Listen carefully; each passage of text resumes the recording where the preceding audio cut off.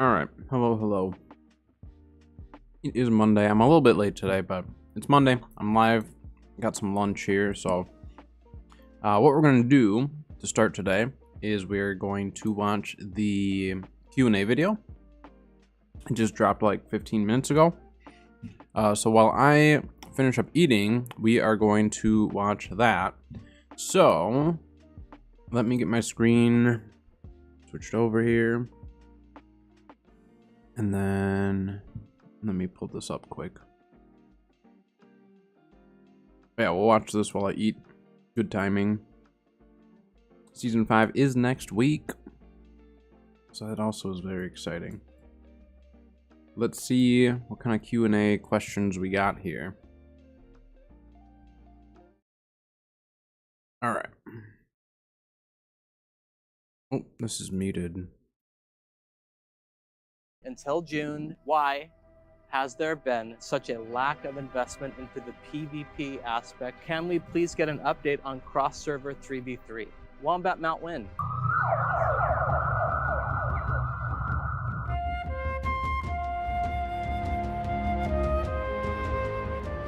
Hey everybody, welcome to Forge in Eternum, where we talk about all things New World. Today we're in San Francisco at the Game Developers Conference, doing it on location. And it's a Q&A episode. I'm here with Katie and Scott, who you know really well by now. Bring on the questions, Levin. First things first, is there any news on Season 5 and its release? Yes, Season 5 will be released April 2nd. Okay, so that said, little context from me, all right? We are filming this right after a Game Developers Conference panel we hosted titled The Power of Community Feedback to Create Better Games. And right now, I would describe the temperature is kind of hot, right? There are many concerns that we are giving up on the game, that we don't care, that we aren't communicating enough about, our delayed Season 5 release. The list is extensive. So in the spirit of using community feedback to create better games, what can you tell us? Why do we have to wait until June? And will there be any news about upcoming features before then? So first, nobody is giving up on the game from the developer standpoint. We are working long hours and really hard toward a big goal this year, which we can't wait to share with you in June. It destroys us that we can't give you the information that you want. We'd love to talk about this, but sometimes you have to look at what's best for the long-term health of the game against some of the short-term gains. And it's awful, and I know it's not what you want to hear. That said, we're not allowed to give any real details about what's coming out or what we're going to announce in June. But we're trying to figure clever ways we can give you some information and at least let you have a kind of an idea on what's coming. All right, so eagle-eyed viewers should be looking for little clues here and there. Absolutely, there's going to be some clues. There might even be one in this episode. And it might even be more than a clue. It might be a direct answer. What is Amazon Games doing with these delays? We hear you loud and clear on, we've not had a great history of releases being clean, and we told you it was a focus of ours, and then we had the Season 4, which we weren't proud of. We're taking the time here to try and get it right. And let's not forget, we just completely changed the entire underlying system under our animation system, which means all navigation and combat, mantling. There were problems, and you found a lot in the PTR. We want to address as many of those as we can. We're not going to get all of them, but we are prioritizing the ones that could be exploitive in gameplay. It's super important. And this is a new process that we've got to give it a shot, and we need to get better, and we're really doing everything we can to make Season 5 a clean release. All right, why has there been such a lack of investment into the PvP aspect of your game? Is it down to resource management, player data? Yeah, so before we launched, way back, New World was a PvP focused game, and we listened to the players at that time, and we adjusted, and we actually made it more PvE focused based on that feedback. And what we see is the majority of our players are PvE focused. We do have PvP players though, and we do have different modes for them. And moving forward, it's definitely something that we want to invest in. Well, so with that, I'm assuming they for sure have analytics that we don't have access to. So a lot of people will probably say, well, the reason why people aren't in a PvP is because there's not enough PvP content, blah, blah, blah. They're probably looking at like, all right, of these people you know, how often are they actually flagging up? How often are they signing up for, you know, invasions compared to wars, compared to doing OPRs and 3v3s? And I'm assuming they're taking all those numbers into effect, not just, wow, this person played a lot and then they stopped. If they're looking at that, they're obviously getting a different idea of like, well, this person's a PvP player. No, this person was a PvP player, stopped being a PvP player, and we need to figure out why. So some of that definitely comes into play with analytics and stuff that we don't necessarily have access to. On that note, I know you can't talk about upcoming content, but can you at least say, yes, PvP things are coming, be as vague as you want, but we need something? Yes, we're working on something for PvP that's pretty darn big part of the June announcement, and we can't wait to share it with you. If I could tell you That's today, great. I would. Yeah, I mean, I'm we don't really need to know it excited. right now. Okay, well, can we please get an update on cross-server 3v3? You will get them in 2024. All right, big secret. They're Why not is it going a to share secret? any specific I dates. touched on this in the beginning, or but sometimes timelines. you have to do what's best for the long-term health of the game over the short-term health. Mhm. And we have different information than you all have on that. We can't Exactly. share yet. I think it'll be more apparent once Exactly. we make the announcement. But you know, it's a secret. A long time ago, we got a small peek at daggers as a weapon in New World. Is that still happening, or at least a possibility? We are not It's a working on possibility. daggers. Oh, they're not. Okay. Okay. I mean, that's fine. Any planned update to But- OPR? Honestly, at this point, just a new map will not cut it. It Good to needs a know. bigger update than just a new map. Well, I touched on this on my 3 answers ago. We're doing a big investment in PvP. It is not an OPR map, but I think it'll satiate the PvP players. Any idea if we can expect more expansions ever? Yes, you can expect expansions ever. Given there is a general sense of frustration around New World right now, low player count, Season 5 delayed, a sense not being heard as a community, why is there a lack of effort from the devs to communicate and address the community's frustration?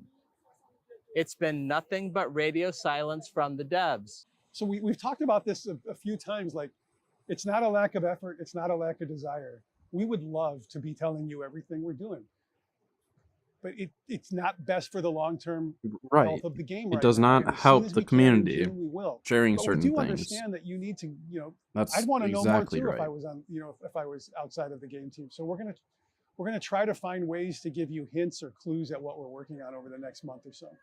What devs actually play the game and what server? Yeah, so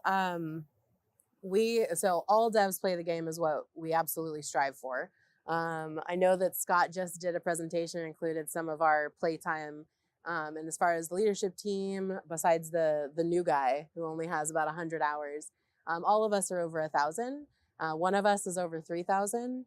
But yeah, so we do play the game. I will say that the majority of devs have a character. Some have their main on El Dorado.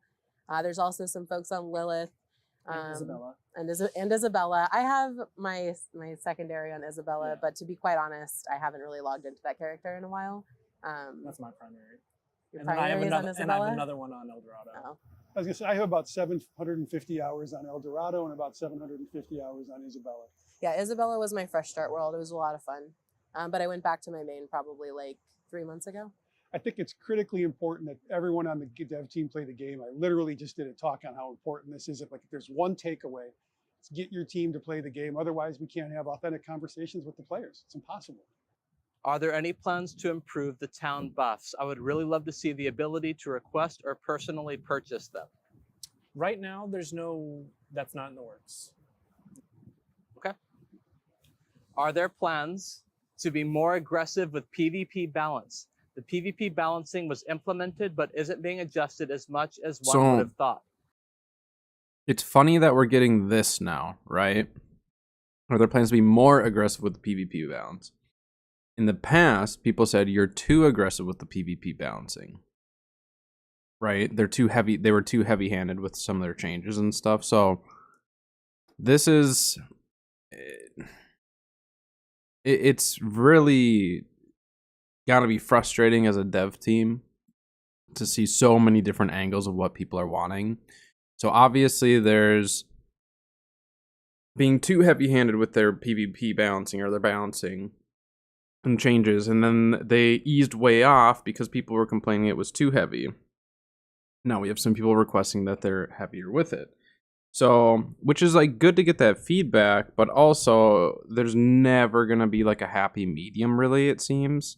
You're always going to have people on, one side or the other a little upset. But on the flip side too, like people are complaining that they're not focusing on getting our trials, right? So replayable trials, that's a PvE deal. I've heard PvP players request that they do that, but then also get the PvP content and stuff. It's just not, it's not like good to try to request all these things and then get upset when they don't do it, And like, I know it's frustrating, but like they said at the very beginning, like they're trying to get this new system in place and stuff, and that's just going to take some time. Is there plans to adjust them to more actually to get prevent metas everything and like PvP balanced becoming out. too stale or boring? Well, I think like every patch we put out tends to have balance changes incorporated into them.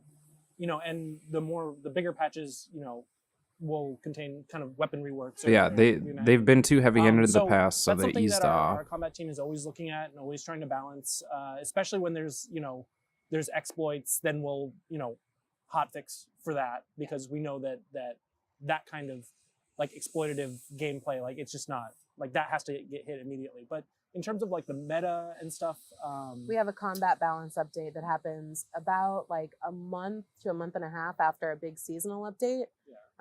That gives us time to really sit with whatever the new meta is, if there is a new meta, and make adjustments, test those adjustments, make sure that they're good.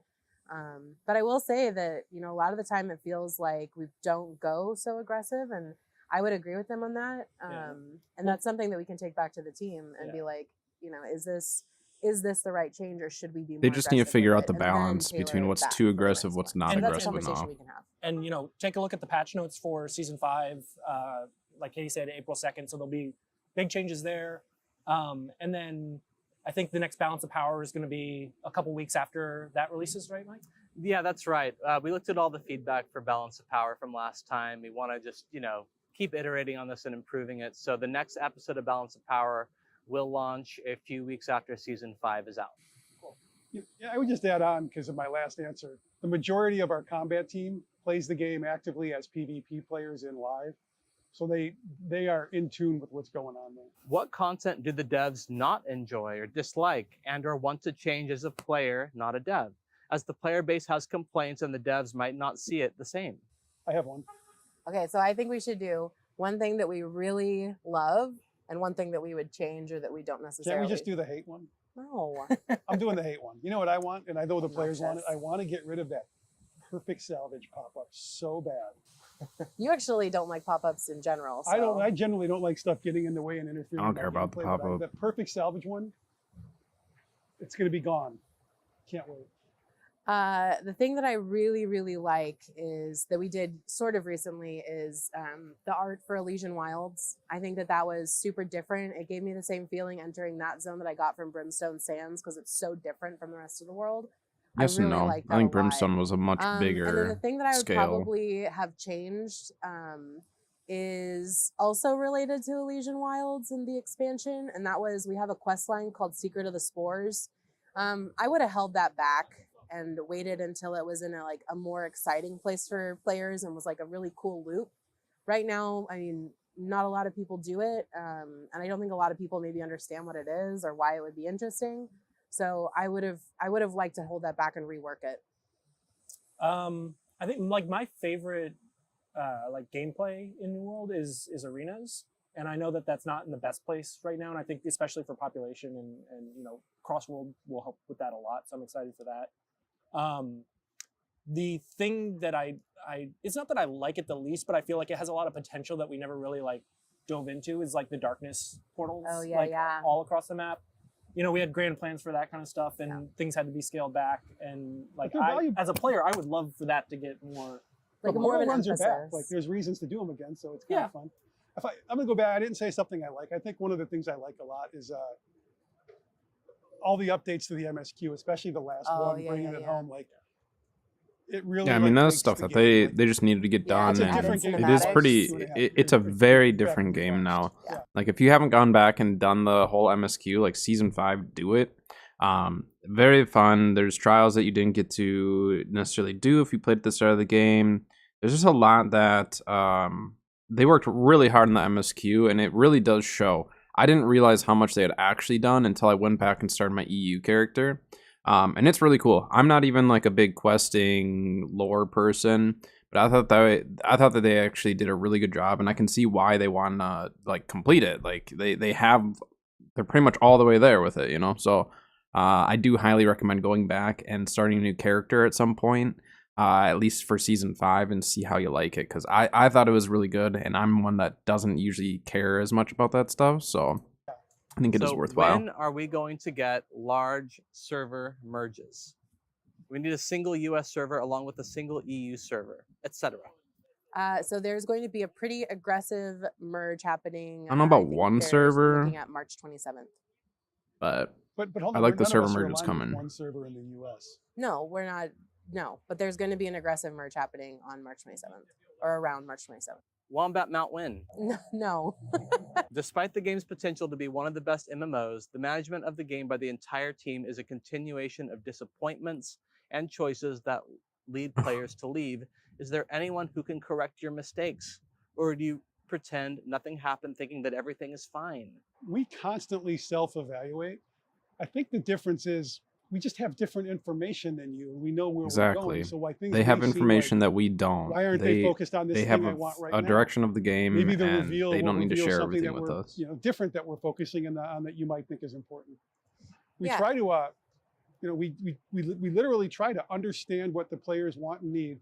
We have to remember there's more players than just on Reddit or on Discord like and that are loud. That's not the vast majority. I That's understand their players are reading analytics. the That's what their game, analytics are and there's showing them reasons for is not just what people are saying We are on trying these to do what forums we and think stuff. is holistically you know? best for the entire game. And I think also like there's a lot of feedback we've gotten about like how I'm not on we Reddit look at and data stuff, without you know. context and things like that. And just to give people an idea, you know, I know we a lot have of people aren't. surveys, especially from players that aren't playing the game anymore. Like, what would we get them to come back? We have like actual telemetry of what players are doing in game, broken down by like different play styles and things like that. We have, you know, Discord, we have Reddit, we have like these things. So we're pulling from a lot of different sources in addition to our own experiences playing the game. Yeah. Well, Sorry, okay. and that's not to invalidate like what they're saying, because Right. from their perspective, I- like Scott mentioned, like we've got additional information. There's things that we're super excited about, but they don't have that. Yeah. They're coming for you, Katie. Uh-oh. Please come this way. It's please. marketing. I'm about to say something. I can't tell if they're getting closer or further. I Were you don't know. finished with your thought there? I don't know. But so I was going to add one more thing. Like the one. Thanks for pausing while I was. I want to add one more thing though, which is not all features cost the same. So some stuff you're asking for, you're like, oh, just do this or just do that. It might be really, really expensive, and we Right. have to make ROI based Right, decisions. right, It's right. really important. We can't just like, if we could just They're do still a everything and everything business. costs the same, it They would are be the still a easiest job in the business. world. But it's not. Doesn't work that way. Any upcoming region expansion plan for Asia server? No. About 1 year past, maybe more. Since Cross. Hold on, just pause. There's a funeral. or Oh my something. gosh, what is this? Show this on the film. Get it. Get.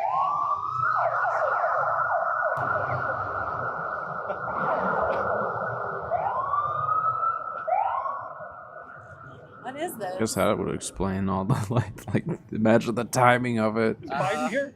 Either something really, really, really bad happened, or this is a parade. But it's a parade of cops. Some things are in our control and some things are out of our control. About 1 year passed, maybe more, since cross-server OPR became a thing. With that starting date, we started having title notifications upon entering, exit. Now the same problem in cross-server the expeditions. titles. Can we finally get this fixed? Yeah, so this one was actually a kind of tough one to nail down, to be honest, because it didn't impact everybody. We talked about it in the last Q&A. We do believe that we have a fix for it coming out with season 5. It's one of those things it's where it's still like once you happening. get it every time. But we are I incredibly sorry. there and were it'll probably times where I happen to didn't Scott get again it. because he has been plagued by the pop-ups. But then once I since started day getting It's it, one. then horribly it annoying, just especially if you forget yeah. to put your stupid num lock and you don't F2 or your function lock and your F2 doesn't work and you get mad and Yes, it's He's awful. speaking from experience. But yes, so there is. I was gonna say some they that we probably get believe as in annoyed and with some of that survive. stuff as we Question: do. 6 months later, what design decisions do you think you got right and wrong with the rise of the Angry Earth expansion, and what did you learn for the Well, future? that's a good question. Yeah, so I said one of the things I think we got right, and that was the artwork. I think we did that really well. There were some really interesting mechanics that we put into Aesthetically, they place did great. for the elite chest areas that I think are interesting, but maybe not the best for that type of gameplay. So that's something that we're looking at in the future when we do implement that stuff. There was also when we introduced mounts. I honestly think we did a really great job with mounts. I think Yeah, I that think they mounts are feel really great. good. They look really cool. It's a very good But start we for had them. heard internally first, and then it was echoed in data that the world tours were long, and they felt bad, rightfully so, when you failed them by like a second or even a minute after you just spent 15 minutes with them. So we did make adjustments there. So that's definitely something that we're looking at for future content, is if we're expecting players to like give as much time as those required, that we should make them just as rewarding as the time commitment. I think I would add a few things. One, you already touched on something that went wrong. I think Secret of the Spores could have been better. Yeah. And better design. But I think some things that went right in my perspective were, I think the leveling curve was pretty good. The time to max level. I think the changes we made to perks and some of the gear chase with the gear raising overall was good. I know there were some problems. We missed the 625. Yeah, I mean the gear stuff we score missed. and But overall, yeah, like, I mean I it think it felt did pretty good. like an improvement to the game. Yeah. Is that when we got rid of expertise also? Yeah. I think so. I think Yes, that it was a was. good change. So I think there were some really good overall balance changes with it, but there were some things we missed. Too. Yeah, expertise was that. I didn't mention that because it technically wasn't part of the expansion, but you're right. It came out at the exact, or it was taken away at the exact same time. Another it? one that kind of falls into that, where you didn't have to have the expansion to participate, were influence wars or influence races. Those I thought were a really great addition. I think that because we were trying to recreate. Yeah, this I mean the moment that expansion players did bring had in like Great a Cleave, lot. when we first The introduced main PvP cost reward came track, with you and get it access to was really cool, 65 and we did and do that, artifacts and but mounts. it's one of those So moments where it's like you didn't go far enough, kind of thing. So I think that we're taking that moving forward, making sure that we're not just addressing whatever like the fix is, whatever the thing is we want, but also trying to look around corners and look beyond that. I think that's one of the Good. big lessons that we learned. it's really good. I wish I had another 3 hours to think about that question because off First the top of my head, paid I'm sure there's a lot expansion more, and but I sat stuff, down you and thought know. about it. I want to ask one more. Are you able to give some reassurances about the continuation of New World for those of us who would like to see it live a long and prosperous life? Just Pretty want to sure we live wanted to long enough live for as the long new as you all or for the wanted to Lord of the live. Like, Rings we're putting MMO, and our heart and soul and life into as long this. as and Lord of the Rings MMO is really on good. top of playing it all those hours, we're working on it all those hours, and it's really, really important to us. So we're going to do everything in our power to keep it here as long as we can, and that's our intention. Yep. Well, thank you all for bearing with us through this ever so noisy outdoor game developer conference shoot. It was not just hard on you, it was hard on Chuck and Steve too, I can tell you that for sure. I'm looking at them holding their arms for a really long time. It's hard on me The too. noise was a bit much. Levin doesn't get any special thanks. Levin, you look very comfortable. I am very comfortable. We're going to try something new here in about a week, which is a community. Our community manager is going to have a show where we talk about the state of the community. I hope you all check that out. It's really interesting.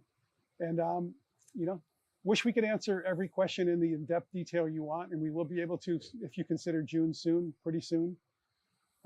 Otherwise, if you like what you saw, let us know on X, YouTube, Discord, MySpace, AOL, Netscape, and all those other In-game places. chat. What? In-game chat. In-game chat. Especially in game chat. Did you Anyway, say Netscape? thanks everybody, and see you in Eternal. I think that was fine.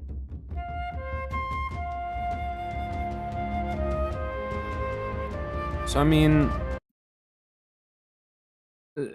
I mean, essentially, they're saying exactly what what I've been trying to say for a while. Is like they have information we do not have access to. The direction of the game is going based off of that information, not the information that just us as a player base has. So it's tough. I mean, a lot of what we see online, not just in New World, but video games and everything out there, there's so much negativity, and that's the majority of what we see in some areas, is only negativity, and then that negativity starts to feed other people, and they say, well, see, this is what the player base wants, or this is what these people want, or whatever. And you're just looking at a portion of the community, a portion who is maybe really upset with a certain aspect. And, you know, when they look at maybe the analytics, and some analytics might not be able to tell some of the information, but when you look at analytics and stuff, you know, I'm sure there's some of it where it's like, well, that just doesn't match up with the majority. Like, what these complaints are may not match up with the majority of the actual community playing the game.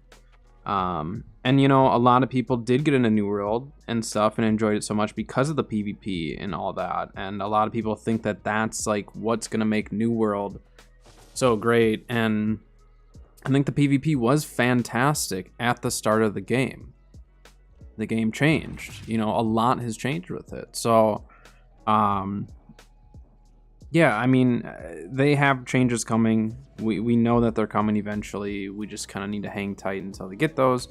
But again, some of the information, just the player base, we don't need to know it yet. You know, it's just going to kind of potentially give false hope and stuff, which they really don't want to do more than, you know, they have already in the past. So, I mean, I think that was good.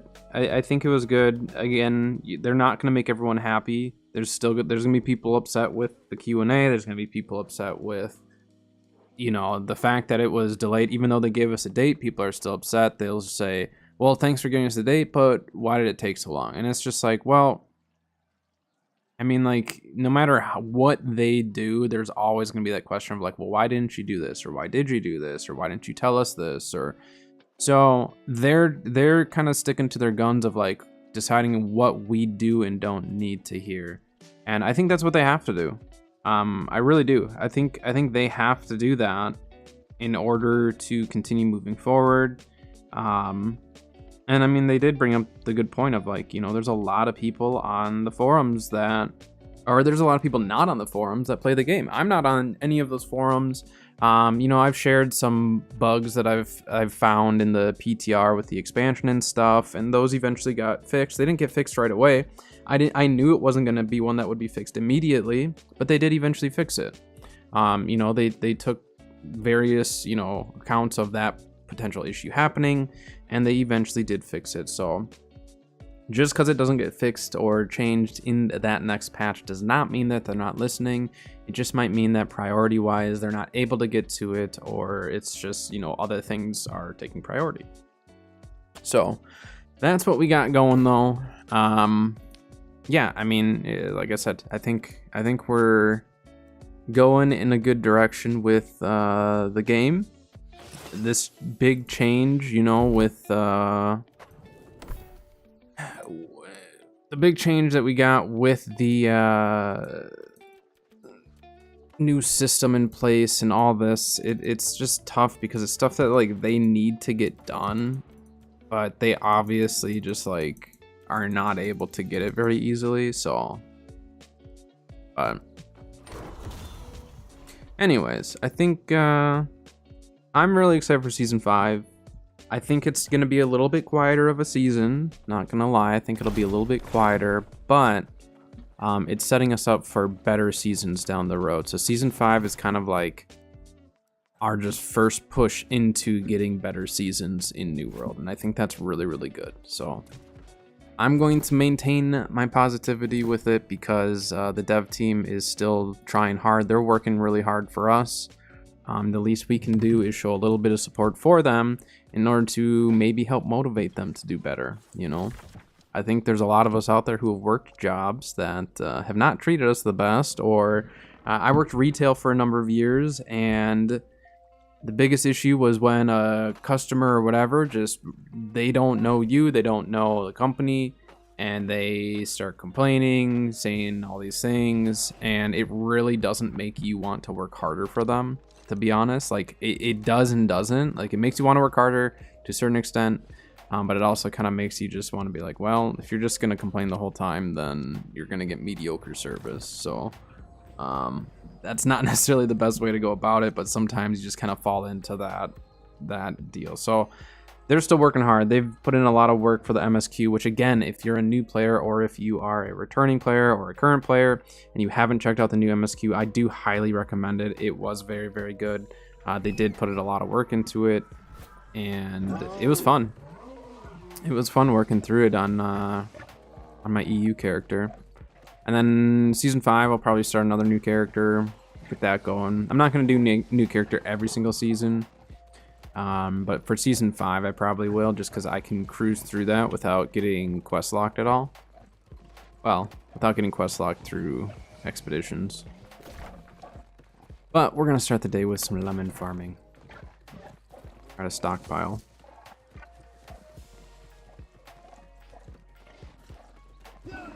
So that's what we got going. So this week, I might variety stream at some point this week. Otherwise, we're just gonna keep like prepping for season 5. I haven't been doing like a ton of prep, to be honest.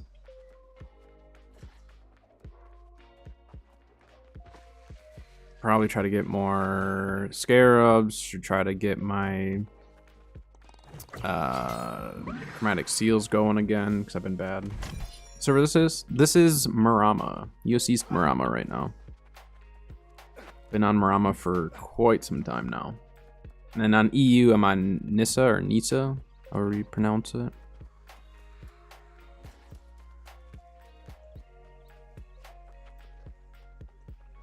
But my EU is just my my alt character, so I don't play that one as much.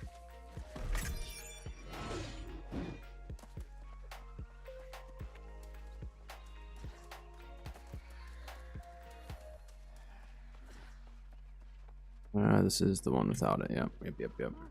Extinct. Hello. How's it going?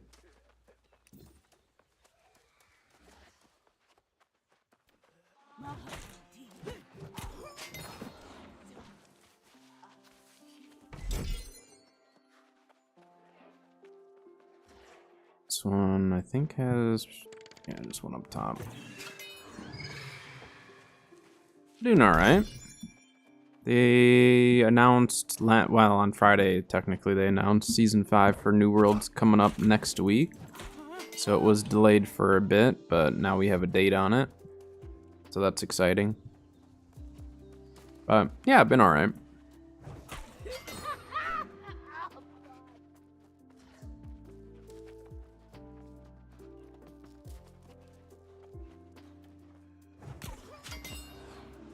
Yeah, so this season, or season 5, they changed the script and everything for the game, and like the combat model and stuff. So there's really big like back end changes. So with that, they didn't add like a ton of new content. We'll have like new artifacts and stuff, but it's something where like they're setting it up for better content down the road, better and quicker content. So. Some people are a little upset because we're not getting, you know, tons of content, but it's stuff that like they're setting us up for, you know, better patches and better future content. So it's tough though, because obviously the community wants content now. I want content now, but I also understand that we need these changes in order for the game to keep moving forward. So it's just a tough spot for the devs, because it's like they know people aren't happy with the amount of content that they're getting, but they also know that these changes have to happen for them to get the content faster. So it's tricky. But, I mean, that's every game, right? Every single game, people want more and more content.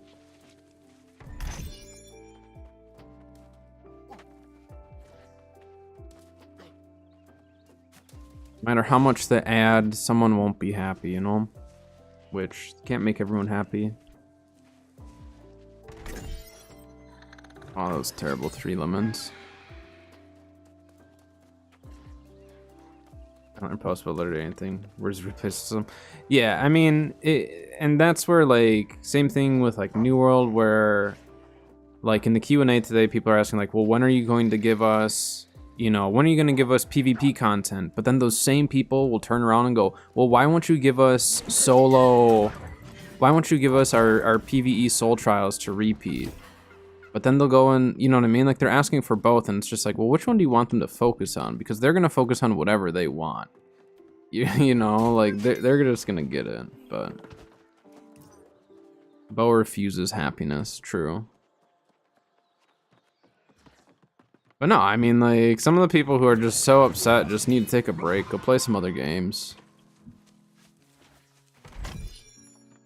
Yeah, and like, I've been saying for a long time, like, they have analytics that we don't have access to. They can see things that we don't, and stuff that we don't need to see as a community.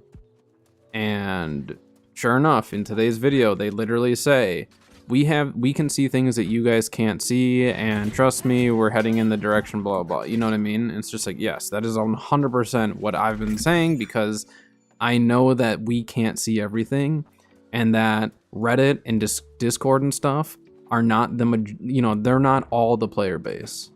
And so there's a lot of people like myself who, like, I stay off of the forums, I stay off of that junk because I just know how it is. And like, I just stay away from it. I don't care about it, right? And so there's a lot of people that I know are like me with that, where they're not on Reddit, they don't, you know, pay attention to that stuff as closely. I'll hear about some of it, but I'm not going on my way to like go and read the complaints and stuff like that. I have enough people come in here and share their concerns and all that, and I get it. You can definitely be upset and all that, but don't assume that your complaint is the majority of the player base, because some stuff they can look at analytics and confirm like, yep, your complaint does not match up at all with the majority of what people are doing or something, you know. But on the flip side, they do need to pay attention to some of that stuff. You know what I mean? Like, it does go both ways. So like, we need to have an understanding of like, that's not the majority. They also have to have the understanding that the analytics might not always tell them exactly what's happening. So it definitely goes both ways, where both sides need to try to understand that. But I do think season 5 is like a nice turning point for our content. I think it'll be that point where they're going to start, you know, being able to pump out more content and just kind of keep moving forward. Mayor has too much gold. I don't know what you're talking about. That's my investment money. This guy just missed. What are you gonna do with the money anyways? You refuse to make money. If you didn't refuse to make money, I would maybe give you some. But you refuse to make it, so... Therefore, you will not receive it from me. I raised our daily limit of what you could take out by like 100 a long time ago. I think I made it 200 so people could respec if they had to, but respecs are actually getting dropped to 50, so I think I'm gonna change the withdrawal limit to 50. Technically it's still 1 respec, but you know.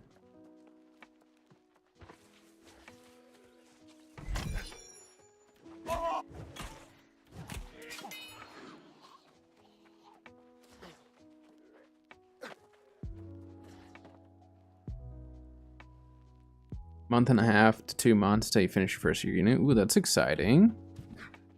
How would you say your full first year went? Because I know I've asked you like a little bit periodically here and there throughout the school season.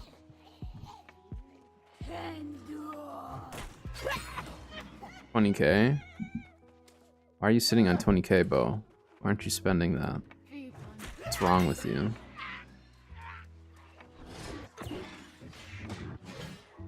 Okay, let's get juked out by that guy.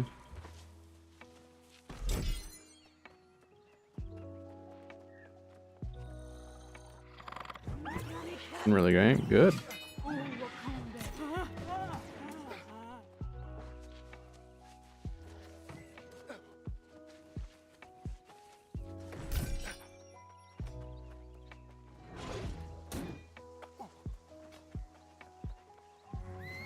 This is a terrible lemon run right now.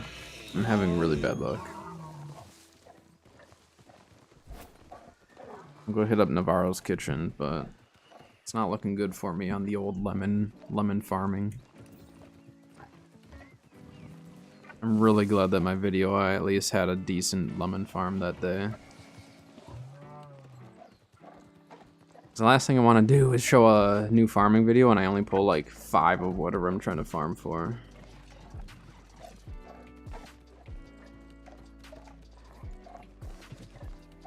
Very stressful this semester. Gotcha. Oh, you quit your job? Were you just not liking it? I mean, like, it's definitely okay to quit a job if, well, there's a lot of factors that can go into it, but I stayed with one of my jobs probably longer than I should have. Partially because I was pressured into staying there. And I wish I would have left and gone and done other things, but I didn't. And then, yeah. So.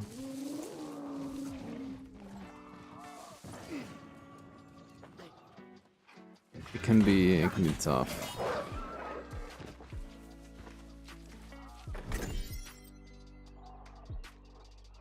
Yeah, I mean, if you really weren't liking it and you didn't think it was really like, yeah, I mean, if financially you're not necessarily needing it, if it's not a finance thing, I mean, quitting and trying to figure out what you would like better or put more time into, I think is good.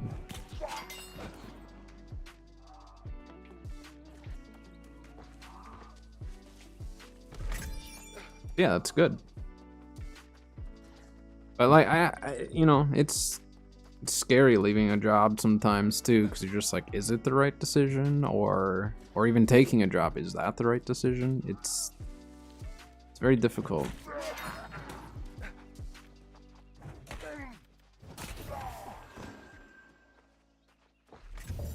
Yeah, for now.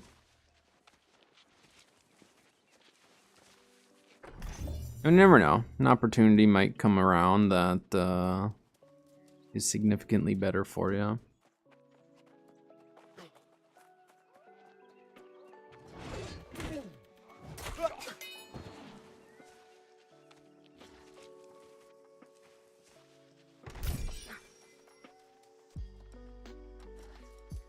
This is a terrible lemon run. Just not your job when you can do it. Well, that's good. I mean, like, something that you enjoy a lot, you know? Hello, Captain. Hello, hello. Alright. We're getting out of here. This is an unlucky run. Unlucky.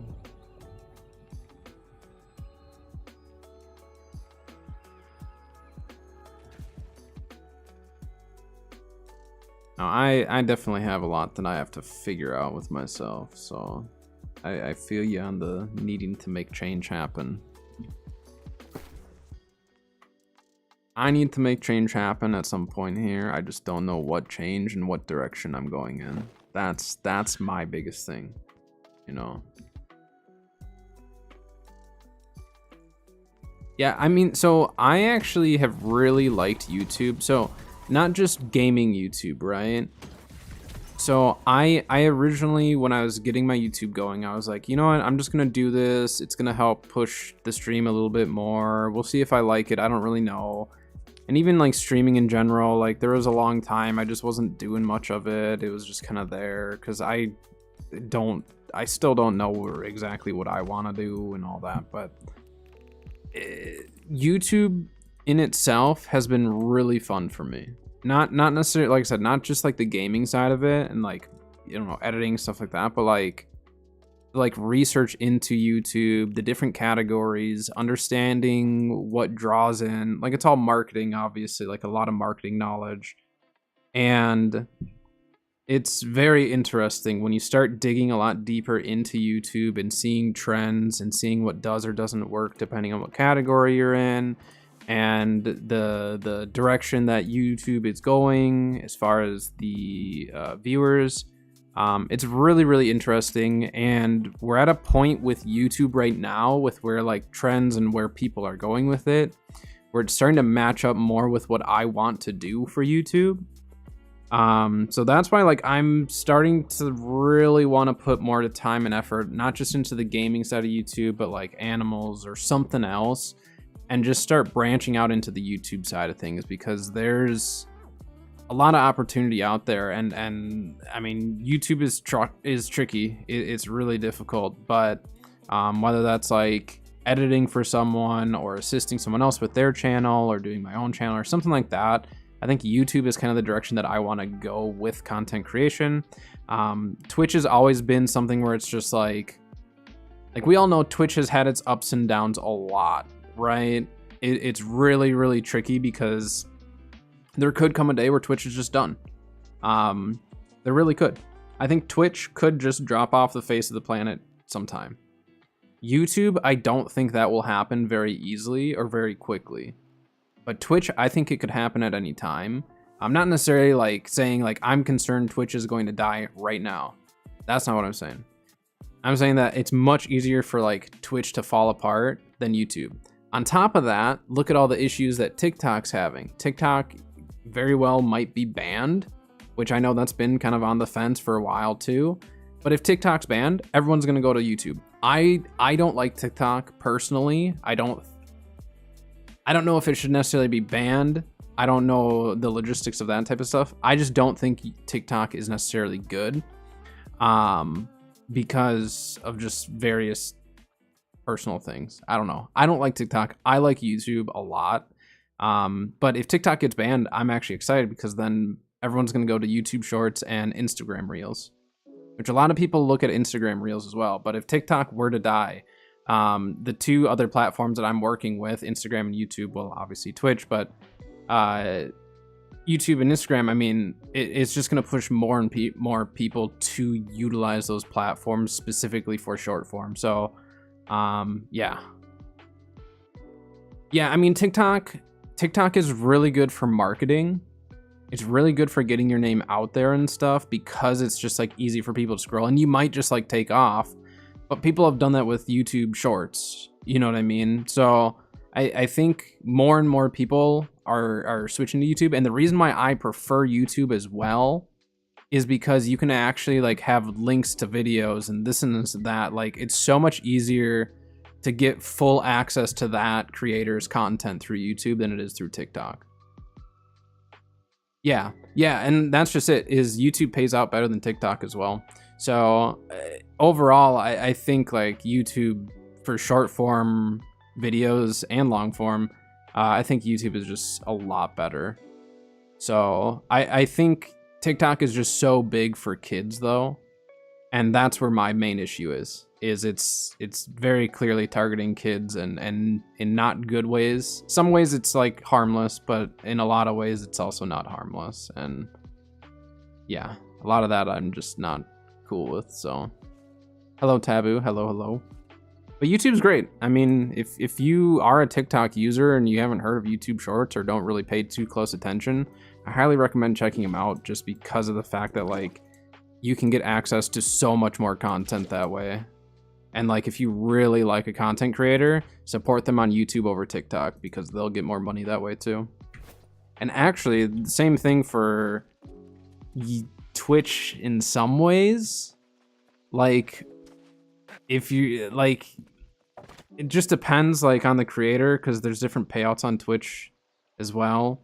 Like the payout on YouTube on just like a just flat baseline is technically better on YouTube for like a membership over a tier 1 sub, technically.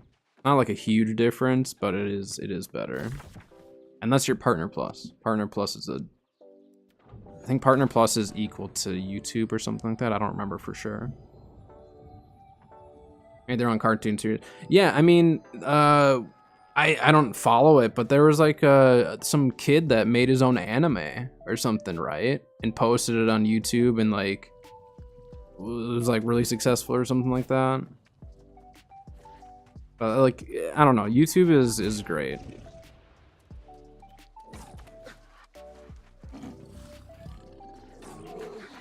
But again, TikTok is just, from a marketing standpoint, you know, they've, I guess, done a good job of marketing to a wider range of kids and stuff, and obviously with COVID, that played a huge factor into it. I think YouTube could work on their, you know, live UI a little bit. But I don't think YouTube will focus on live so long as their short form is doing well. So I can't really blame them for that.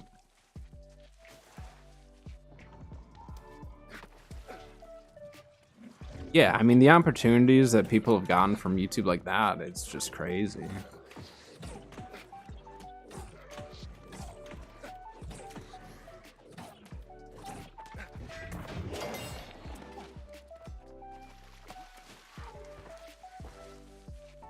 But YouTube's really cool. I've met some really big YouTubers as well, and like, they're, I don't know. I've met big reptile YouTubers, I should say, and they're just like really chill. I don't know. I feel like if you meet a big streamer compared to a big YouTuber, at least, well, I guess it depends on the category though too, huh?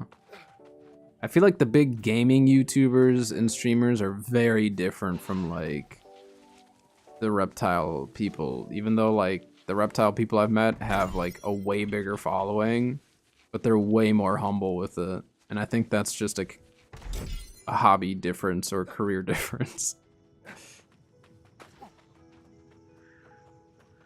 No, I've met some really interesting people that are content creators, and some of it is just their lives are really interesting. Other parts are like their personalities are just, you know, match up with their market. But I do feel like in the video game field, as far as content creation goes, there's a lot more people who have to put on a show specifically to get that, and I feel like that would just be so tiresome to I've watched some streamers who like they used to have like a character and everything, and they straight up stopped. They're just like, I am so tired just like trying to play a character and this and that, and it like was affecting their personal life and stuff. And like, I get it's different for each person, but what the heck was that? But yeah, I don't know. Like, obviously I don't play a character for stream or anything. It's just me, but like the people who like dress up specifically for it and all that, I'm just like, that's so much work. That's more work than most jobs.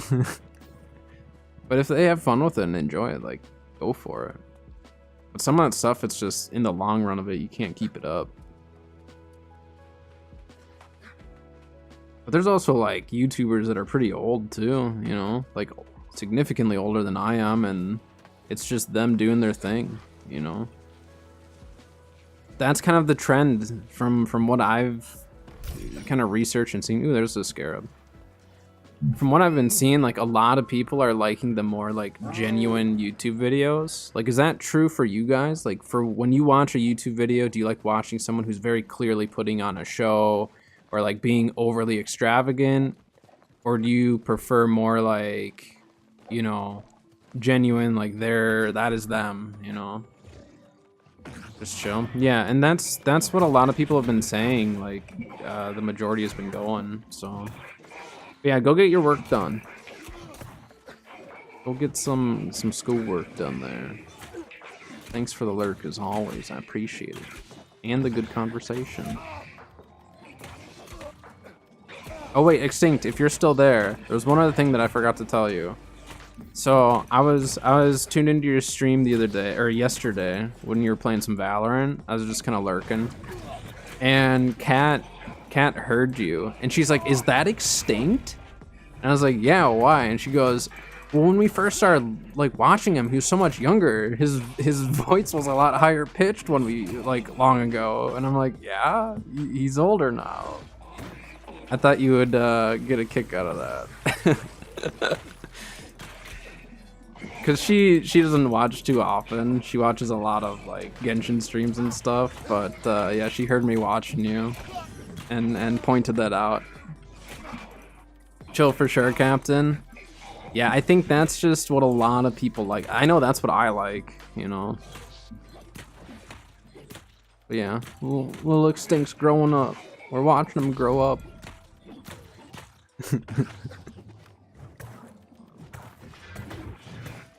But no, go get your schoolwork done now.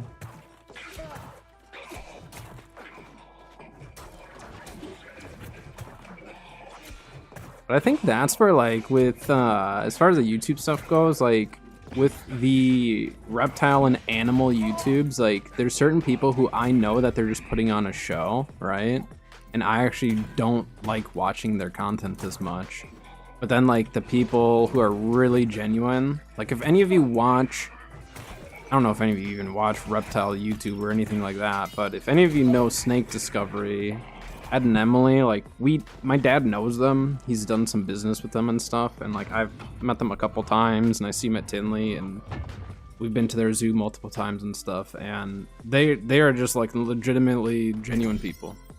They're really, really smart when it comes to business and reptiles, but they're just like genuine. It's really cool.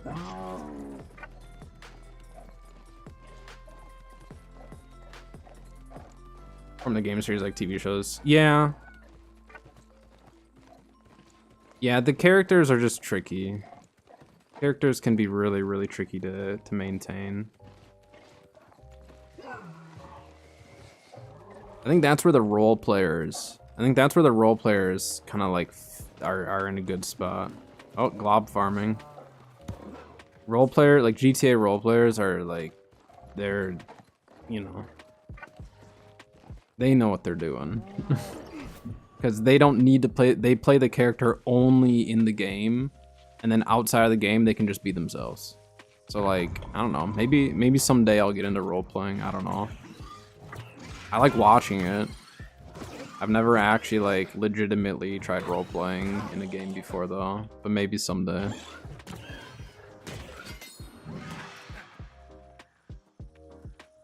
How's my weekend? My weekend was fine.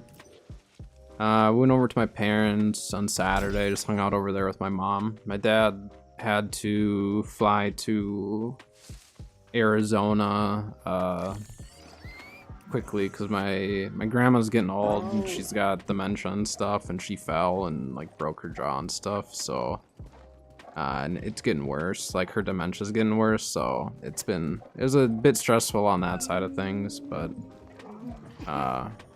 like she's not injured other than her jaw broke, but it's more so like with her dementia getting worse, now they have to figure out like living and stuff, because like essentially she can't, like my grandpa can't take care of her anymore. My grandpa has like physically he's not great, but like mentally he's all there, so it's kind of tricky because he can't really take care of her. He can take care of himself and stuff, and he can get around, like he's got a cane, he can walk and all that, but like he can't take care of her. So my dad's out of town, so I had to check on his reptiles, his snakes and stuff. He's got some eggs incubating, so I was over there checking on that stuff, taking care of all that.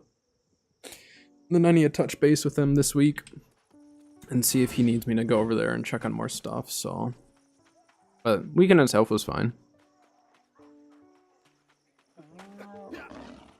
Got to see my parents' doggos, so that's always fun. They're always crazy.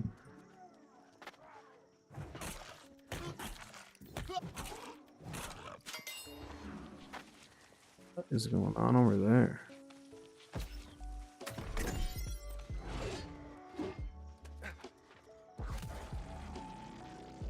We have an ad over on Twitch right now, just a heads up.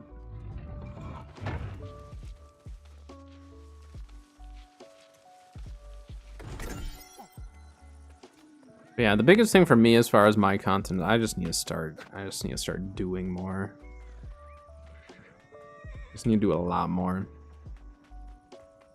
Server am I playing on? Currently I'm on US East Marama. That is my main server. And then over on EU I'm on Nissa or Nisa, however you pronounce it. I heard someone say Nisa the other day, and I was like, I've been calling it Nissa. I don't really know, but yeah.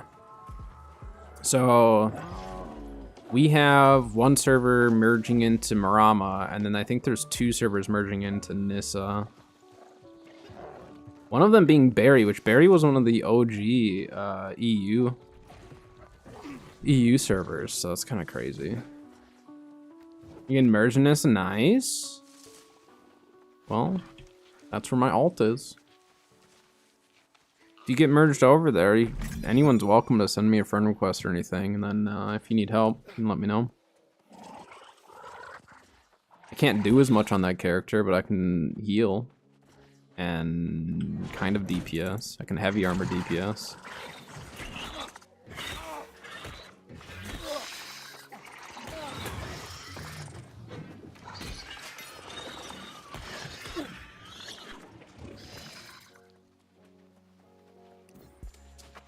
Hey, thanks, guy.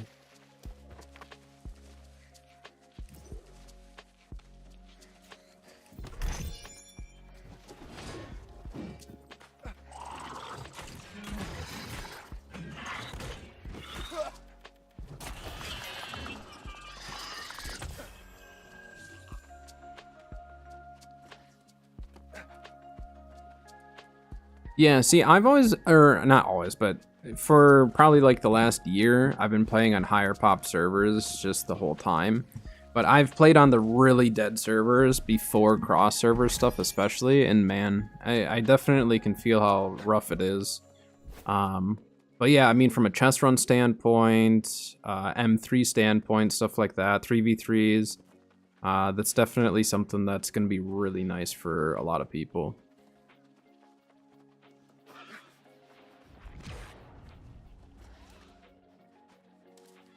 It will be very, very nice. I like when merges happen, just because then like all of a sudden the servers just get like a boost of population, even if it's just for, you know, a little while. But like in the past, we've had to have too many servers, you know.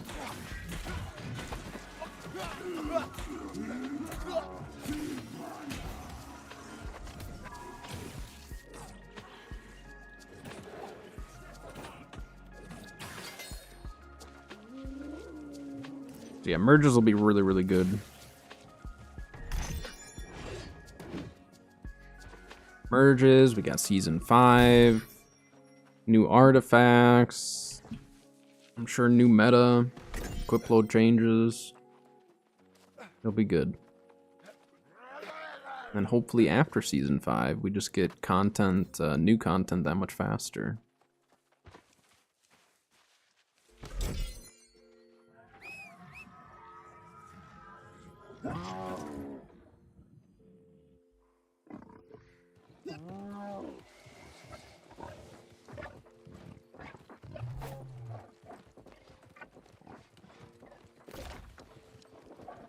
I guess technically I had a faction quest back there. Whoops.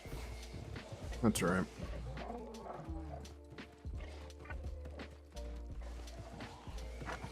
I don't know, there's part of me that feels like I should play my EU character to try to finish the season pass. They've given me so much extra time.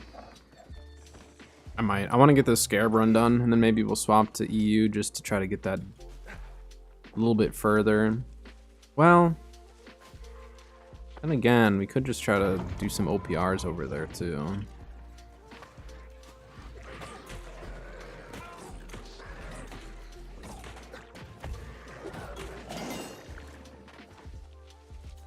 We'll see. I've been having fun with this build over on my main. Your lobbies for new expeditions. Are you talking regular expeditions or M3s? Because you could always do the queuing system. Because the queuing system will link you to all of the EU servers anyways. It'll queue you into every single server within your region. Regular ones, you could try queuing in. I did that on EU when I had to complete expeditions for MSQ and stuff and for XP. I just would use the queue system. So you can either go directly to the dungeon, of whichever one you're wanting to go to and just queue in that way. Otherwise, you can do it through the activities. Go to expeditions, and then you can queue up for a bunch of them. But that will be your best way currently. I mean, you might have luck once the merges happen, but I found that I was getting into them just fine using the queuing system, just because that's connected to every single EU server, or every server within your region, which for you would be EU. But that's what I did on my alt, and it worked really well. I was able to get multiple Dynasty runs in, Tempest. I think I even got like Starstone or one of those done. So I do highly recommend using that queuing system in the meantime. And then if you have no luck, then yeah, once merges happen, then get a group together, or maybe have better luck. But the cross-server queue system has been great for getting some of those dungeons done. Or expeditions, I guess, technically. I don't know, I call them dungeons. We don't have actual... I don't think we have anything called dungeons in the game, so...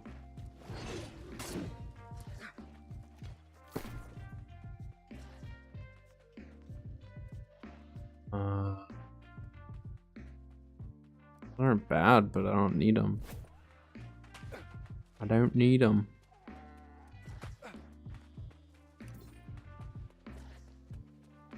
This is great. We're going the opposite way of someone else, I think.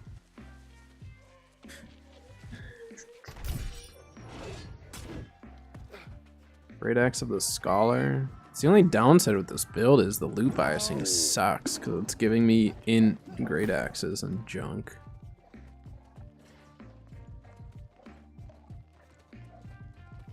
I don't need that. Oops. Whoops. Where am I going? I'm going the wrong way. I'm not paying attention. My bad.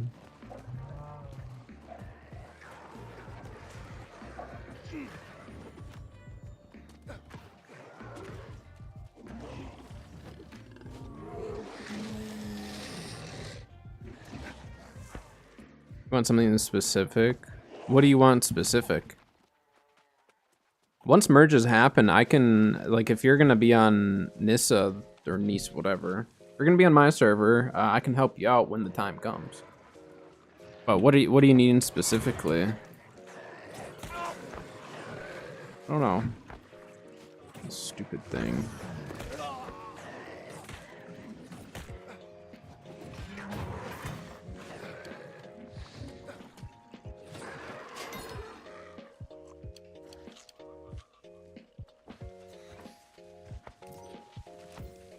Glacial Tarn and Savage Divide. I mean, what you can do... I'm gonna die here. Hold on. What you can do, just for fun though. So, Glacial Tarn and Savage Divide, you should be able to get into some, but what you can do is like go do a Scarab run or a Loot run, and then just sit in queue while you're doing it. So take whatever build you're gonna run the expedition, just start running a Loot run. Passes the time a lot quicker, and then good chance by the time, you know, you're done with the run, you'll probably get into at least one run of it. Otherwise, if they're... Well, what is mutated right now? I mean, like an M1 is not that much more difficult than a regular. Oh, they're not even mutated right now. Well, in other dungeons, an M1's not too bad. Firestorm cleanses acid burn? It shouldn't. It's kind of crazy if they miss that. I can test it. Wow. I can test it eventually. Because they had taken away all of the purifying. But I guess if they missed this purifying. Let's see if Taboo's correct on this. Because I thought that they had gotten rid of all of the different forms of purifying for it because of the sandworm trial.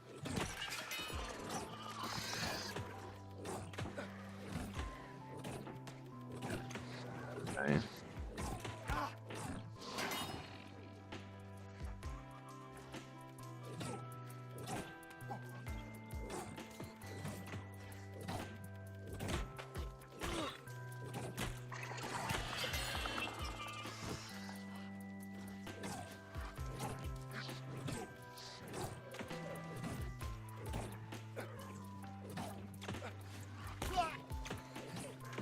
Because I would assume if this works that they'll probably try to change it. Maybe not. Maybe they don't care about just the one, but I don't know why they would fix the Purify and not fix this. I think they should have still left some forms of purifying to fix it, or to take care of it. Alright, let's see. I'll grab the loot first. Let's see if Taboo was correct on that. I tested all the other purifiers, I didn't test this one though. Oh, you're right. Why didn't they change that one? They missed all of them. They didn't change this one, but they changed all the other purifiers. I think that's one that they just missed.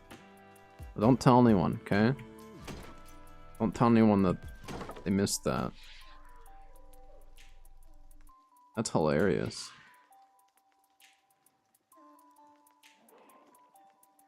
I'm not gonna rely on that because the second they change it is the second I'm gonna die on my Scarab run. I know it. Because I could foresee them changing that. Maybe not. Maybe not for a bit, but I could foresee them changing that. Someday.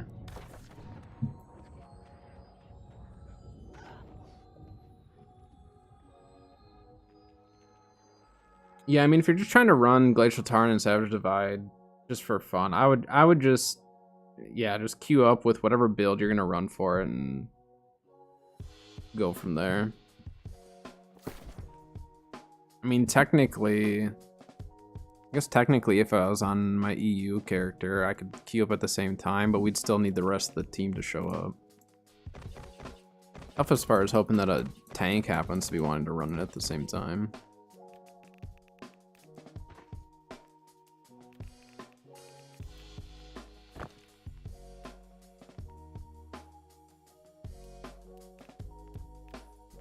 We got the one.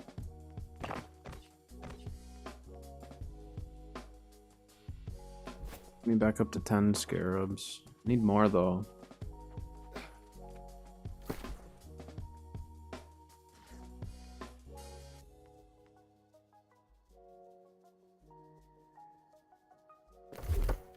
That's those coming through. Oh, I have enough. Oh, you are a beacon of I didn't know I had enough. life in these trying times. Every deed, from the Thanks, humble lady. to the great.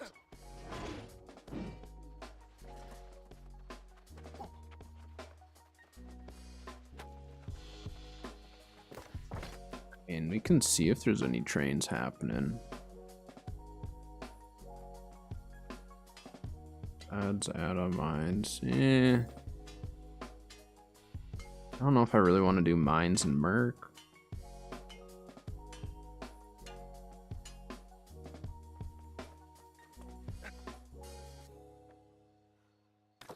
Let's go do Imperial. I like these solo Imperial runs. They're kind of spicy, but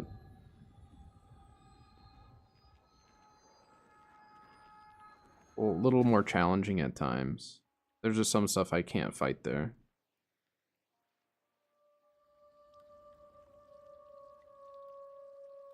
I can do most of it.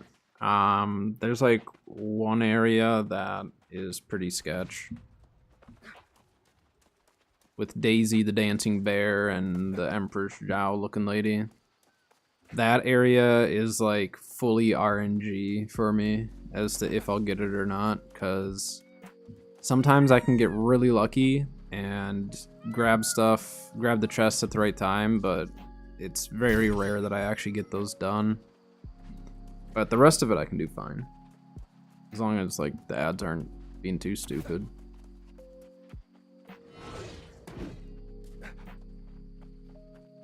I'm running my lifesteal build right now. Otherwise, I've done this in my healing build, done it in my tanking build.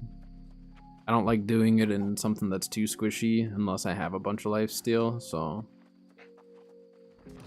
I like the first portion of Imperial, super easy, because it's not an elite area technically. Like you get elite chests, but they don't see how this isn't an elite enemy.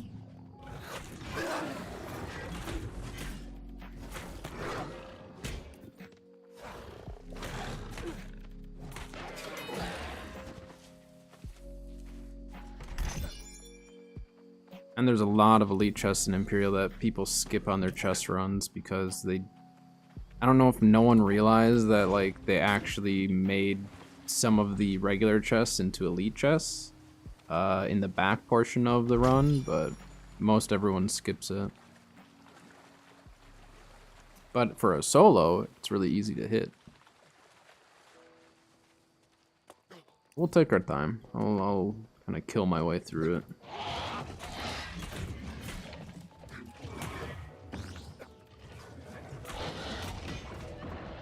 He dodged that.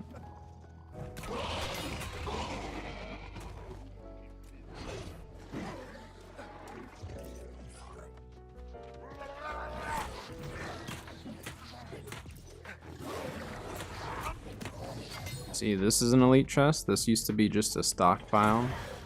So they made this one an elite. They made the other house, I think, elite. And then on the back side, they made more of those. These ones people normally get, but the ones on the back side of Imperial, people usually will skip.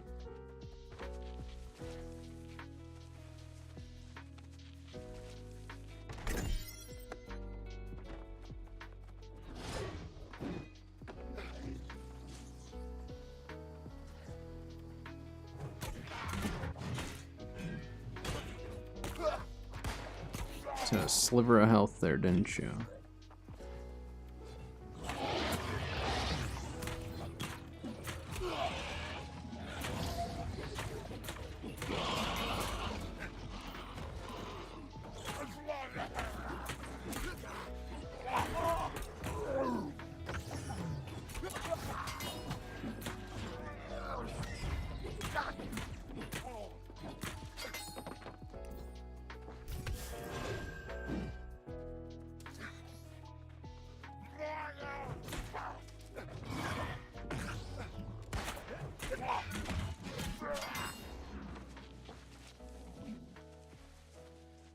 My favorite chest run?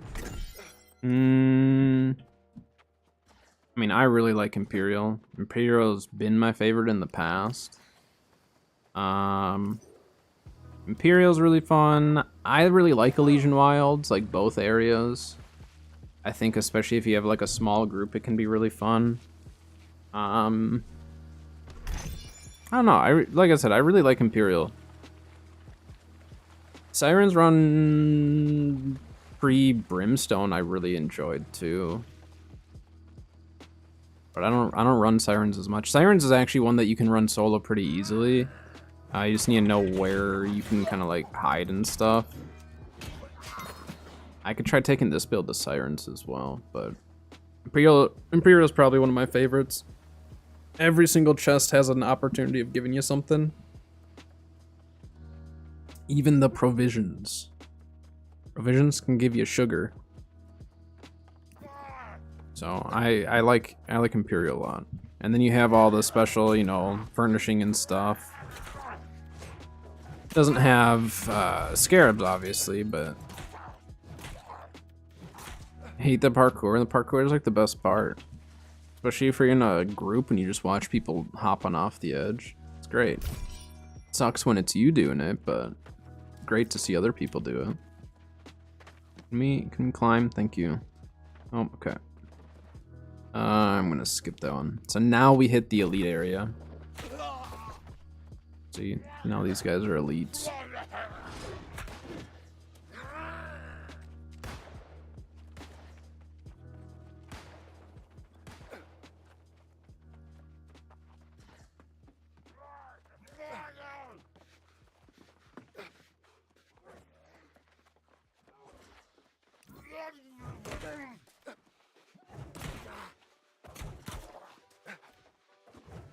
Are they trying to be like the Sparta World Tour? I'm confused. Is that someone from the Sparta World Tour?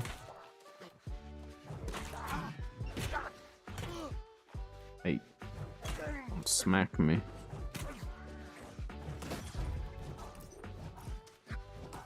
What?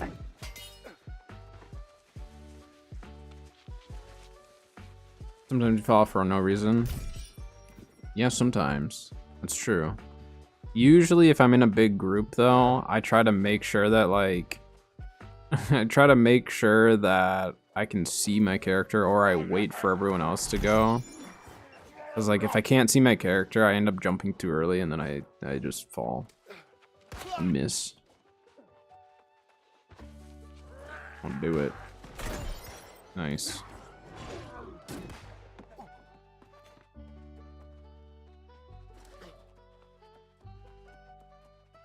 Yeah, desync can kill you lots of times in this game when you're when you're there, or maybe not necessarily kill you, but they can ruin your chest run very easily.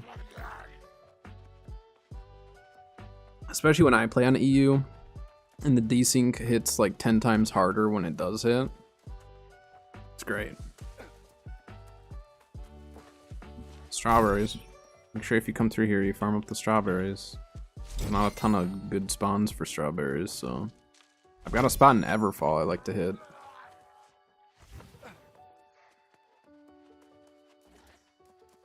Probably do some lemon farming again as well. Try our luck at more lemons.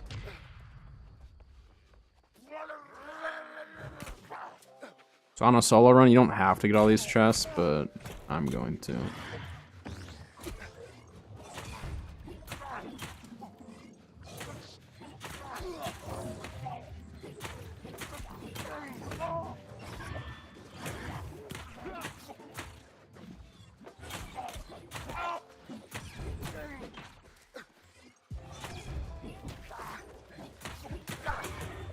So right now with the prices of most things, there's a lot higher supply than there is demand.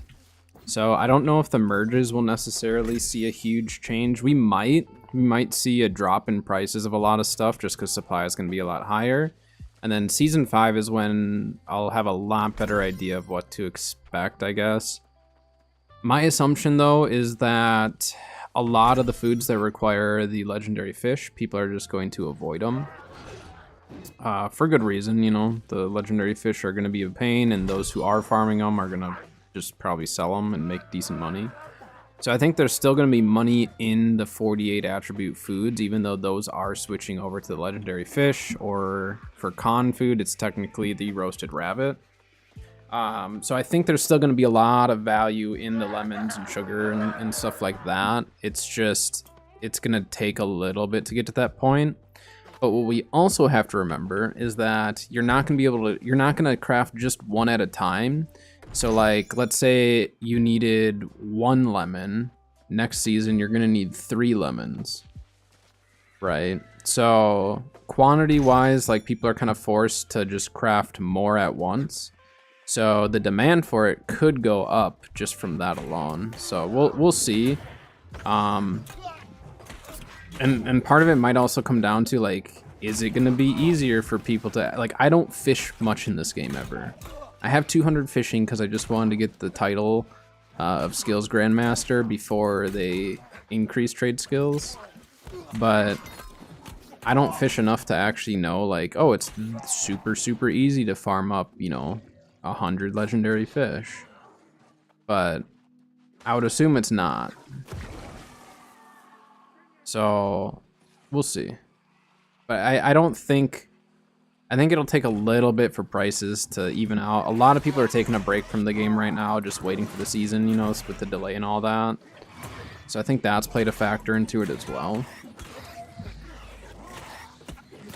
But like, I would say if lemons are 20 plus on your server, it's worth selling.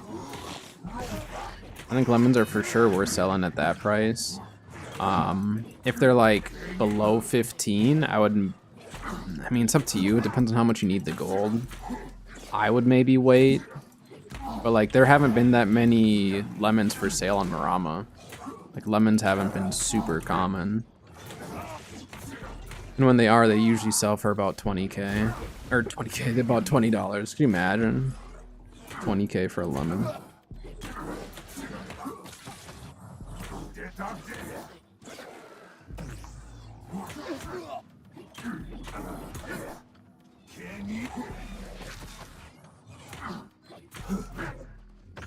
$20k for 1 lemon. It'd be the most expensive food out there. Overcharge the Dex players for their Dex food by making the lemons 20k a pop. Alright, guy. You don't need to be fighting out there.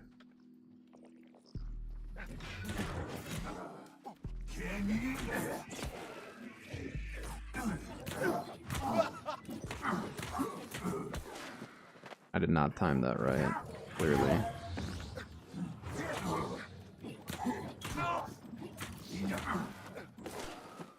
Didn't time that correctly either. Taxes.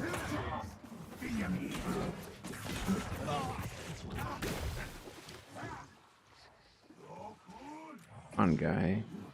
Quit hiding.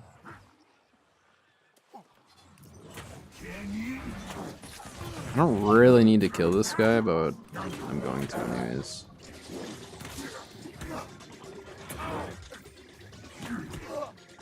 It's a huge heal.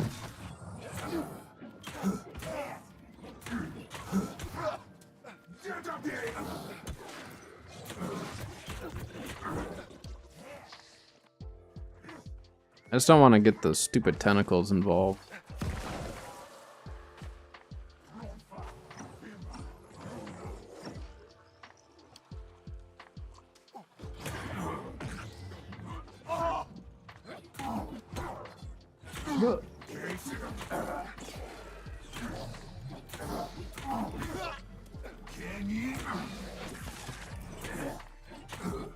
The tentacles, if they aggro, yeah, they'll hit me with ranged attacks, like where they like go underground or whatever. They'll do all of that. Ah, what?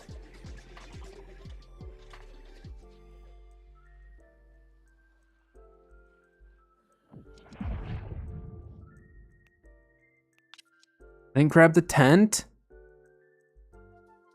Was there not a tent there? Did I just not pay attention? Oh my gosh.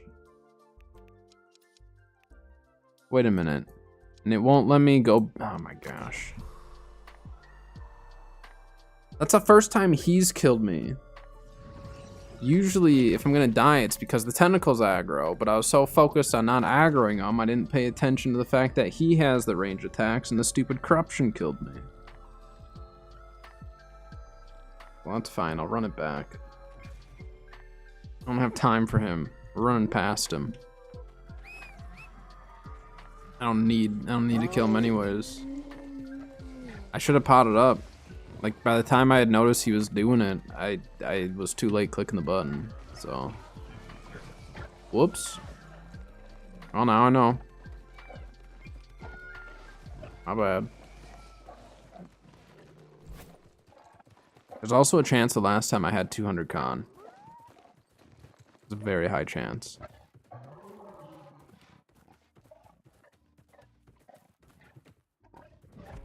Alright, we're gonna run past him this time because I want to get to the loot.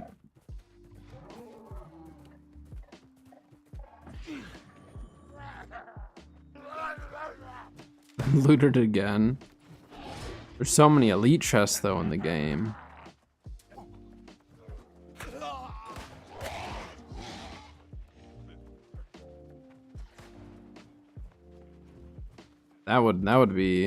That'd be horrendous for the scarab market. Could you imagine the amount of scarabs people would pull if they were able to do that? If you got like 2+ chances at every elite chest or whatever in Brimstone and Elysian Wilds, that'd be nuts. All of a sudden, scarab market just crashes. I love the scarab market. I think it's fantastic. I think it's in a really good spot right now for scarabs.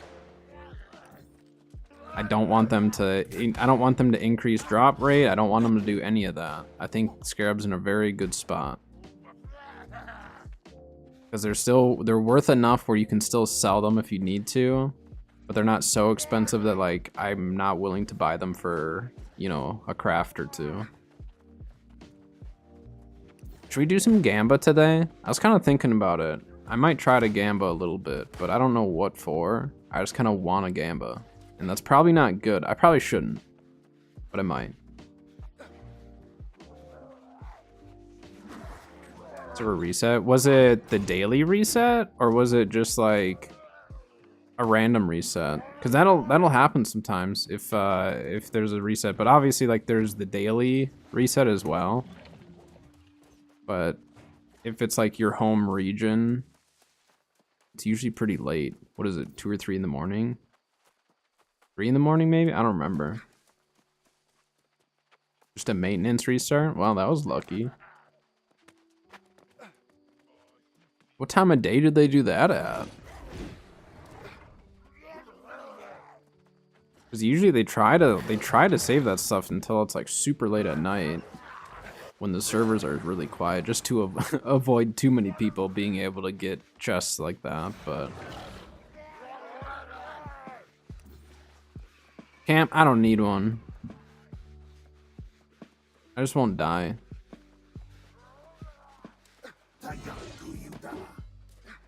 I also forgot.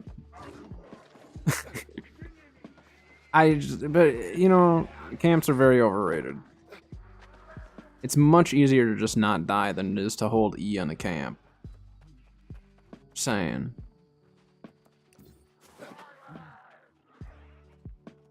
Few hours after the daily reset. Oh, so it was like right after the daily reset? So they must have missed something.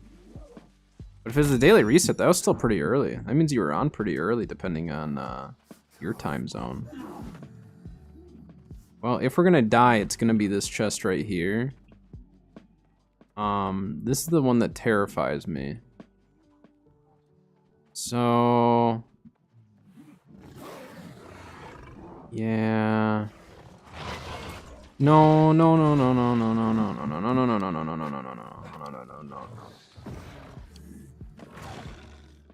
You were fine. I wasn't worried. I'm falling though. Can I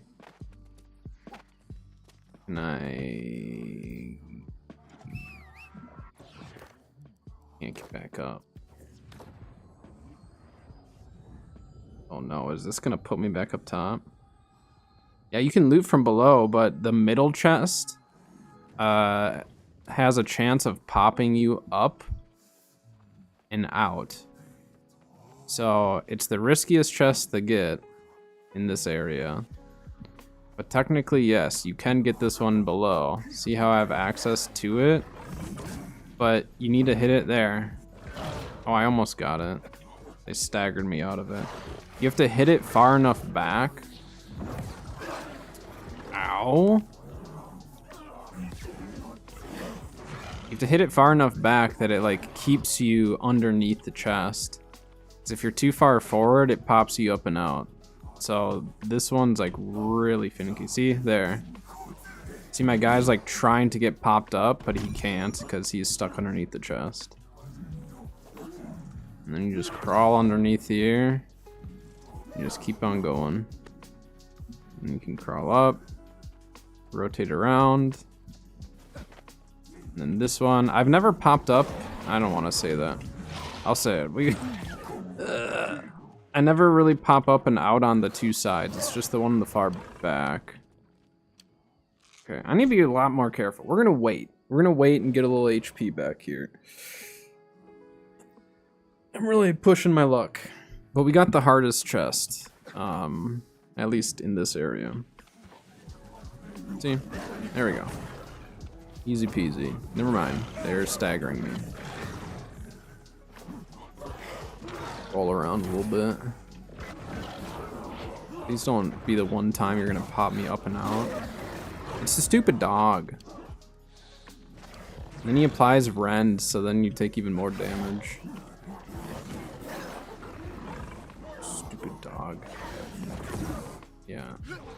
Oh my gosh. The dog is really messing with us today.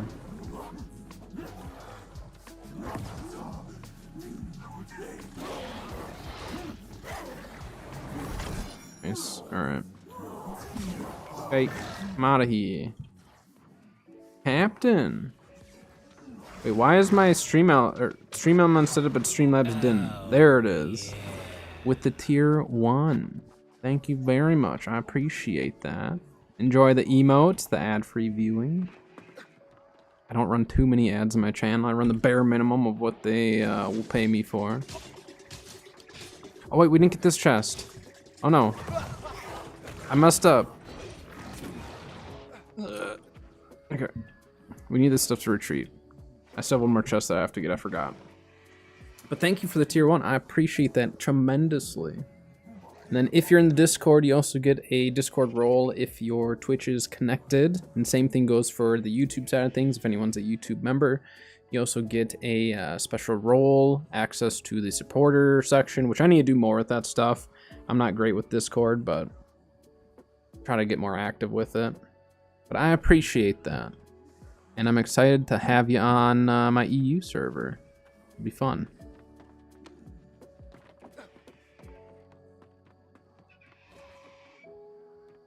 Alright, so this one's a little bit of a pain. We need this guy right here to aggro, and we're gonna kill him, and then we should have access to that chest.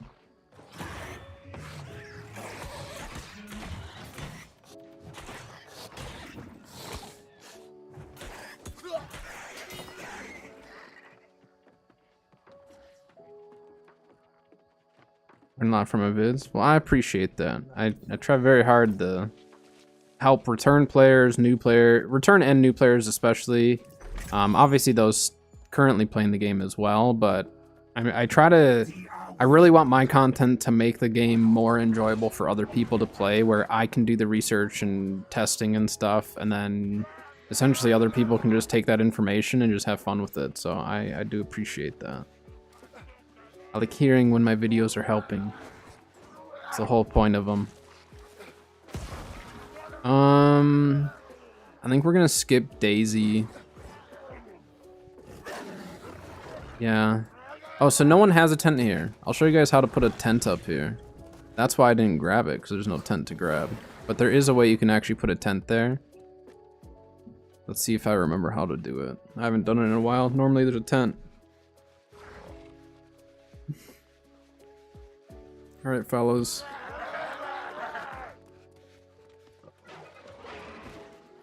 Alright. So usually I get rid of these two trees. Right here.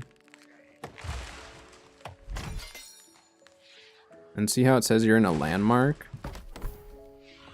But see how this spot right here, see how it transitions from Imperial Palace to the North Palace Shrine? If you hit Y at the right point, you can get it to actually pop up, because it thinks that you're in between the zones. You're not actually in between the zones, you're just crossing over. But if you hit it just right, it allows you to put a tent there. But you have to get rid of those trees, or at least it makes it easier, and then that's how you get a tent there. Super easy. You can do it without aggroing anything either, which is nice. So now there'll be a tent there if anyone needs it. Because like we were running Imperial and I was doing like solo runs, and it was just like annoying me that I didn't have access to a tent half the time. And so I was like, I'm just gonna figure it out. So I just spent like probably a half hour there just like running around the different areas until finally I was like, wait a minute. Like right where the tents are, right where the split is between the two zones, and sure enough, that ended up doing that.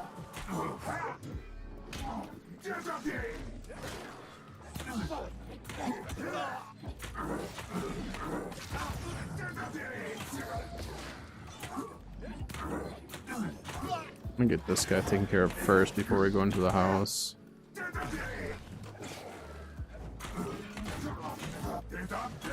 What I put on my Abyss? I put Trenchant Strikes.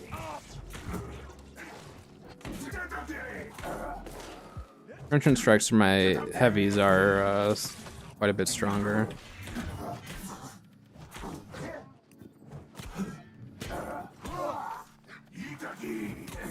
Is it worth killing the elite enemies? Like if you're trying to get weapon XP and you're able to, yeah. As far as loot, no. I just do it because it makes it easier to get to the chests. So some stuff I'll kill, some stuff I won't. But anything that's gonna like make it that much harder for me to get the chest, I'll usually take care of. And honestly, sometimes I just like doing it because it's just fun. It's an extra challenge if you're by yourself, you know?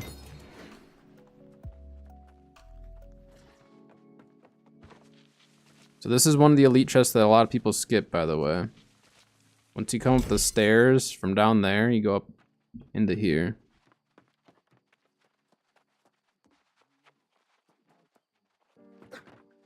Yeah, I mean, sometimes I just clear ads because I just want something to do other than just run and loot. I'm not as much of a loot goblin as some people are. I do love my loot though.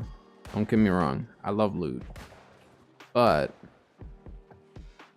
I also need to be entertained while getting said loot. So we're gonna skip that. I'm gonna go over here. Get some of the loot over here. I need to get some of this stuff to retreat.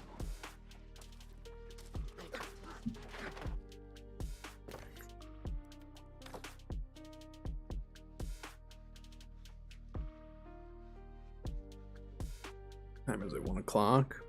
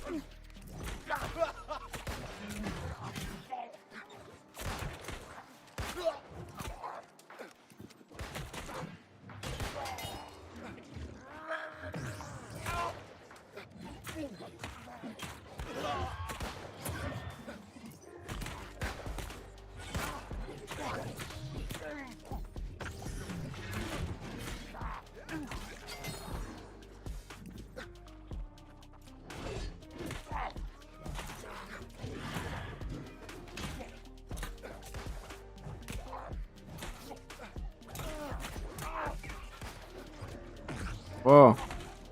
Give me two roll dodges in medium armor. Crazy. Normally I only get one on accident.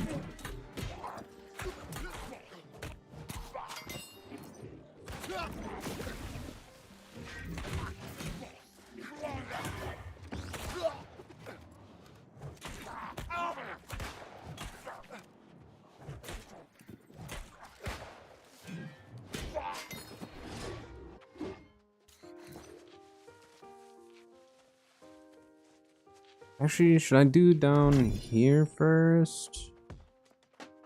Now I need to think. No, we need to go back upstairs. Well, there's chests in here. Let's get these ones, and then I need to go back up because I actually want to farm the provisions and stuff that's up top.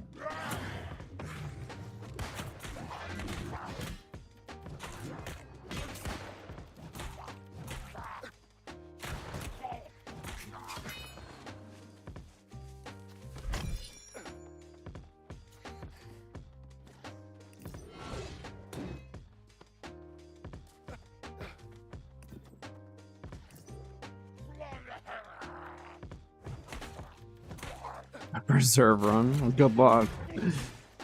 The funny thing is like me and Kat went there, just me and her the other day, and that's my wife, and I definitely was just like not paying attention, and like I don't know even what happened. I don't know if I forgot to press jump or what. I just like walked off the rock. And she's just like, "Why'd you just fall?" And I was just like, I can't even explain what happened. And yet, like, I'll be in a chest run and I won't fall at all. Like, in a big group of people and I won't fall. And then, like, there's no one else but me and her. And then, just for whatever reason, just my brain turns off. It's great. Skill issue for whoever falls. I mean, yeah, in some ways, I guess. Then again, the majority of the player base then has skill issues because we've all fallen at one point or another there, so. Anyone who says they've never fallen on Zerv is lying. I don't care who you are. You have fallen there at least once.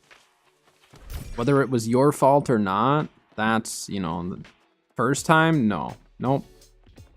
Can't say first timers, it's okay, not a skill issue. We've all played Brimstone Sands prior.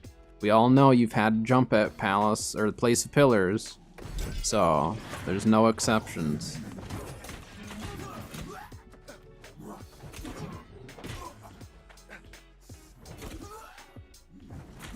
Can't say first timers only just because you were a first timer.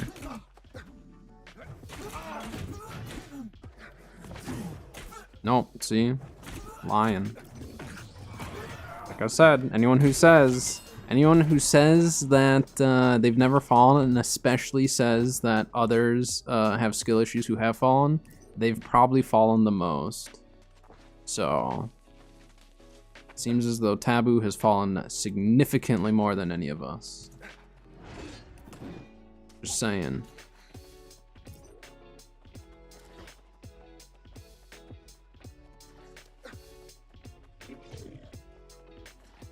That's okay. It's okay, you can fall at Zerv.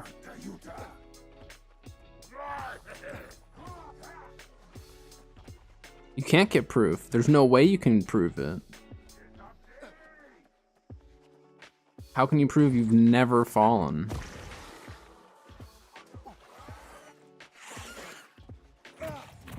There's just no possible way. Unless you have every single run recorded, there's no way I'm ever gonna believe it.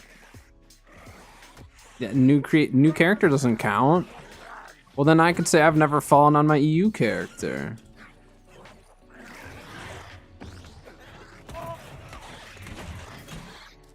I've only ever done Elysian Wild runs on my EU character, like on stream and stuff. So technically, you could say I've never fallen. No, I refuse to believe that. I've never died in an OPR. That's essentially the same thing, okay?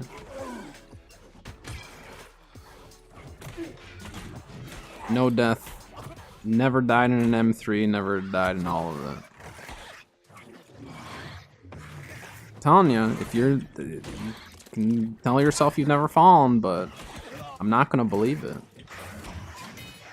I won't believe anyone who says that. Either unless you've never ran the run or don't run it often. That's different. But if you've never ran it, well, everyone's ran it if you have it, but no, it's not trust issues. Well, it's trust issues because I know you're lying. That's what it is.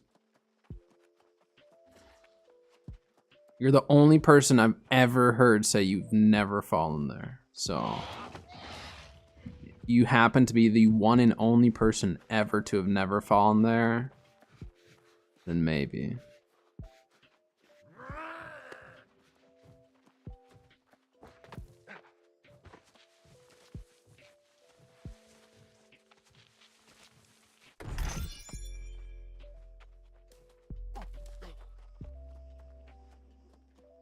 I'm assuming because you're the only person ever to have said that to me.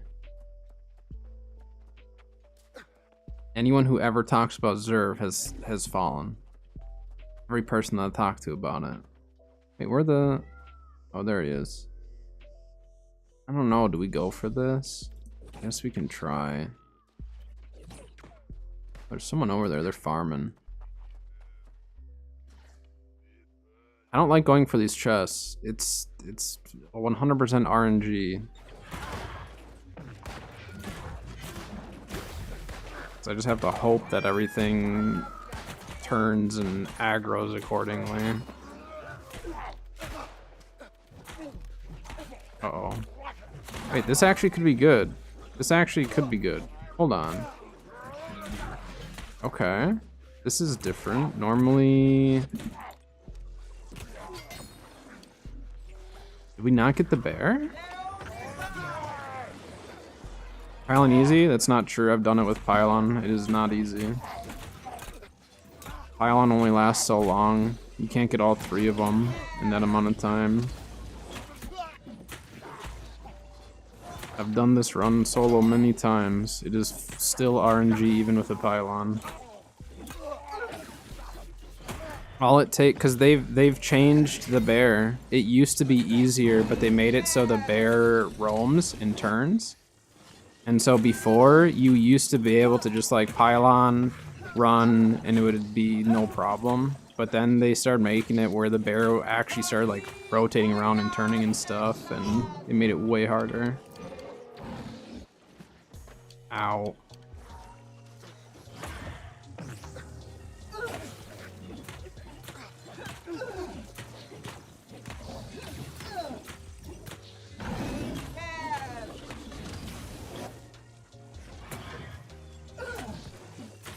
The bear will take out a pylon in one swing, too. That's the other issue.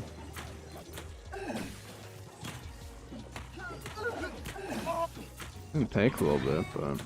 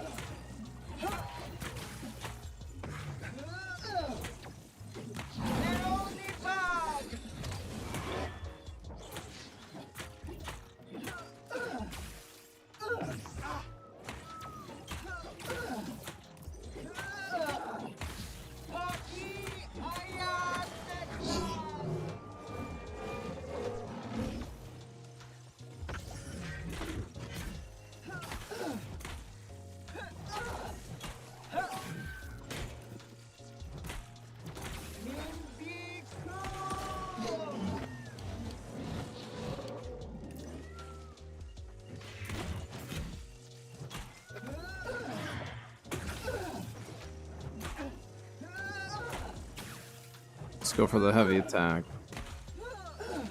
And I get my grit. And more lifesteal out of it.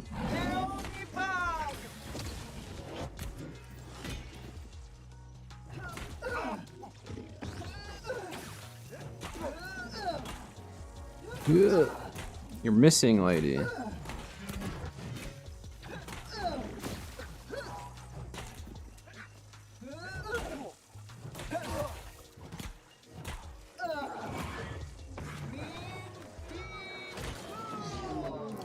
That's fine.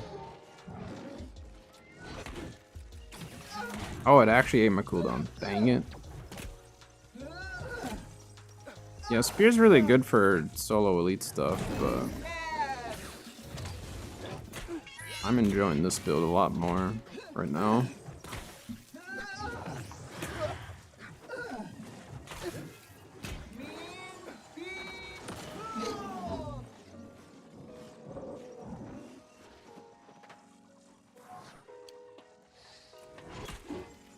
Really don't want her to retreat. This build I don't currently have a video on. I'm still kind of working on it, so I haven't gotten it quite to where I'm putting together a video. I'll probably do one for Season 5 though. So Season 5, I'm going to see how this build does for Season 5, just with the nerfs that are coming to equip loads and stuff. I want to see how this holds up. And kind of go from there and decide if it's still gonna be the best build. So Season 5, I'll have something on this build. I just don't know what for sure yet.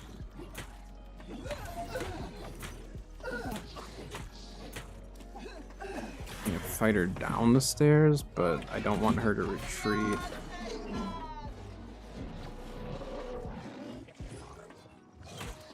I want her to come up here.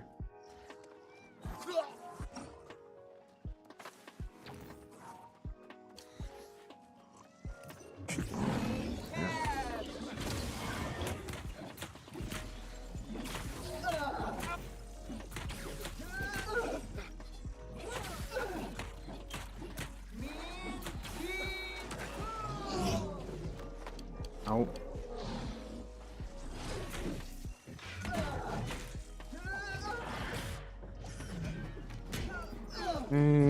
That was a 4K heal off that? That was crazy.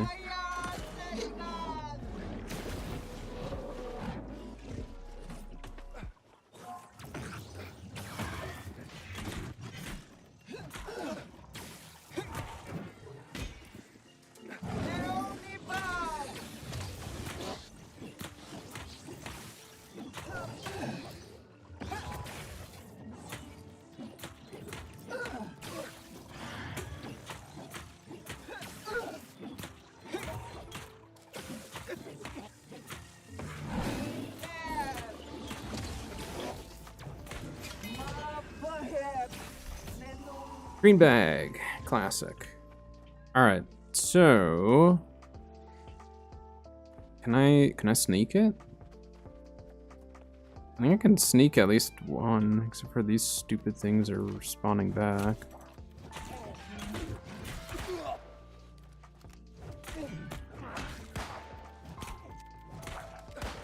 Look at that bot over there. I'm reporting that for bot activity. They're level 60, the name doesn't add up. If they're not a bot, they won't get in trouble. Bot, behavior, farming. That's there, good enough. They're not a bot, nothing will happen.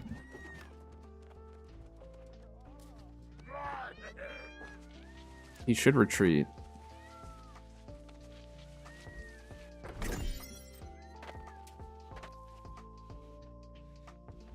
What?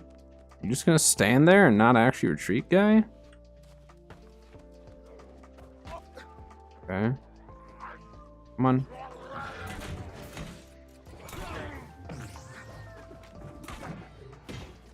Oh, he juked me. Your reserve run went really bad. What happened? It's just one of those like crazy runs where no one's stuck together or not killing stuff. Uh-oh.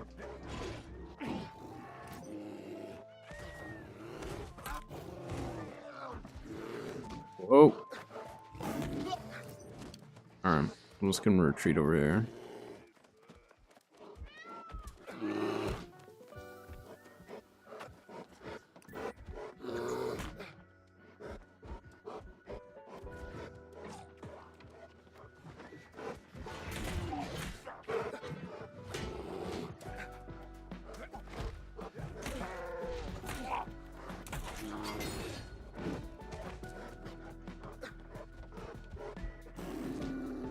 Kill deserve lions and skip link to the killed the whole raid. Ay ay ay.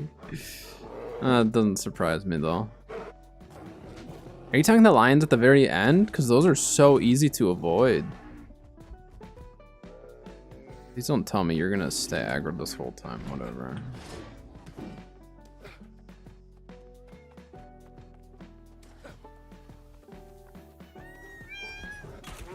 Uh-oh.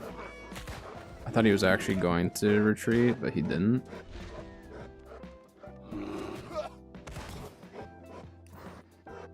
On the top of the... Yeah, so like that area is so easy to avoid that too. I don't get why people either just don't avoid it, and if you don't avoid it, like just kill it. It's not that bad.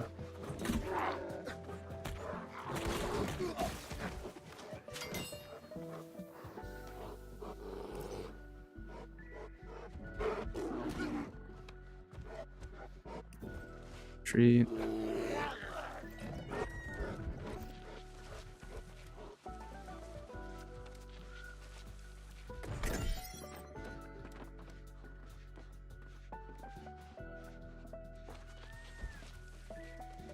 Yes, the RNG was in our favor.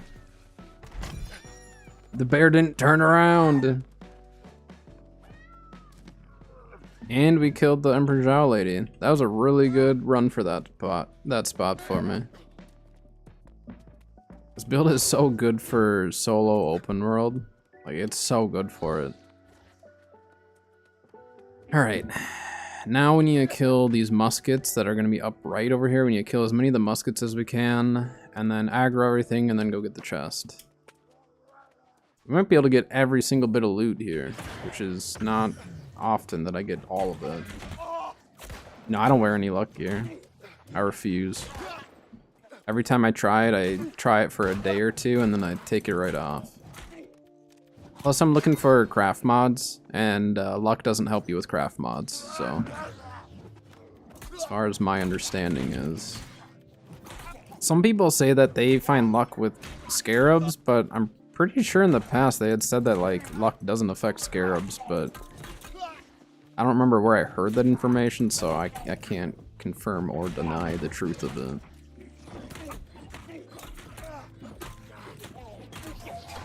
I've soloed this group before with my healing build. You just have to like drop all your heals and just sit there. And usually I would bring my hammer with.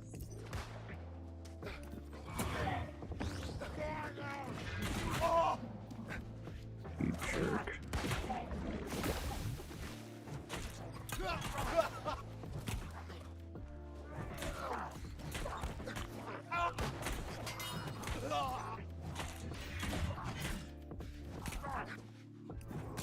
So there's still one more. Oh, there's two. I got one scare for 3 days, last 3 days, even with luck. Yeah, I mean, I think it's just people get lucky while wearing luck gear, and then they assume that the luck helped, and I don't know. I just don't wear it. I don't worry about it. Luck is stupid. I know it can help with like trophy mats and stuff like that, and like named gear. It for sure helps with named gear. I've definitely seen proof of that, but about luck trophies, no, I don't bother. I'm currently borrowing some major loot luck trophies. I was too late. I took too long. I took too long. Stop. Uh-oh. I took too long. So what I'm gonna do is we're gonna go over here.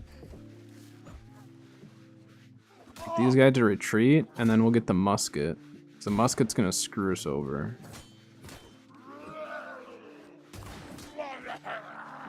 Hey, why is the big guy not retreating though?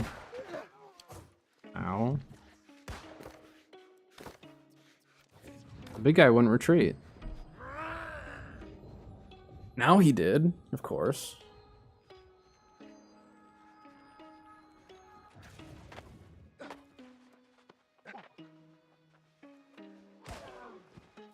I need that musket to come over here.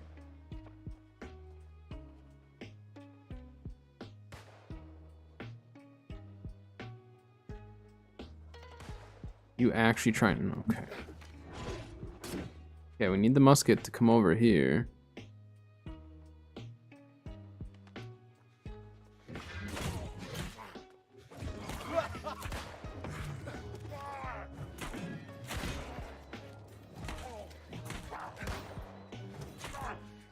Big ol' heavy attacks. Alright, so now what we can do. Let's aggro these guys. Try to get them to go as far over as possible.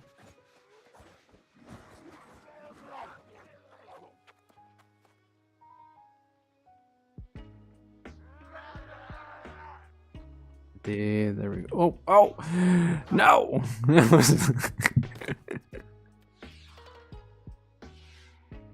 Nothing happened. I didn't just jump off the edge. Nope. Just hold on.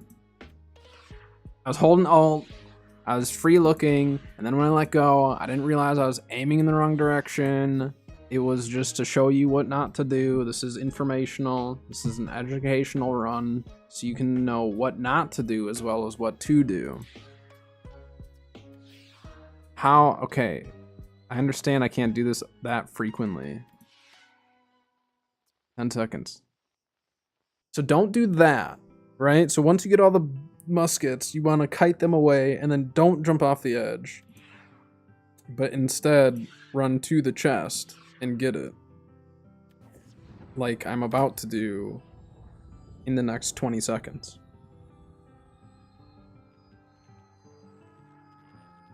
Yeah, that was bad. I was like still using my free look and looking, and just, yeah, everything went wrong with that.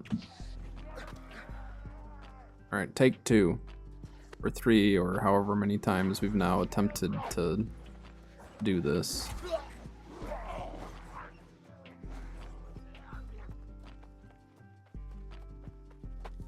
Oh. Oh, I shouldn't have fallen there. Trouble is, if you drop like that, they'll start aggroing like this, so you can't fall at all. I was getting scared though that I was gonna jump off the edge, so see, if you run along the top, most of them will stay back there. Sounds like they retreated. I hope that they did. I'm not looking.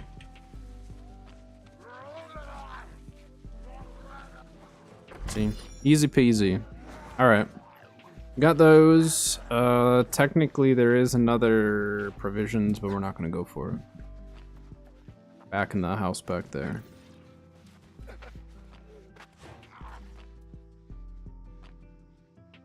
I need them to retreat before we keep moving. Here we go.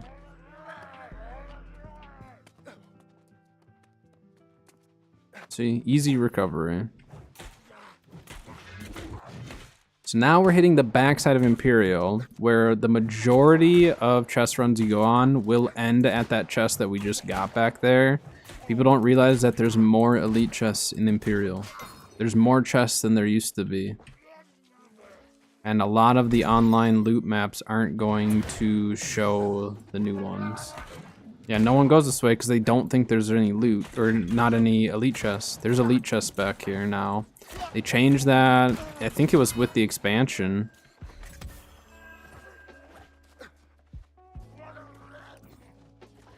I just need to remember where they are. I don't run this often. Because like usually if I'm with a chest run, they don't go this way and I just keep up with the group. I just need to remember which houses.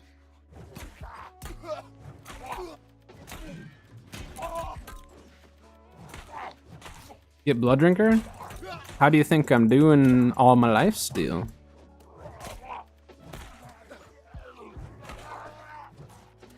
It's a great tip that I've already got.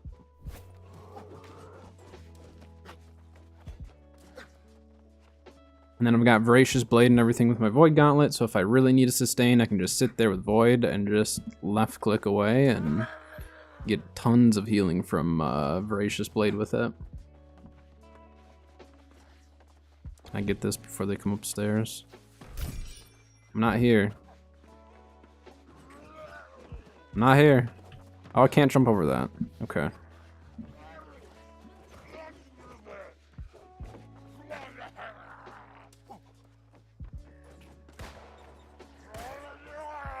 Why am I running away? Why am I running away for what? I've killed a lot of stuff. There's no point in killing that giant group of ads in the one. Especially when they all have shields. They're not necessarily the ideal candidate. Come on, get your Void Blade out. Not the ideal ads to be fighting with what I've got going on.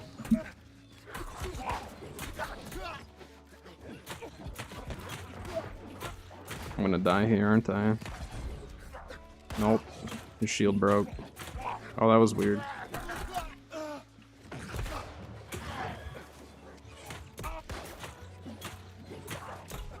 Quit shielding the other guys.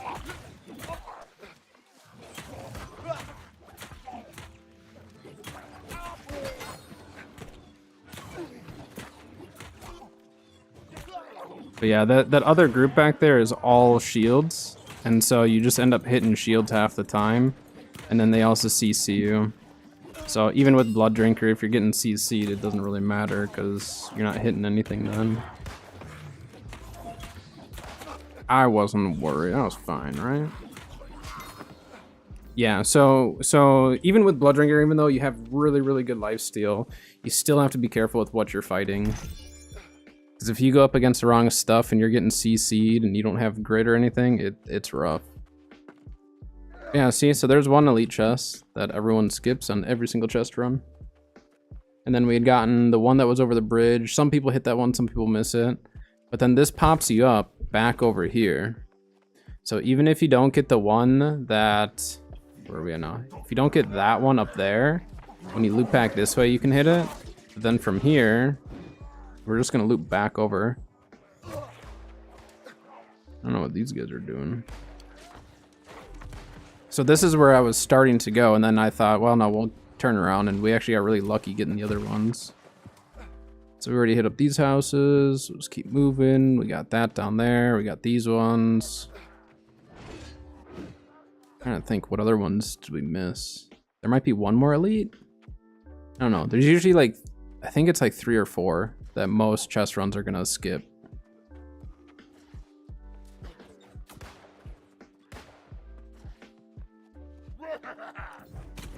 And we'll take the provisions because that's free sugar if it drops.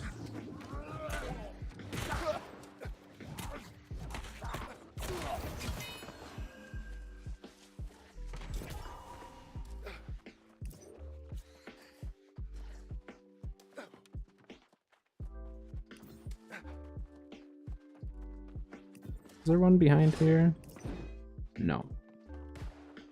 Yeah, the only reason why I survived back there was because Voracious Blade. Voracious Blade, even if it's just on the armor, gives you a crazy amount of lifesteal if you're below 50% health. I think it's a 34% lifesteal below 50. And then if it's on your Void Gauntlet, I think it's like 54% or something. I don't know. Yeah, I think we got all the elite chests, so now it's just getting kind of the remaining chests here. Yeah, I mean, that was a full Imperial run. We got every single elite chest in Imperial done with this run, so that's pretty good. Doesn't always happen where I get all of them before I get frustrated. But the RNG with the bear and everything was in our favor. The fact that we aggroed the lady without aggroing the bear was crazy, because the bear is in front of her, so normally it's like if you aggro her, you aggro the bear at the same time, so that was super lucky.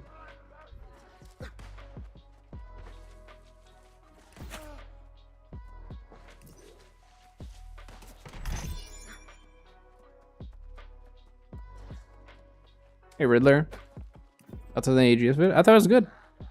I mean, they essentially explained exactly what I've been trying to tell people, which is they have analytics that we do not have and that we don't necessarily need to have access to, and that a lot of the decisions they're making are based on those analytics and stuff. So I thought it was good. I liked it. So I'm playing on, this is Marama, EOC's Marama, this is my main account, and then my alt over on EU is on Nissa or Nisa or whatever, which we're getting, I think Barry and one other server merged into that, and then we're getting one server merged into Marama as well, so. This guy killed me last time because I wasn't paying attention.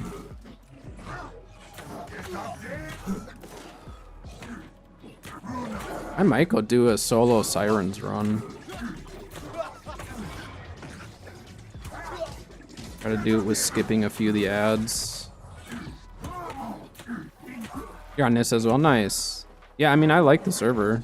I just kind of picked it because it was, at the time, like, middle ground for pop. It wasn't the busiest, but it wasn't by any means the quietest. Oh, okay.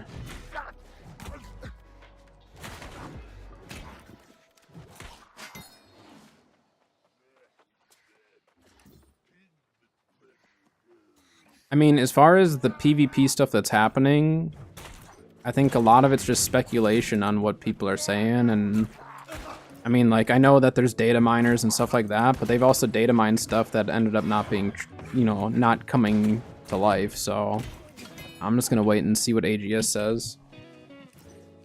But I would assume that it'll be some form of a PvP zone or something based on speculations and stuff, but I'm not gonna get overly excited with too many changes until they say more about it. But no, I mean, I think here's the thing. So let's say the community had to decide between one major OPR update. Would we prefer a new map or for them to really put their time and resources into matchmaking? For me personally, I would rather have matchmaking first, because then that sets up the future of any maps or game modes that they bring in. Then they have like a lot better baseline for how to get the matchmaking set up. So for me personally, like, I'm hoping, obviously, yeah, like a PvP area could be really cool, but I think it'd be really nice if we could get like some form of matchmaking before we worry about a new map. Because let's say we get a new map and then we just have people, grouping up and just controlling the new map, you know? Skill-based matchmaking? I mean, they could do a skill-based. They could definitely do some form of like ranked. Otherwise, even just a role queue of sorts, and maybe they have like, not as set like you have to have this many healers or whatever. Maybe it's just like you can have between this many and this many. So minimum of like maybe 2 or 3 healers per team with a maximum of like 4. So anywhere in between there. So you know you're for sure to get 2 to 4 healers or whatever it would be. You know, something along those lines to start at least. Skill-based would be cool, but I don't think like it's necessary immediately unless they have a good plan for it. Oh, what the heck? We'll farm this.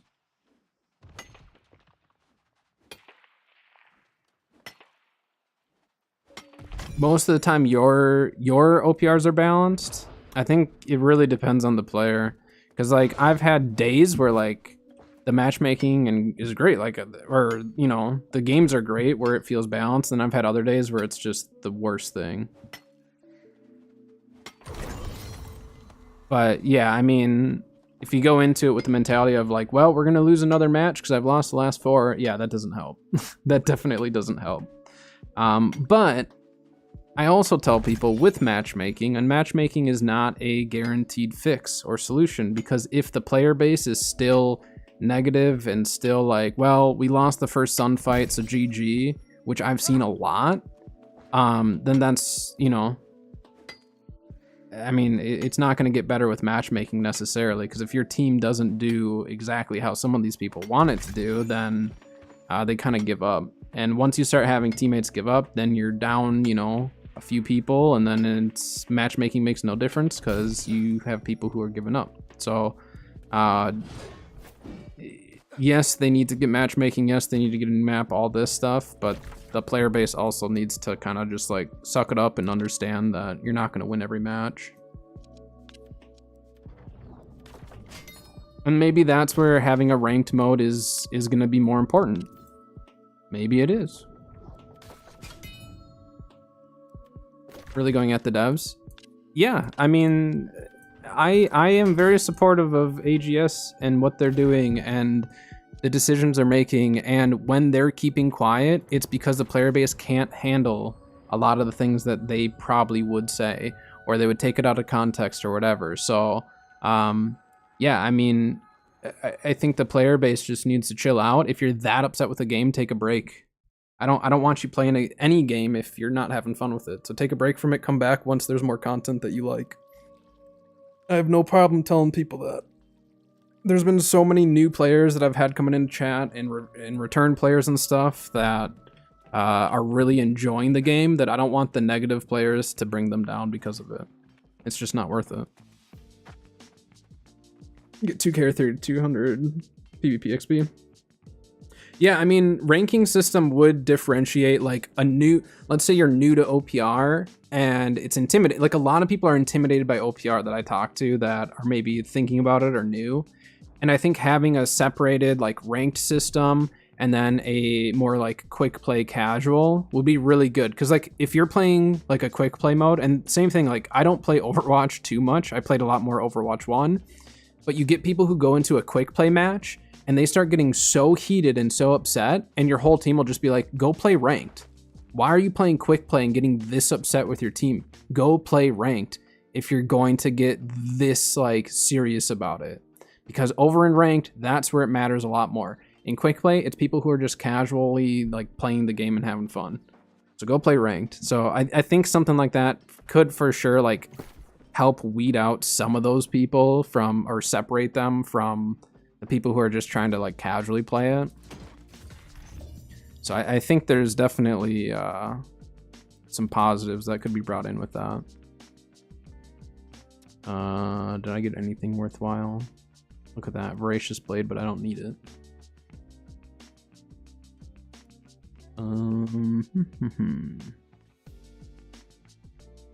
Now we got a bunch of junk.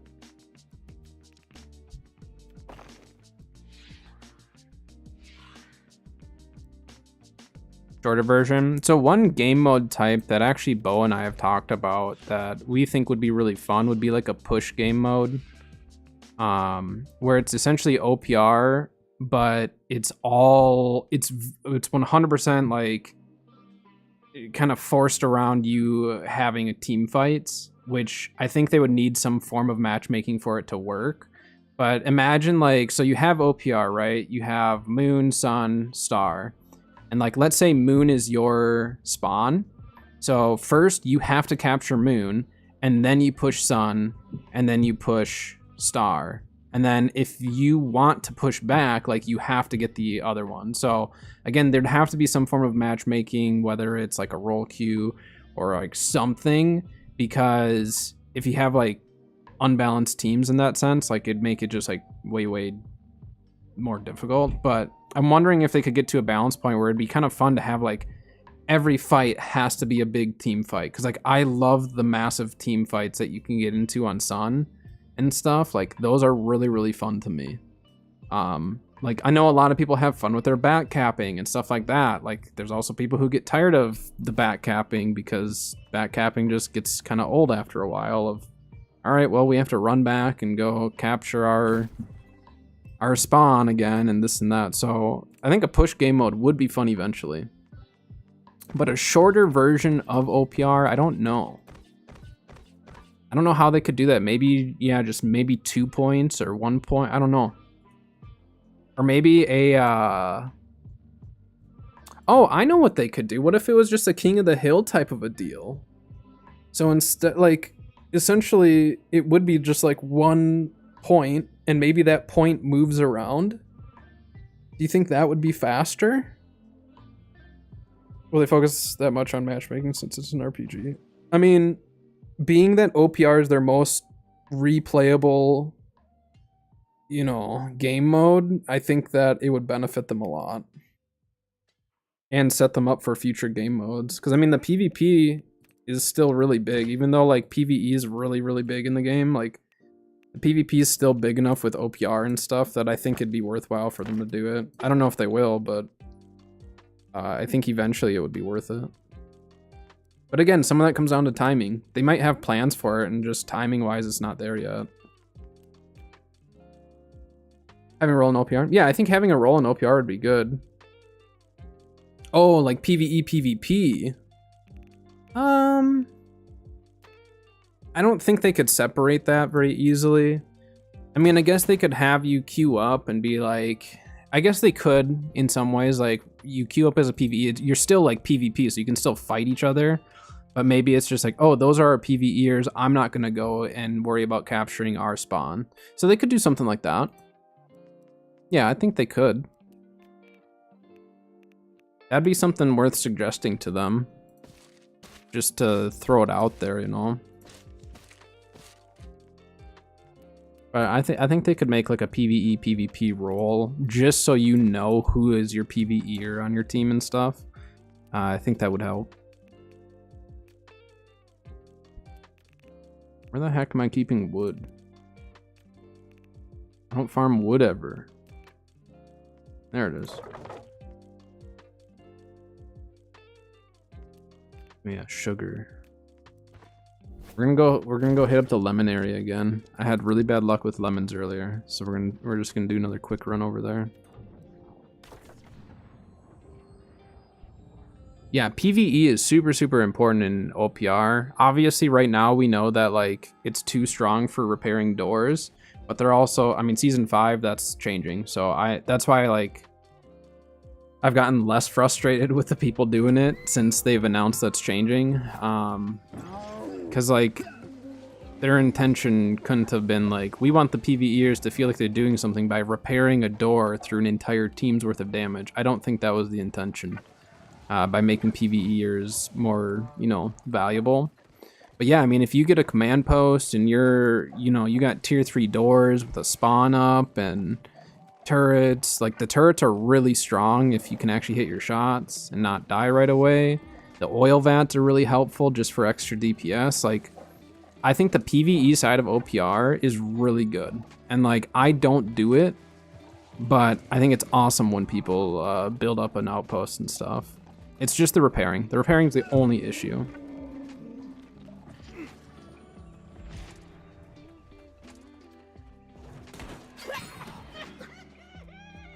I don't know if they could do like passive buffs, because the trouble is depending on what the buff is, it could be utilized in a way where it's, you know, well, no, I guess what they could do is, yeah, make it so it's more damage against wolves or whatever, but they could also make it so like if you're within the PvE zone of your side, maybe then you would be able to get those buffs, you know what I mean? So maybe like in the neutral zones between the 2 spawn points, like you wouldn't get that buff, but only on your side, just to help build up your side faster and easier. but not actually help build Sun. So leave Sun the way it is, like as just a neutral territory essentially, and then leave Star and Moon where you would potentially get those buffs. That could be cool. I mean, like, they could go really in depth with some of that stuff. I don't think it's worth their time right now to do that, but they could.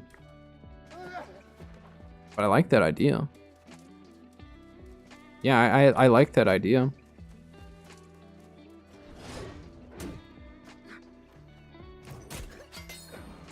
It would definitely encourage people to, like, want to PvE and want to do some of that stuff. Like, I don't know. I don't know why I don't enjoy doing the PvE as much. I enjoy it sometimes, but like I said, the group fights, the group team fights and stuff, like, they're so much fun.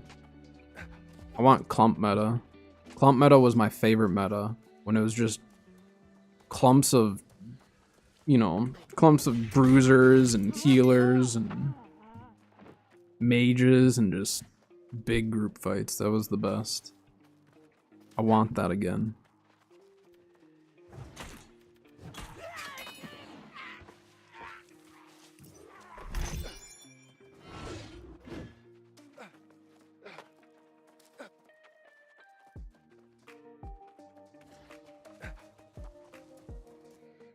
Where the heck am I? Why did I just, I don't know why I left that house so weird. Why did I turn left? I took the long way around. I've ran this how many times in the last week alone, and I still just, like, don't pay attention sometimes.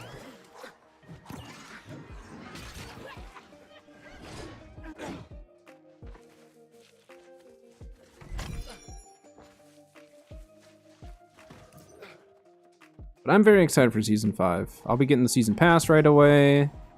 Hopefully you guys join me on next Tuesday.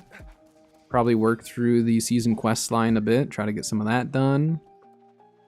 Maybe try to do the 10-man raid right away, because I wanna try to get the Great Axe artifact, so I want to run that. So it'll be a good time. I'm excited. Season Pass really helped you catch up. Yeah, I mean, the Season Pass for a return player with the boosters and everything else you get, it's fantastic. I used like my weapon XP boosters and stuff. I've used that on my alt character, so just keep stacking those, because if you ever want to start a new character, you're kind of set. You can build up your main weapons right away. I didn't use it the whole time I was leveling weapons, but I used it, you know, a few times, or used a few of them, and it helped a lot.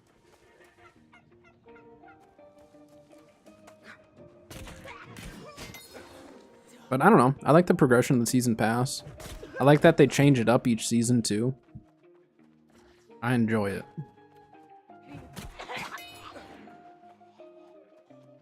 Yeah, that's just it. Is if you do want to run the 10-man, the earlier the better. Just because, yeah, once people get their artifacts and their loot, they'll stop running it. It's very true. How many years to buy a new another newer player? Let's go. I mean, it is a fun game. I just don't like all the negativity around it, because then how are we going to get new players if all they see is negativity? It's not good. There's a lot of positives to the game, especially for newer players. I think, like, it's one of the best times to start the game is right now, because of the fact that, like, there's so much to do for a newer player. 1 to 2 hours max SR. Oh, nice. Yeah, the booster makes a huge difference. Booster's nuts.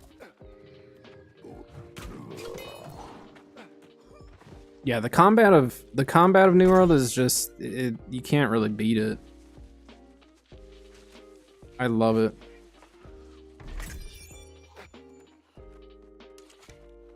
I don't do Thorpe runs. I get too bored there, so I do Caminus. Some of you know that I run Caminus for my weapon leveling. Just because I'm more active, and it's just, I don't know, it's more engaging for me. Thorpe is still a really good way to get XP if you just want to, like, chill though.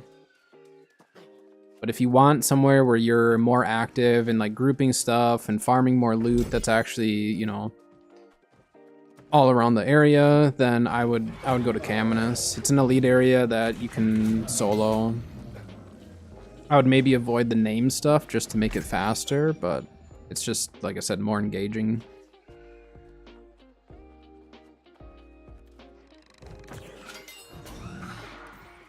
Yeah, I mean, every game's got bugs. There's bugs in every single game. It's not something that'll ever go away.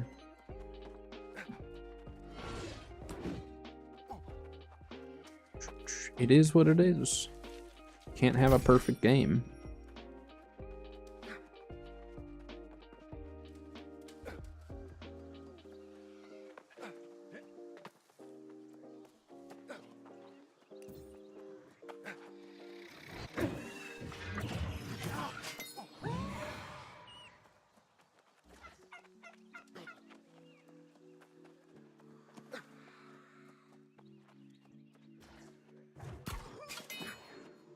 Whoops. I think I was gonna hop all the way off the back there.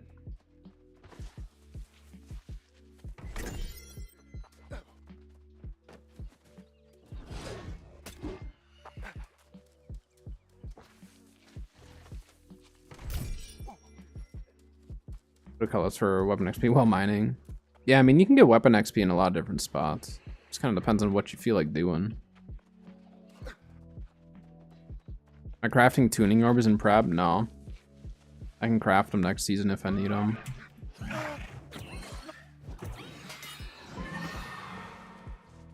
Cause which one is it again? Is it the Sirens one?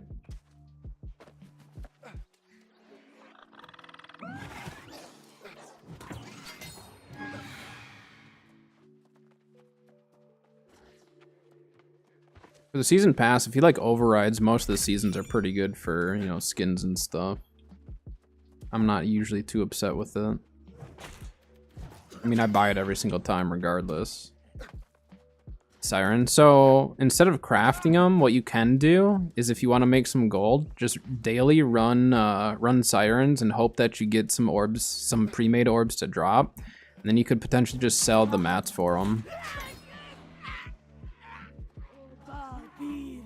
If you play with like a group or a company, you could take your whole company through Sirens multiple, you know, like for a whole week, and then just share all of your orbs and then sell everything else, and then everyone can make a little bit of money on top of it. I don't know how much that stuff's going for right now, but like I've got 1 or 2 orbs on me. Yeah, I've got 1 Protector's orb, 3 of these orbs, 2 of the Sirens orbs. Those are just pre-mades that I had pulled. But you have to just run those areas, so... I'm probably going to try to do a solo Sirens today as well. I haven't done that in a while, and since we're on the subject of solo runs with Imperial and stuff, I might as well see if I can remember the solo route. And actually, this build I can probably kill a lot more than my other ones that I used to take through there. Yeah, I mean, like, if you have a small group, like a 5-man that you can take through Sirens, I would highly recommend it. It's really, really easy with a 5-man group. You can run through it, might get some orbs, you might get some, you might get a Squirming Vine, which, you know, price-wise, those aren't as good as they used to be, but still extra money. And you have a chance at sugar. Like, Sirens is great. Reekwater in general is great. And I think, you have a chance at Adamant as well. Man, we're gonna go to Reekwater today. I haven't done a Reek run in forever, so we're gonna do Reekwater today. After I finish this lemon farm, I'm gonna head back, gonna drop off all the loot, and we're heading to Sirens.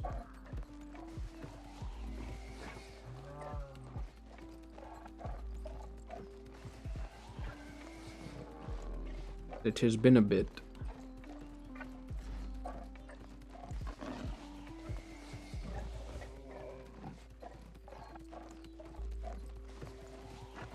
Definitely check your servers for lemons. Lemons go up in price. They kind of go up and down, but they usually maintain a little higher price than sugar. Sugar I'll stockpile for quite a long time though, before I either sell or use it. I think right now I've got right around 300 sugar sitting in Brimstone. Really? Didn't give me any lemons out of that. Unfortunate.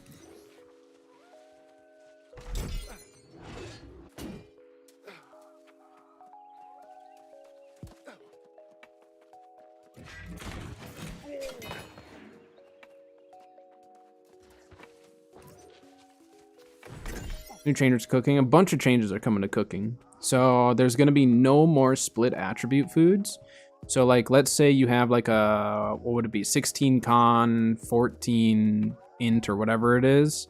Those are going to change into just one attribute foods. So it's just going to take whatever the highest is. So in that case, it would be con. So that's going to turn into a con food. The legendary fish foods are going to be the new 48 attributes. And then like the banana recipes that you get for free just from leveling your cooking, those are going to be 44 attributes. So they wanted to bring more value to the legendary fish, which I agree, that's a really good call. But a lot of people, it's just not going to be doable for them to mass craft a whole bunch because the legendary fish, like, if you're like me, you don't like fishing a whole lot. So unless the legendary fish are super easy to get and in high quantities, you're not going to get as many people running it. So essentially, like any of the foods that require legendary fish for the 48, a good chunk of people are still going to use the 44, which is the banana recipes. So that's where, like, I think it's going to maintain a lot of value still, even though they're 44 instead of 48 next season. There's still going to be a lot of value. On the flip side, for con foods, you have the roasted rabbit with vegetables. That will become the 48 con. Because for con food, there's no legendary fish. Unless they're going to change that, which in the PTR it had said that they didn't. But yeah, so like roasted rabbit, I have been trying to purchase some. So like right now I'm sitting on 100 something of them just to be safe. What about fishing bots? Report them. I mean, they're not going to be able to just fully get rid of them. Just if you see them, report them. It's the same with like anything though. I mean, we reported our first bot in a while today that over at, Imperial. So the bots though have been so much better than they once were that they've been keeping on top of that stuff. So will there be bots? I'm sure there will be, but I wouldn't like get too worked up over it. I don't think it'll be that big of a deal. And then if it is, they'll handle it. But any resource that has value, there's going to be some form of someone making a bot for it, Can't get away from it, unfortunately.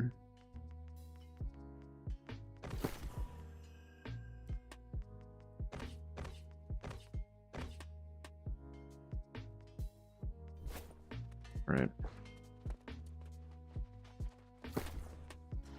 Am I carrying that still weighs so much? Is it my foods?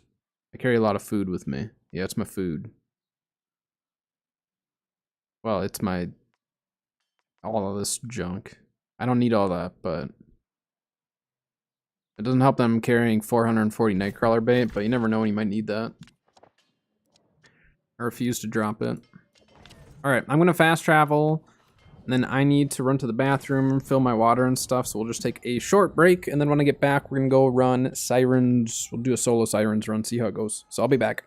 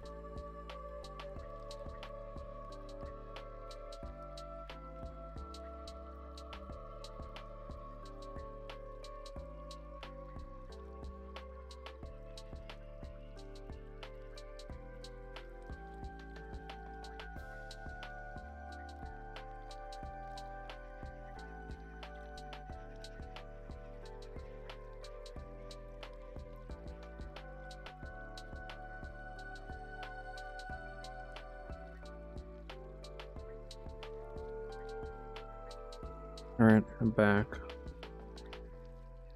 Hello, Grim. Hello, hello.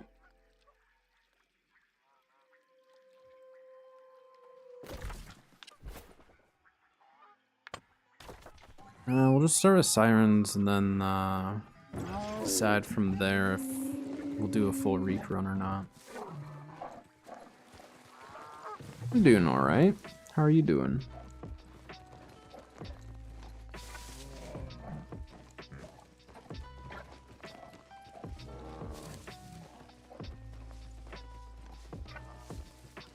Good, that's good.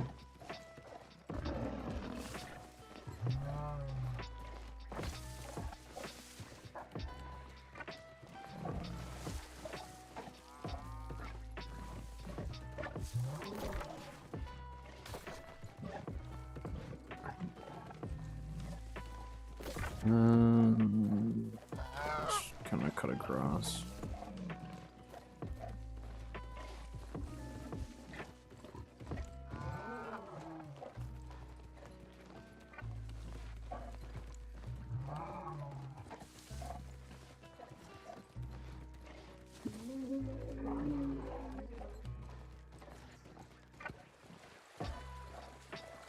Godzilla arc for a mod. Nice.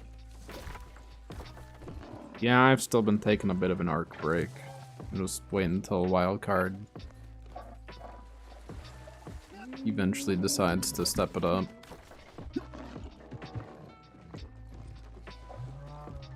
Or at least stick to just at least one thing that they say.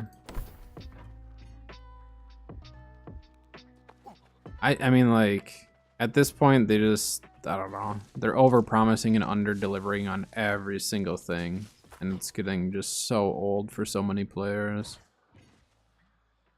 They've strung us along for long enough. According to that, we were supposed to get so much stuff at the release of ASA, and then didn't, and then, yeah. I mean, you know how it goes.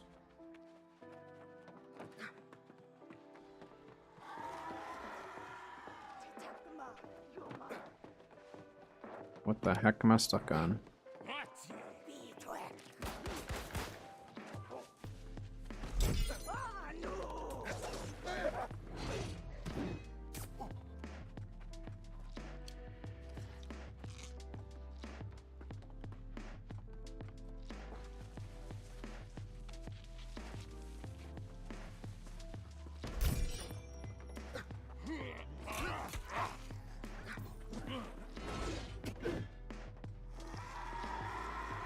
Alright, let's see if this one still works.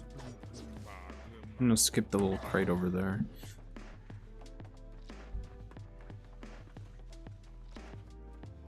I'm gonna try my old Sirens run and see if it still works. I haven't done it in so long, I don't know if you can still, like, sneak certain ones or not. So, chance of death is fairly high right now.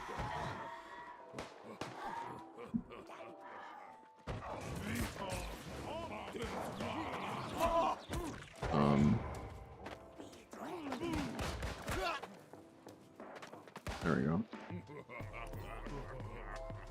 What'd you miss in New World news? They finally announced Season 5, so we're getting Season 5 next week.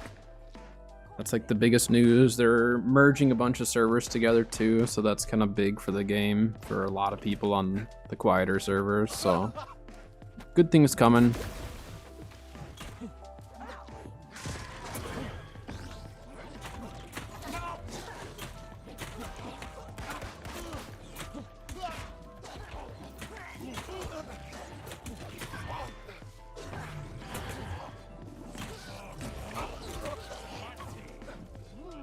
I'll take this guy out first, I guess.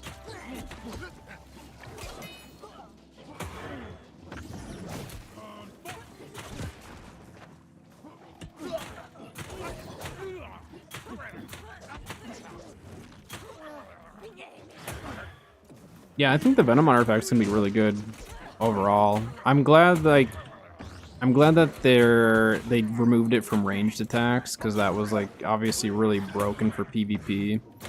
They did toy with the idea just because people were kind of suggesting maybe splitting it into PvE and PvP, but they're gonna try it as is first, and then just kind of keep an eye on it and change things if need be.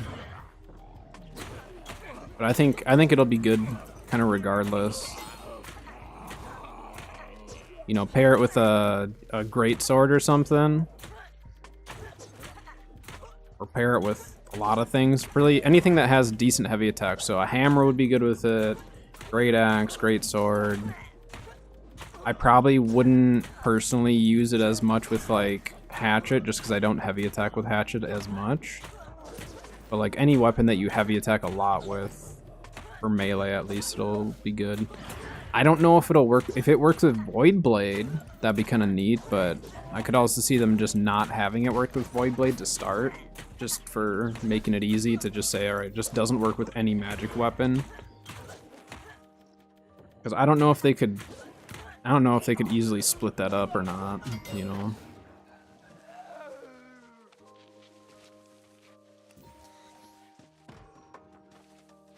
I don't know if it's an all or nothing type of a deal with the magic weapons like that. But I'll for sure be using Venom, or at least trying it.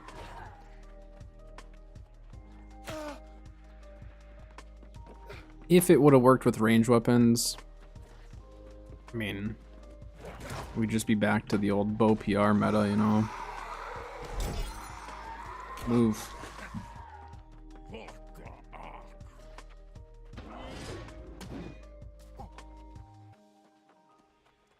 You might be able to do this. Oh, that's still broken. Let's see if we can do this area. I want to see the limits of this build here, you know. I want to try to get rid of this rend, though.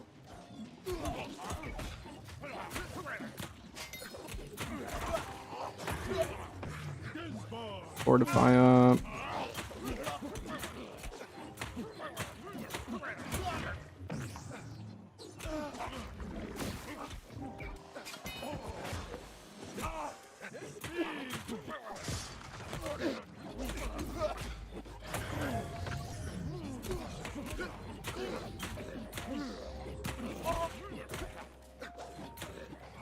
Build is fine as long as there's not too much junk on me, CCing me and all that.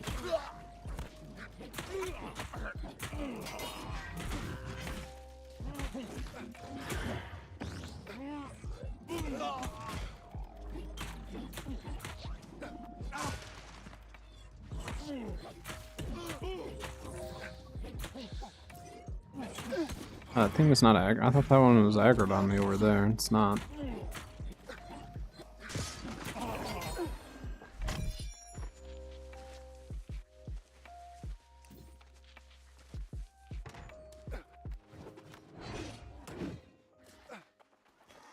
Alright, so this one I'm gonna try sneaking and see if we can still do it the same way as we used to.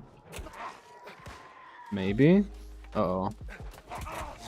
Maybe I can't. Alright, let's kite him over here.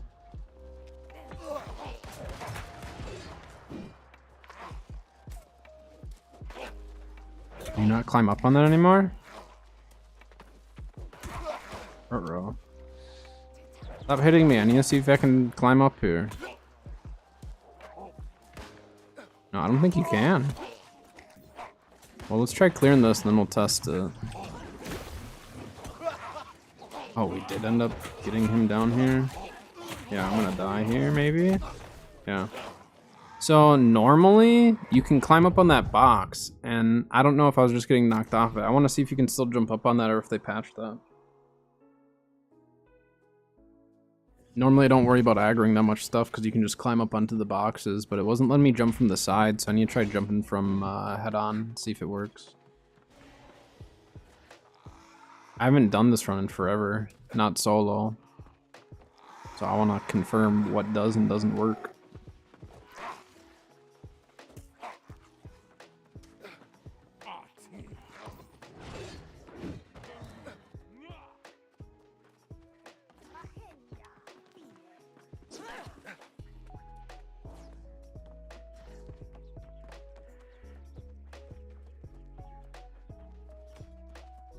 Trying to go at it. You kind of have to like go at it from the right, so you can climb up and onto it. Alright, let's see if this works. There we go.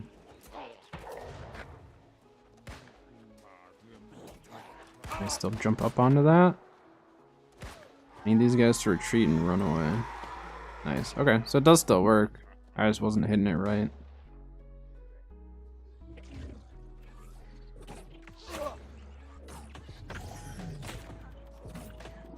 I have a choice but to sit here and take this thing out, otherwise it's gonna boot me off the chest every time.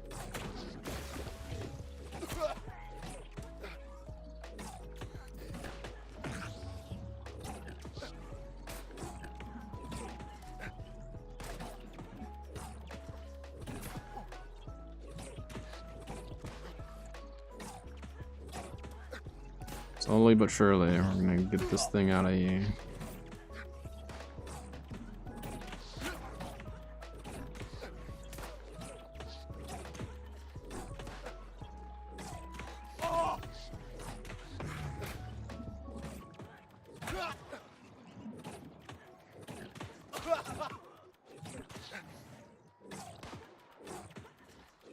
Almost there.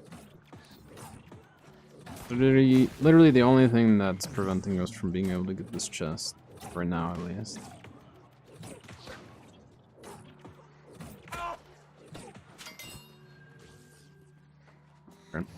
Now we have to see if we can still get this chest.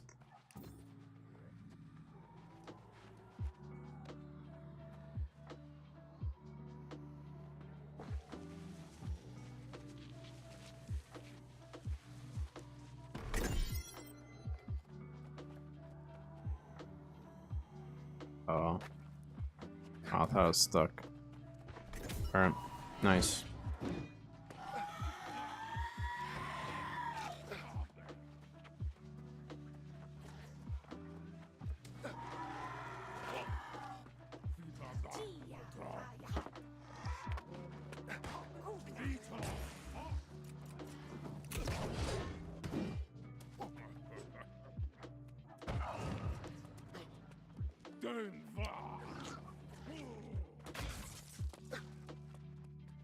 Yeah, I'm gonna skip a lot of the little chests. I mean, we might be able to grab this one. Just kind of depends on if this guy aggro's right away or not.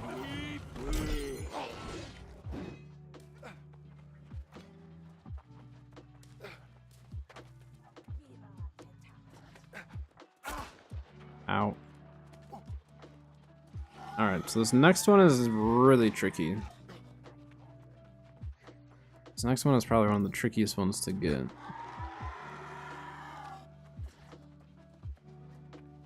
So we need to really hope that... Yeah, it is this one. So this one we have to climb up over here.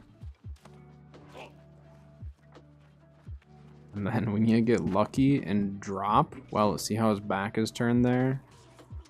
So we need him to not be aggroed. And then when his back is turned, then we drop. Or you let him retreat and then drop while he's retreating. This one's probably... No, this one's the second worst one to get. The worst one is the very last one. The very last chest on this run is the one that I struggle the most with getting.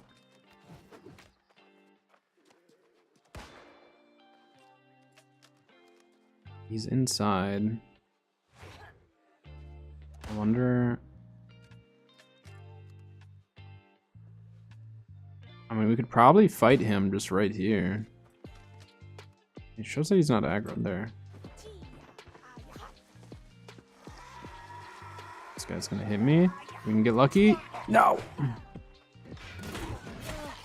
Alright, we can take these guys out at least with this build.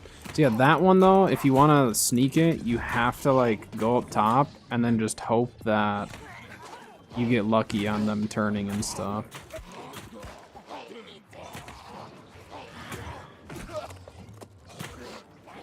So that one is tricky, but you might be able to do it with this build just fine. Trouble is this one's actually diseasing me.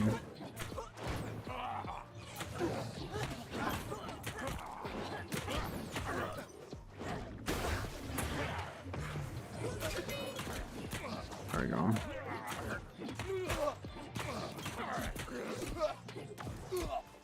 Actually, just go on the main guy, and we'll kill this one as we go.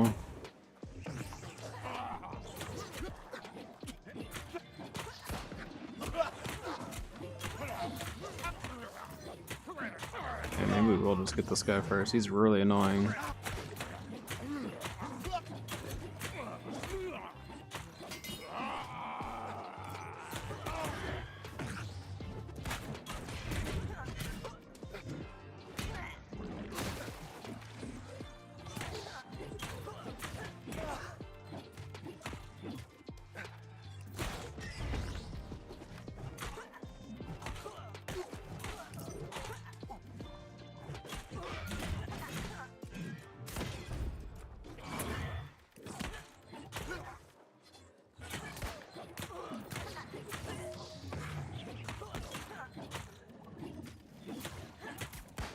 Stupid shield.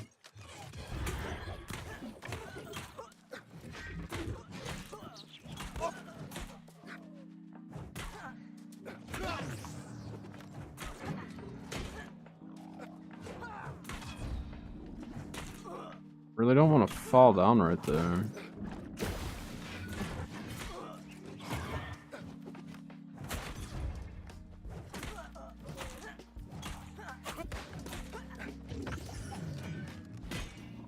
What? How did I miss that?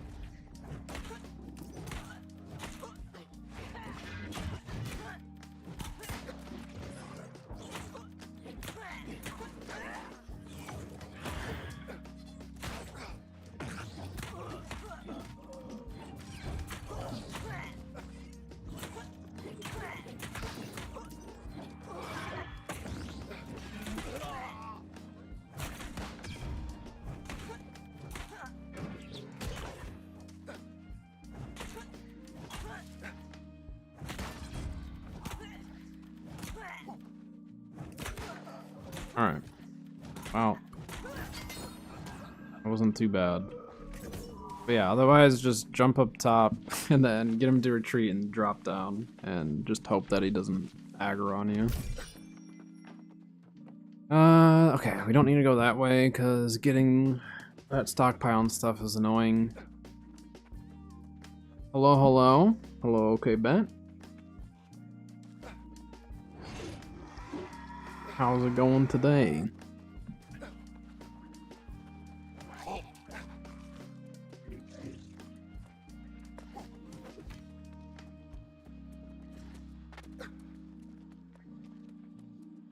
Let's see if that door is up, we can go around. Very good, just big chill. Nice. That makes for a more relaxing Monday then, huh? Star of the week, but at least we only have a week left until season 5, so that's nice. It's nice to now have like a date in mind. But I'm also glad that they waited until they were confident in that, you know, in the date, not just started throwing out like, well, it'll maybe be next week. It's like, no, just tell us when it's actually ready.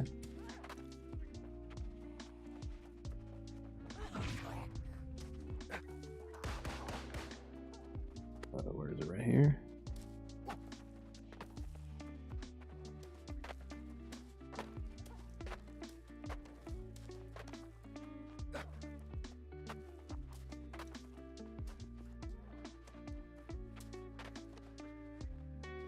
Well, this update's a bit special though too, because we're getting, you know, the major changes with the script and everything. So this one especially, I can understand why they had to take longer with it. Because this is one where, like, if they released it too early and something's not right with the script or whatever, like, you're gonna have people way more upset than if you just delay it. So, they're making the decision that's probably best for the long run of the game, not just get people happy right away. So I can definitely respect and appreciate that over just pumping out content that's mediocre and makes people more upset, you know?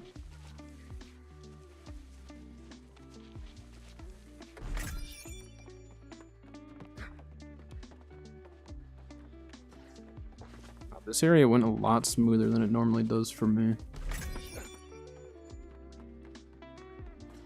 skip some of this because it's just not worth it. Not worth the time.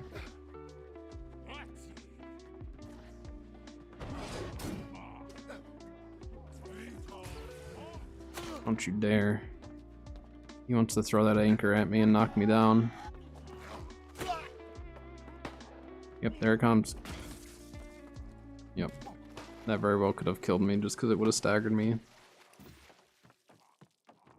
Alright, we're good.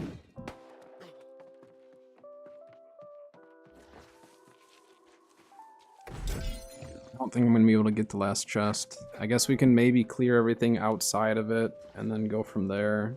The very last chest in this run is the hardest one to get solo, for me at least. It's just annoying.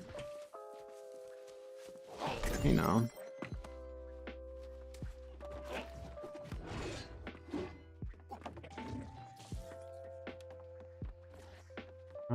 Yeah, I don't really feel like staying and fighting all this stuff. I think we'd be fine fighting it, it's just I don't want to. Oh, I guess we could see Raffle Bones, but Raffle Bones is kind of garbage now, so it's not very exciting to see him. But how, I don't know. I don't know how they could make Raffle Bones better unless they just added in a whole new set of named loot specifically connected to him again. Or not again, but just in general. He's not here. This is one of his spawn locations.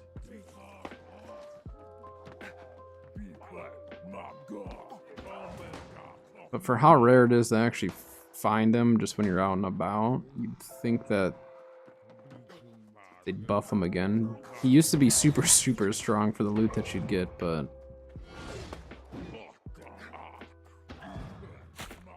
yeah, I think they'd have to add like a whole separate loot deal for him, I think. Wait, I have an idea. I'm gonna try something. I might die doing it, but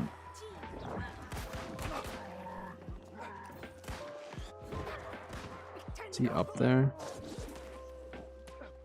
I wanna aggro him up there. Going aggro, and I don't have any AoE to throw up there. Oh wait, no, I have this. Missed. Hold on, I'm trying to test something.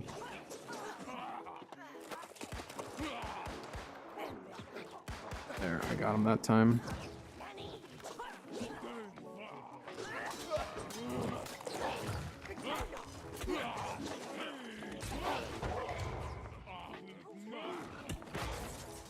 Oh.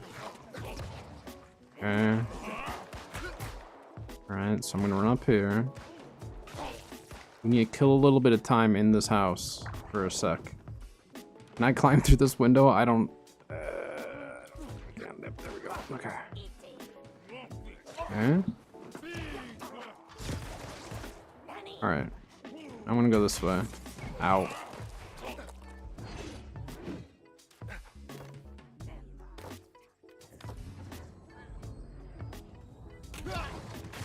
You jerks. I hate you. Well, you saw what I was going for? That stupid thing hit me. 'Cause if you go over here, you're gonna get hit. But I think if you go all the way, like, right here... I guess I could drop all the way down next time. I don't know. I'm not running all the way back. I'm not running all the way back for that chest. I hate that chest. It's my least favorite one on this run. We got all the other elite chests, so that's fine. The next time I run that, though, I need to try that. I need to try running down and then drop down to that rock and see if I can unstuck. And if it'll put me back up right when they're retreating, then I might have enough time to get back up inside and get it. But I'm not doing that right now. That is way too much work. I'll go do a rerun, though. Why not?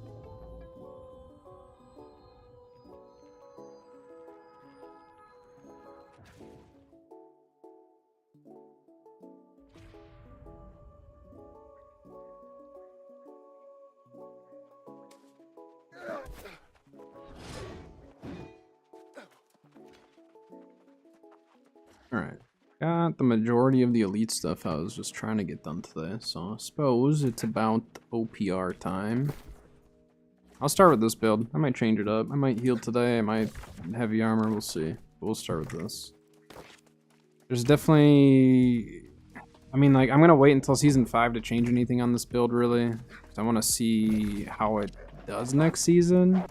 Just with some of the changes coming. And then kind of go from there with it. But if it works out, I'll do a build video on it. But I'm waiting to do that until I confirm that I'm happy with it.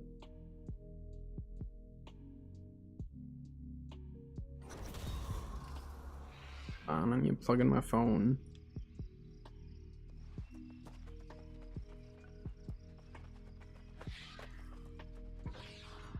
Match just started.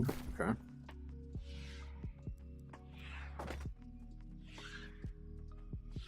That off for now.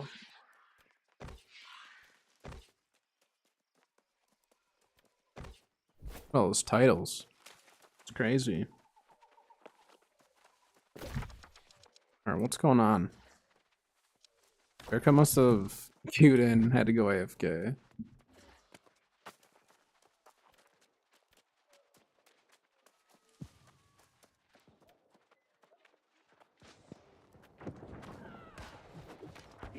Alright, what's happening, team? I just got here.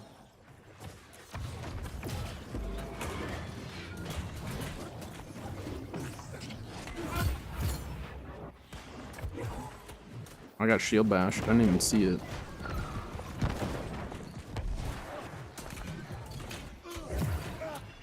Oh. I need to get some void cooldowns here rolling.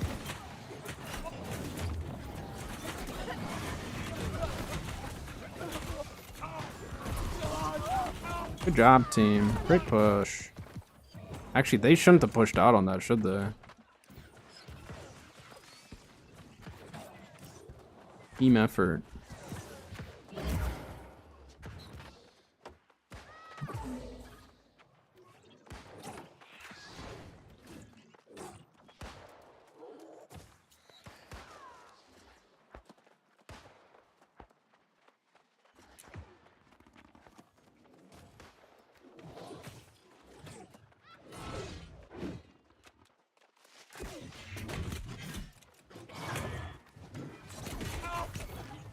Ooh, that flurry just saved you for a sec there, guy.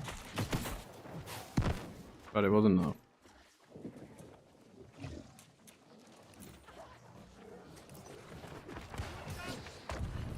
I don't need to chase him.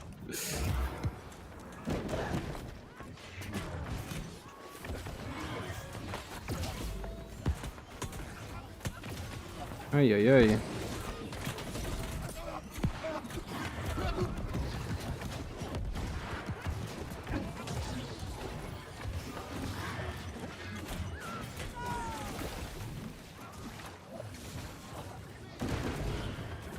Dang it. Oh, it didn't eat my cooldown, but then I whiffed it anyways. Classic.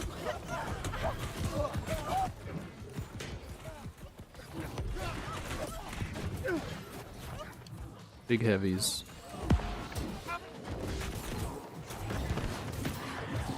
I screamed he had his stone farm gone, but he at least wasn't healing up there.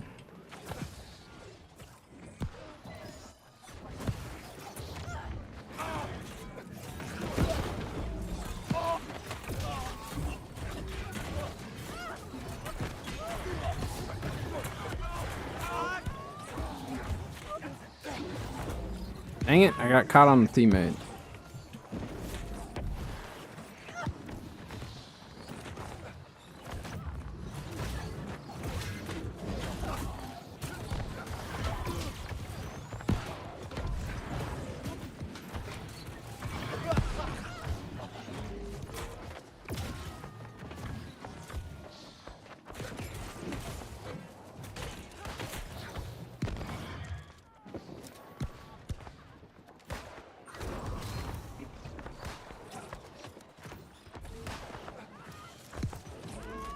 Thought I picked up that bag, I guess not.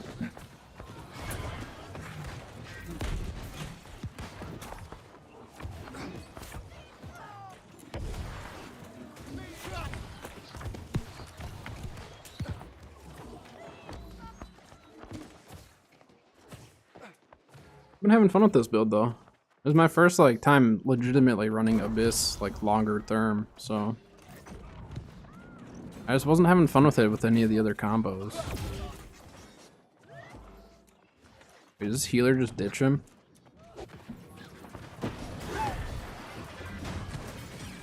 See, they're gonna come around the other side.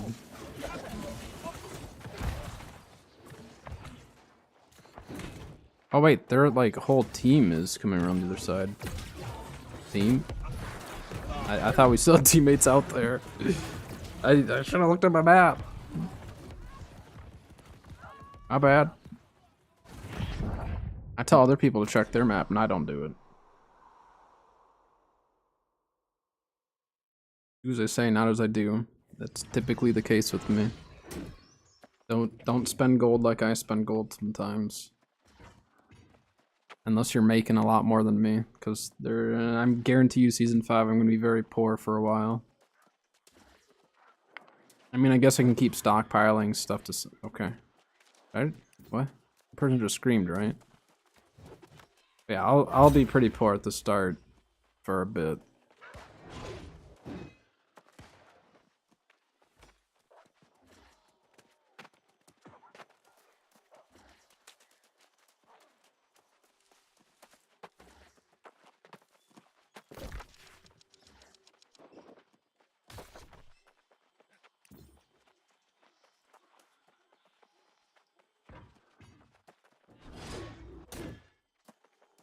Whoops, I missed the stairs. It happens.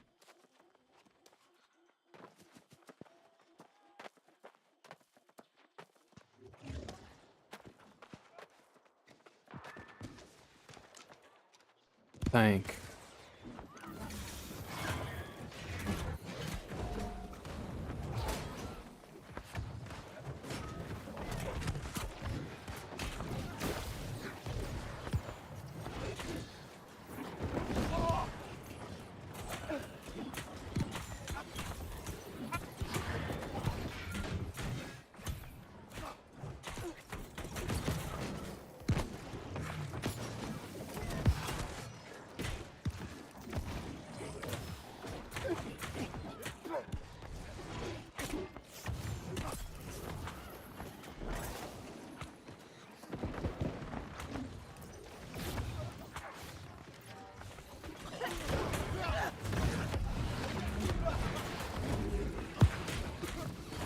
He dodged it.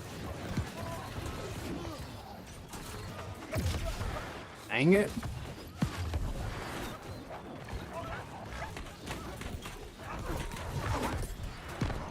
Oh, that was a scream kill.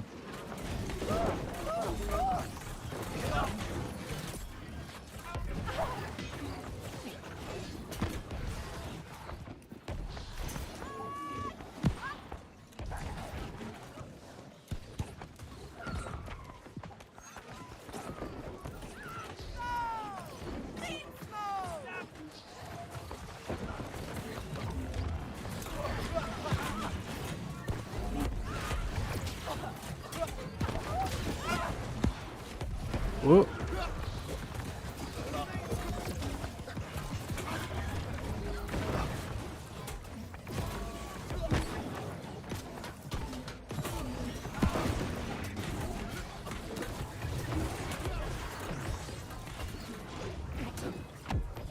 I was gonna say, there's gotta be a range looking at me right now.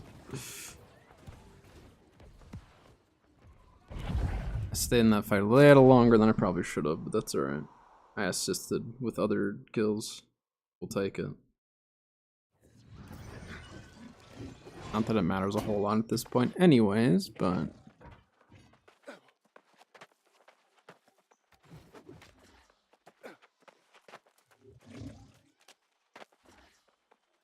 Your name's kind of similar to mine. Huh.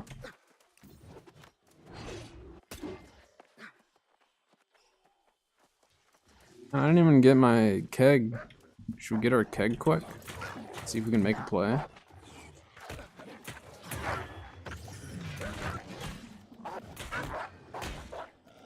Okay, I may or may not have just missed both of those, but that's alright. Alright. Let me go get my keg. They can have Baron. They can take it. I need my keg. I got a double with my with a keg play the other day. This weekend actually. It's kind of fun.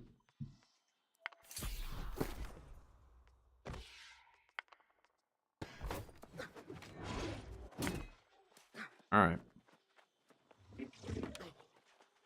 What's going on up here?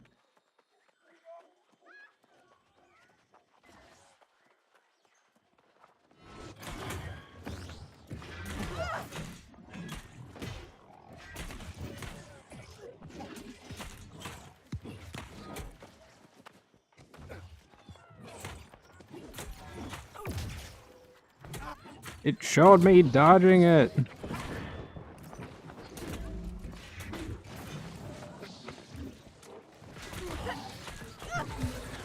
Oh. I'm not gonna chase him. I don't feel like it. I don't want to spend the rest of my match chasing a guy when I have a keg.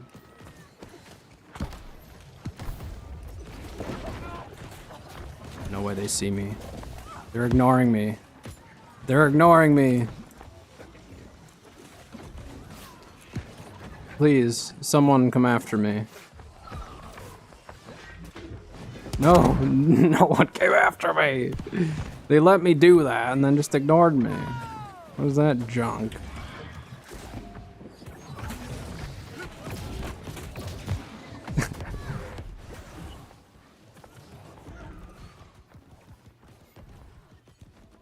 I thought maybe they'd back up a little bit. I had to go for it. The match is almost over. It's either that or die with it. Or get distracted by someone. It was worth the effort. And since they took that, I might have a chance at another keg. I doubt it, but maybe. I don't think we need Baron, but I guess if people want to go there, go for it.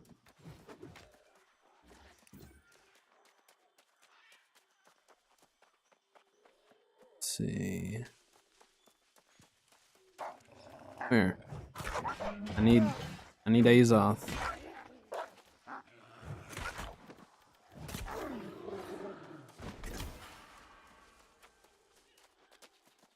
Killed the other wolf.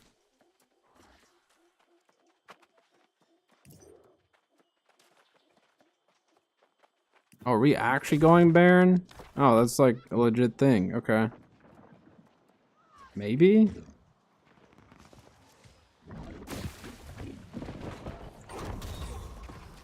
We got it.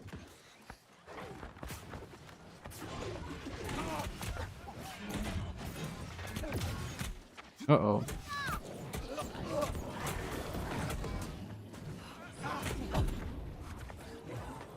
I peeled for the healer. To survive.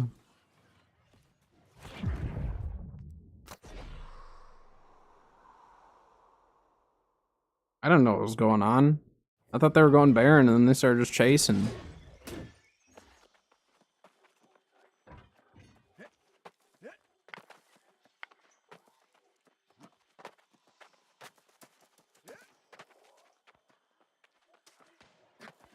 I don't know, once we get to this point in the match, it's just like, I'm gonna run around, just have fun. What's going on over here? Why are there so many of you right here, though?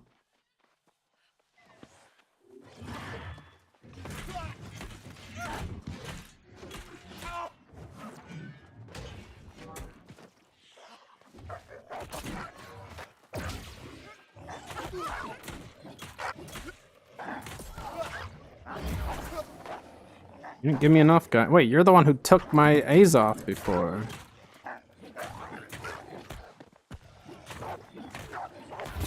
Oh. Don't worry, team. I got the wolves.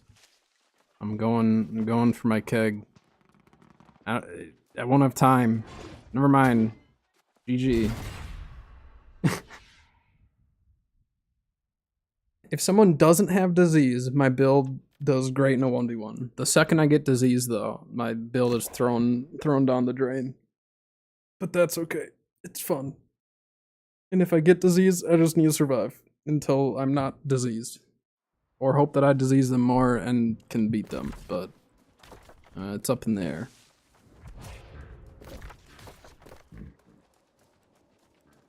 And that was a really fast queue. Got backfilled. I'm just try one. Wait, what? Okay, we'll do one more. I want to keep doing my loot run too. I just wasn't expecting US East to be insta queues this quickly.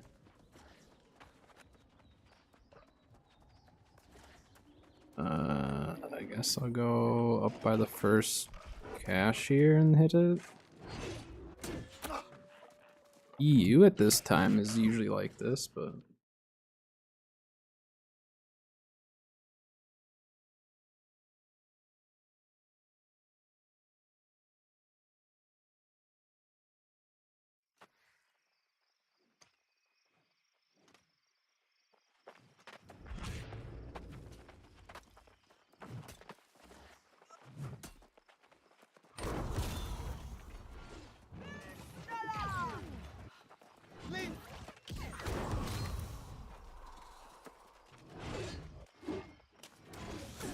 alright, I get to participate in the first team fight this match.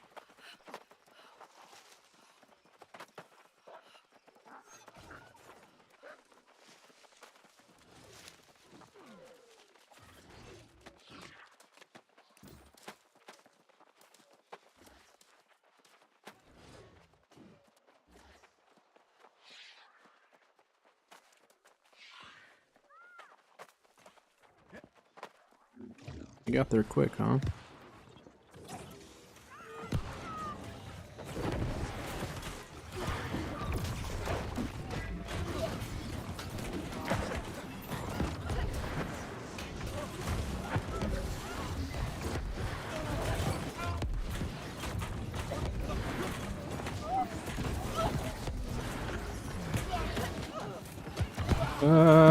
It's not our healing circle.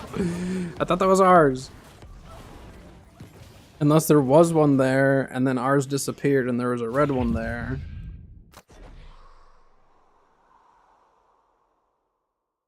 Mistakes were made. I'm pretty sure I just jumped into the wrong circle. Like, it's crazy to think that we once were unable to tell any of the circles apart. And now, even when we can, I still jump into the wrong one. It's just not as often. We're getting back capped immediately? That's no fun.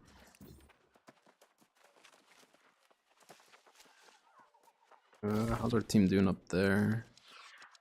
Yeah, I'll come help out with Star then.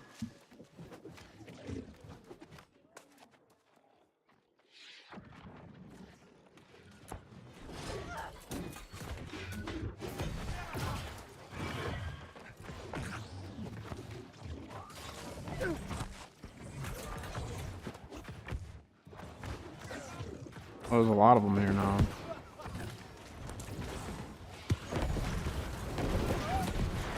Oh, there's like way more than what we have here.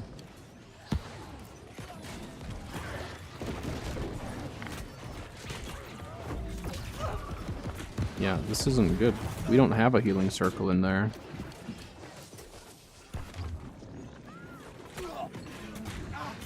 Why would they put that door up and prevent us from getting...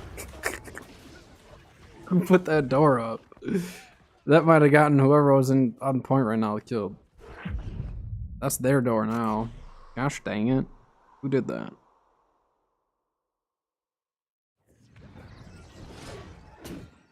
And I guess I'll go Sun. I don't know, they're pushed really far up. I think we go Sun. Capture that and then go with that group over to Moon. I don't want to stay outside of our spawn the whole time. Our fuse.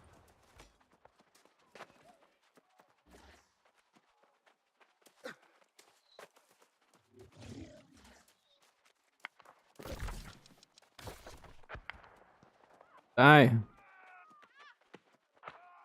There's a healer up here, so I like that.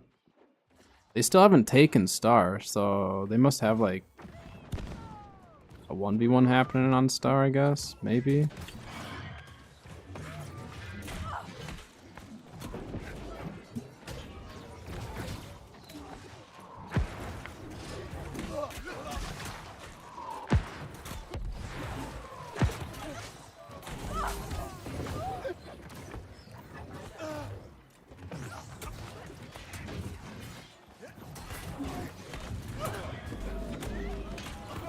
Yeah, I mean,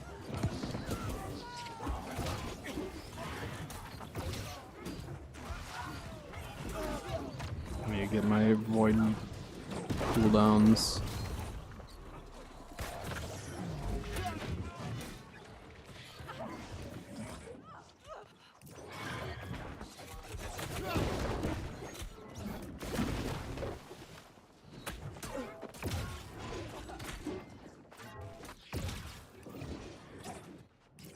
It's fine. We just need to maintain Sun here, so the team can hopefully catch up.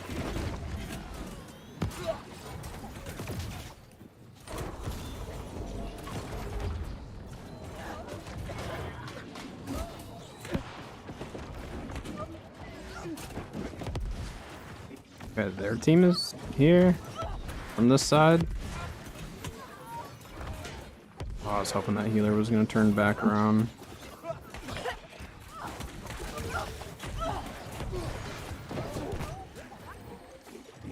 Okay.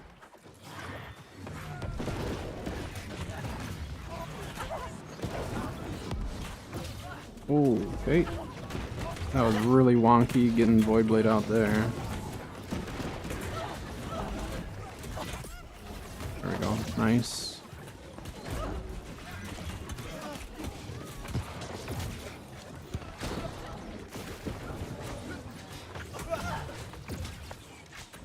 I need a healer. I don't have my stupid. I took my hearty meals off for my keg.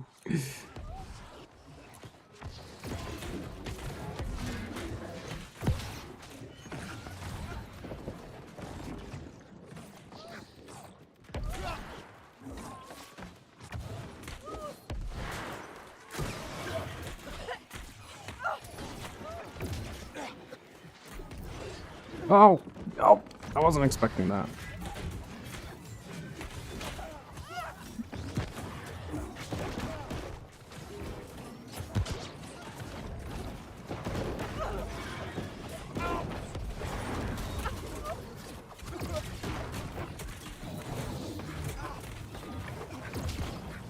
Okay, team's turning this around.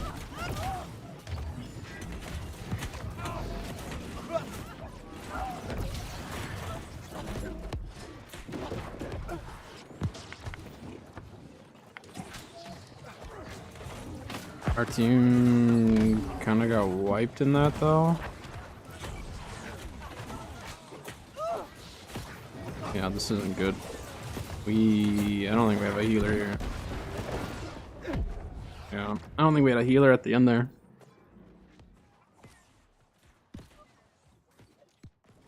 The majority of our team that we had there died in that initial push.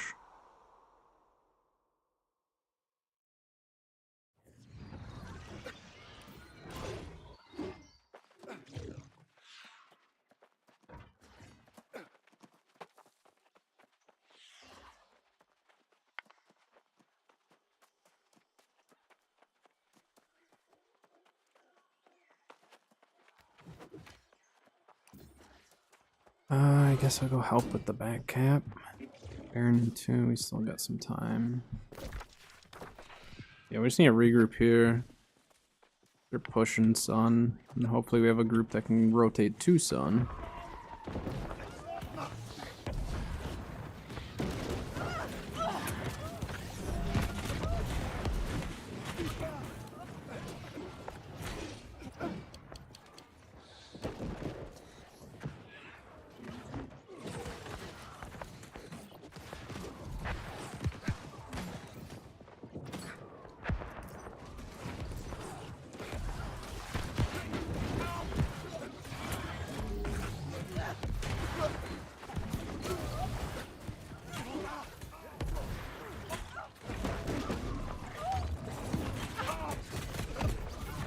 Yeah, there's way too many.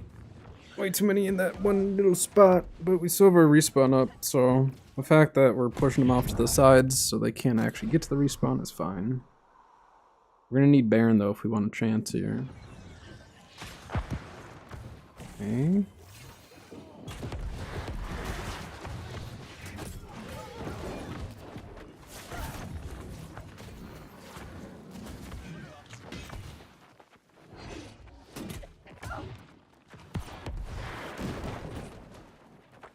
Now we need to go Baron.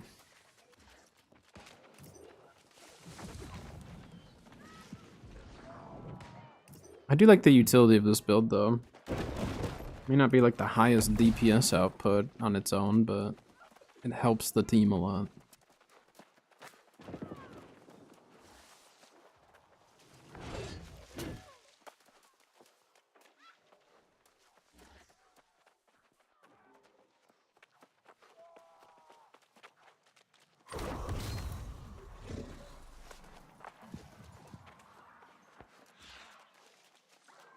They don't have keg. Oh, they have kegs. They have kegs. Go in there and shoot it, guy. Oh my gosh. What?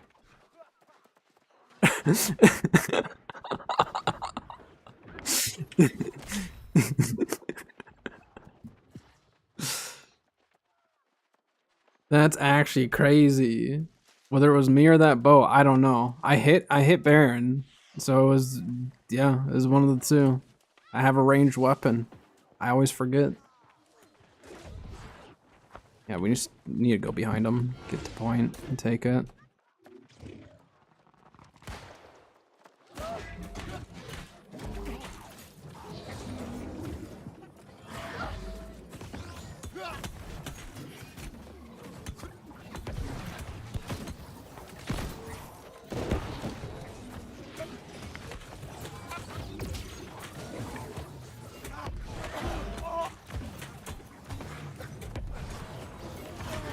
Ooh.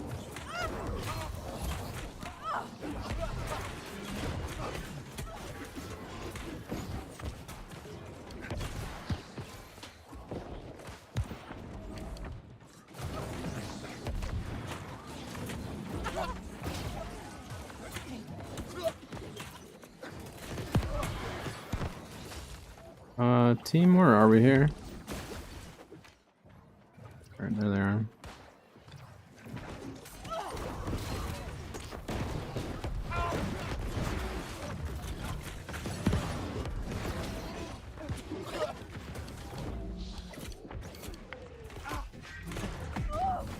Yeah, I needed a heal there really, really bad.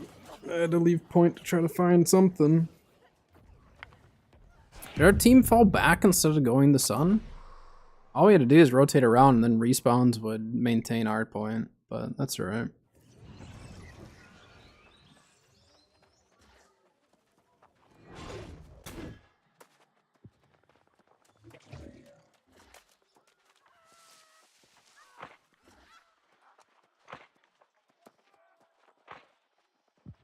Yeah, it would kind of it'd be fun to have a game mode where it was more like group fight based. I don't know if they necessarily need to change current OPR as opposed to just add a game mode that would have like, you know, push game mode or something like that.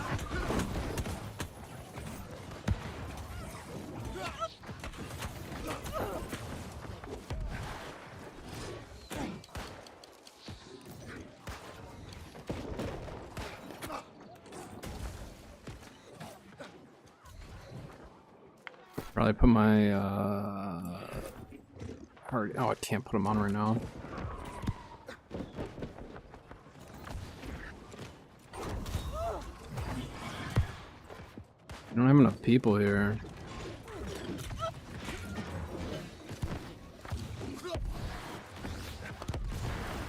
Yeah. Yeah, we had people on point and behind us and everything. I think we just need to group up, take care of the people pushing backline, get them, and then push in. I think we can win the team fight, but not if our backline's getting pushed like that. I didn't realize that many of them were back there. Either that or let them push choke and then rotate around. Send a group around to go take Sun, force them to fall back or something.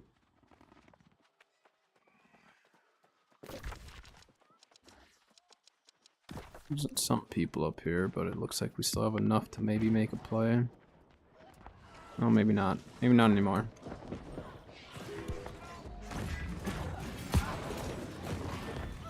What? How did I... What?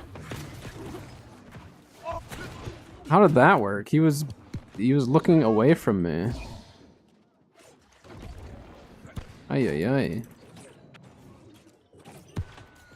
I thought I was safe from that blast shot. That's why I went for the scream and all that. And I just got sent backwards. Yeah, we need to group up as a team here.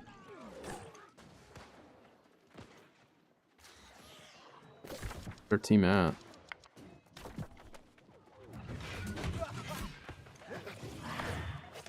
Whoops. Yeah, where's our team at?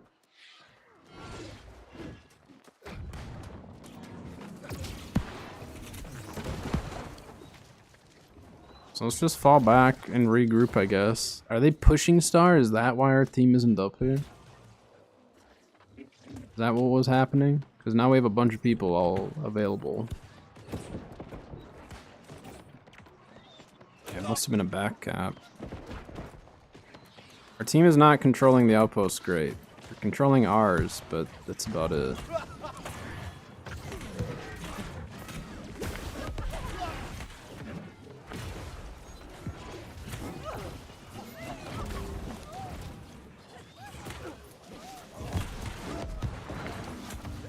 Yeah, I'm getting pushed by that whole group now.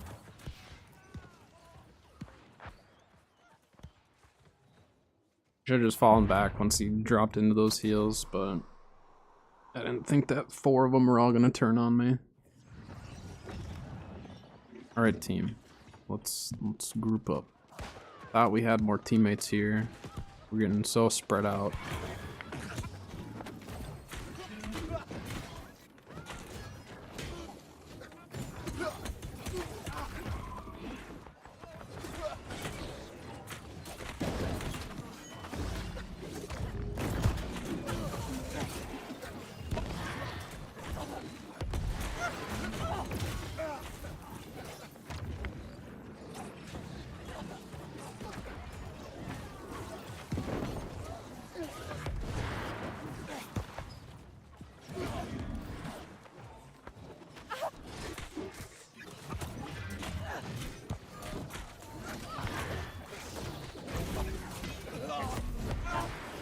Used his stone form to get away on that.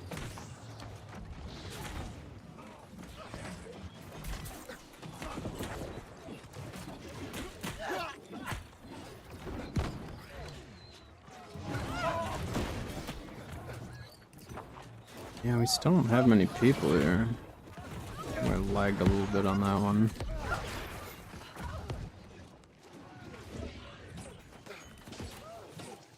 Just need a ranged player to shoot him. I'm terrible at ranged blunderbuss or ranged void gauntlet.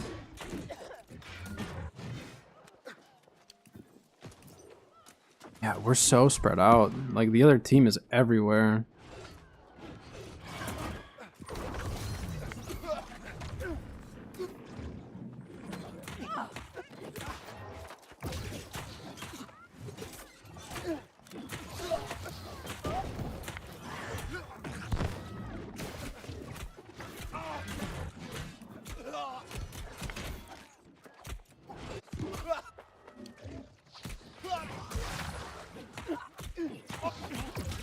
Yep, that shockwave is what got me. The shockwave killed me. I would have been fine in the vines even because he was just sitting there letting me heal up, but the shockwave is what got me in the end.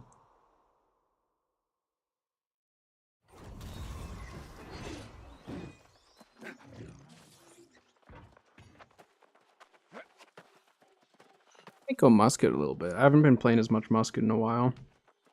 I was played so heavily for a bit, I needed a break. But it's been a bit. I mean, I played a little bit the other day, but I was hopping around builds that day, so I think I did 1 or 2 rounds of it. But I have a bunch of Dex food, right? Yeah, I got a bunch of Dex food, so I could probably play some Musket today. We'll see.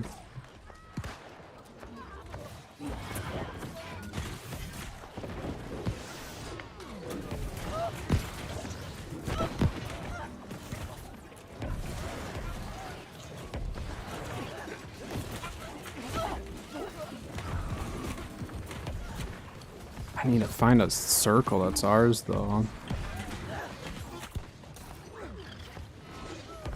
Circles are way back here.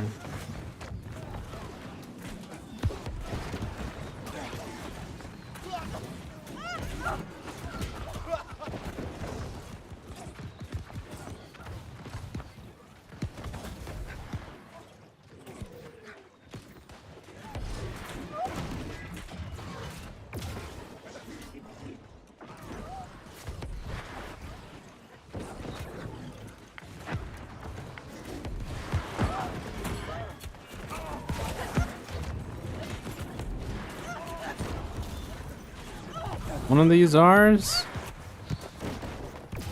No, these are all enemy circles right here. Except for this one right here. Those other like 3 that were right there were not ours. That's crazy.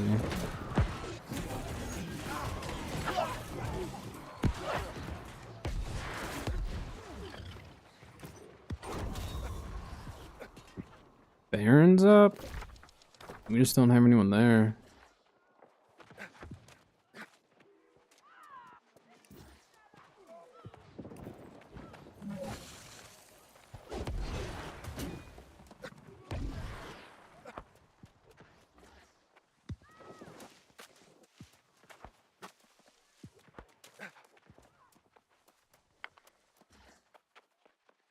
I mean, our team needs Baron in order to have a chance still.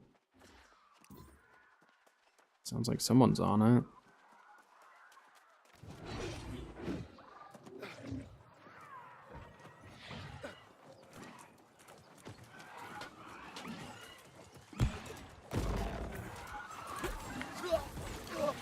Okay. Oh my gosh, there's no way. There's literally 2 of us on Baron and we end up stealing it again. That's insane. They should have just stopped and pushed us. They shouldn't have allowed us to even have a chance at that. Alright, team. Give us another chance here. Are we on Sun? We're around Sun. We need to be on Sun. Unless they have doors. No, they don't have doors. Get on Sun. Get on the point, team. Please. We have so many people.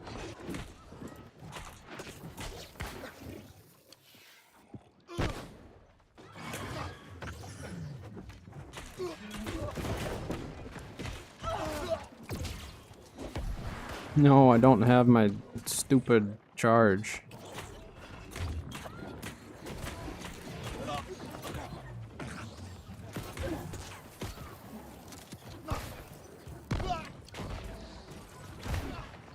Team. Team. Oh, we don't have any teammates here.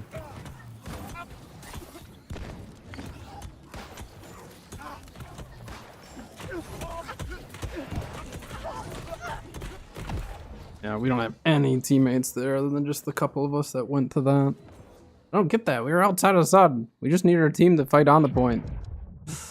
When in doubt, fight on the point. Well, we're prolonging it, but unless we have a back cap or our team will step on to Sun, it's not looking good for us. Oh my gosh, there's so many of them out here.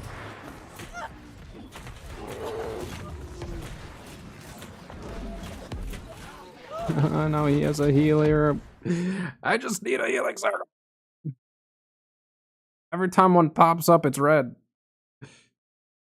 I think we only have 1 or 2 healers on our team, so it's not their fault. They're throwing it wherever they can, but a scream only takes me so far for disease.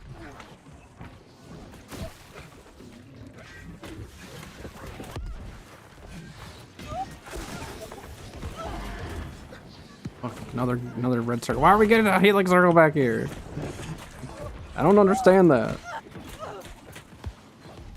Well, that guy was trying to fight outside of his heals.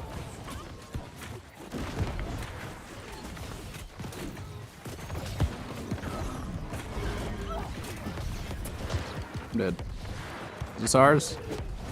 I think this might be ours. Is it? I think it was. Is this ours? That's not ours. It was green when I walked into it. I just want to find a Helix circle so I can stay in the fight. I don't like poke and run, but like I have to if we don't have enough circles.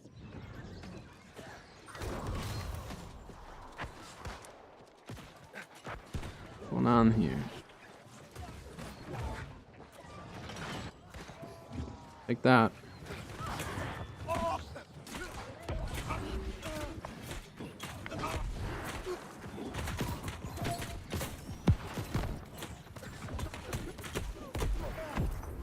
Yeah, I mean, he had pestilence. Either pestilence or some form of disease. And he had a healer with him. That helps. I mean, it was closer than it should have been. Someone hit the oil vats.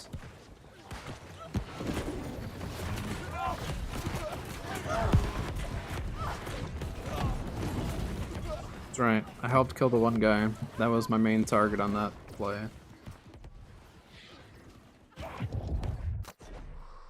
Alright, this time we're gonna look for a green circle that's ours. I'm gonna try to jump into that and make a play, I guess.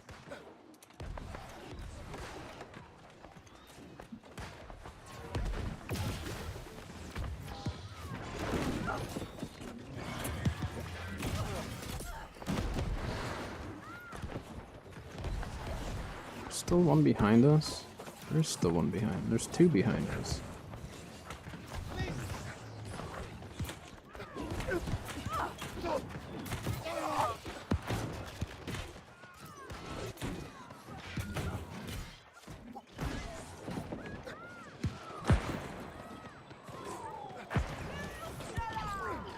Team, get him.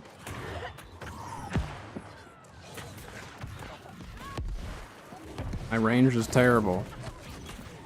I can sometimes hit stuff, sometimes not. I'm better with a musket than I am with a void gauntlet for range. Well, sometimes.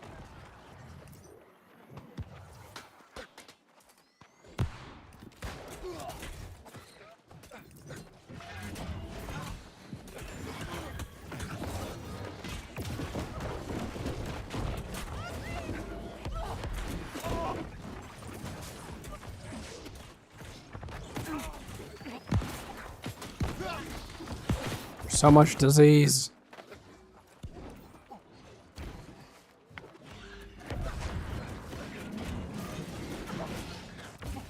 Doing it, team. This is the comeback we needed. I'm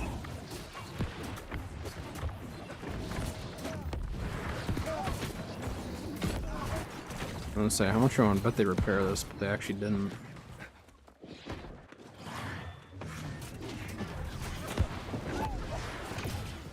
Ooh, that was a good charge.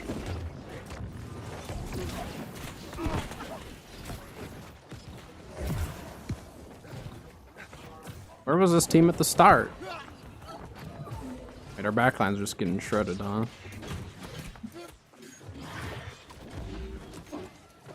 Why am I getting a circle now?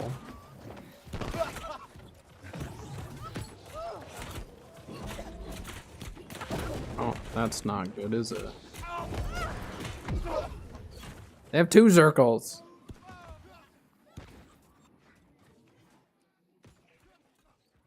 Our teammates were pushing the healer. I was just trying to keep the other guys away from that, but it didn't really matter. I had another healer.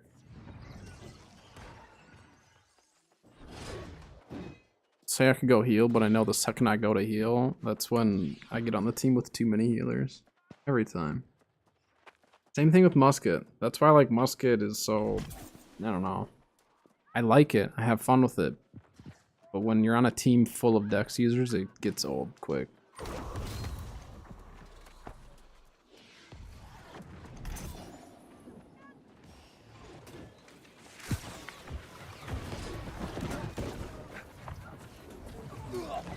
No, let me buy my keg.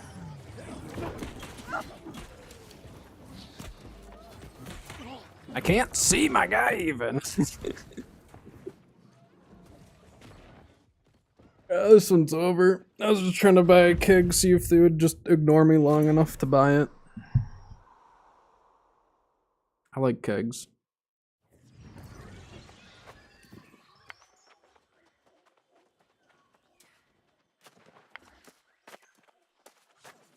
I wanna actually get some of my loot run done too.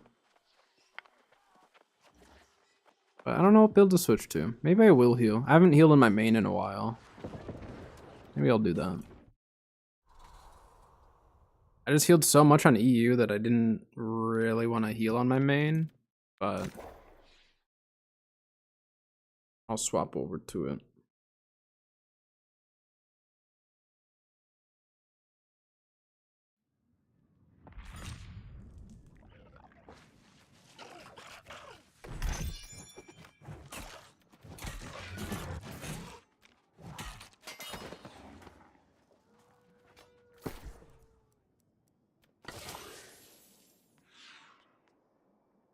What build am I using? Splash a light. I'm gonna swap my boots over then. And then secondary.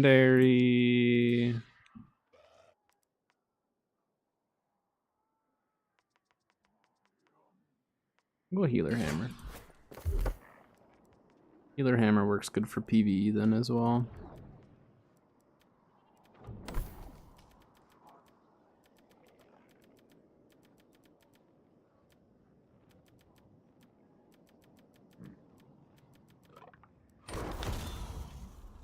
Alright, I'm gonna stay right here. I need to run to the bathroom really quick.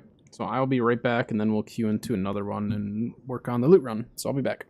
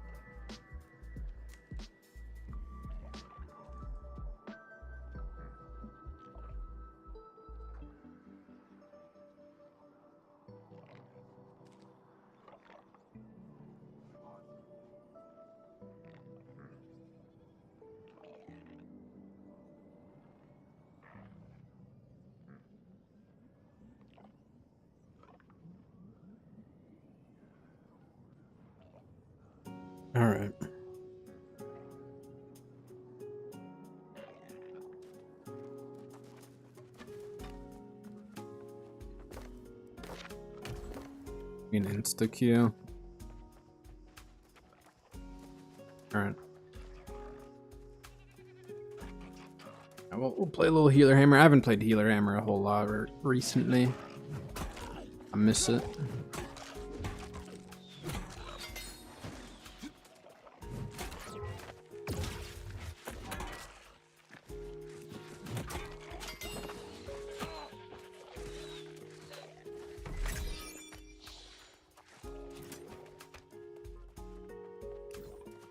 I'll stick with Splashlight as well. I like Splash. I mean, there's definitely moments where Divine's a lot nicer for me. And I could run Divine or Light's Embrace or something with it, but Beacon is also very nice, because then I can lay down frontline and backline heals in an AoE fashion.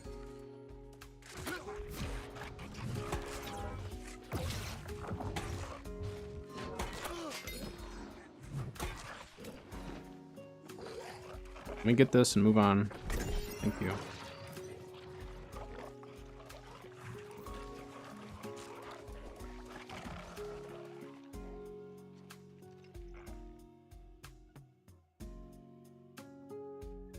Which ads will be wrapping up soon anyways, so that works out well.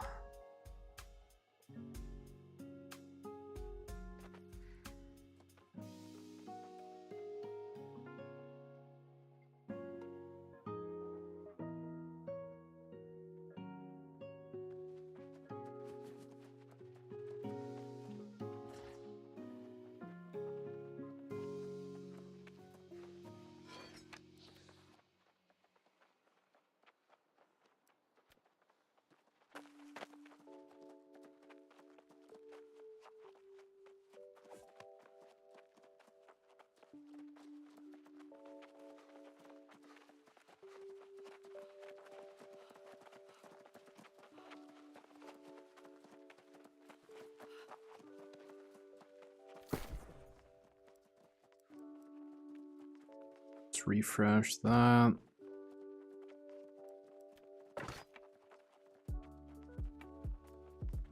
Sure, why not?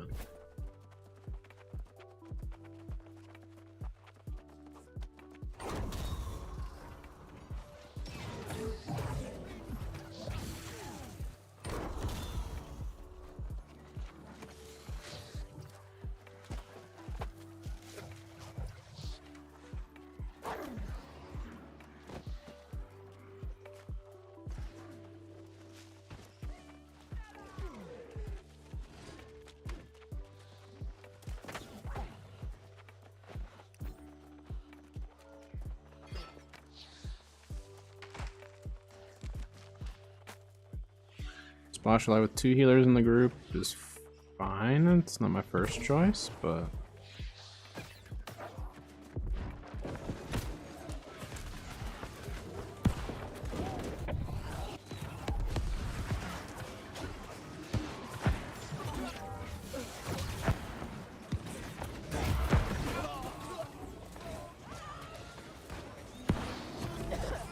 a little backline heal here. Just beacon up front.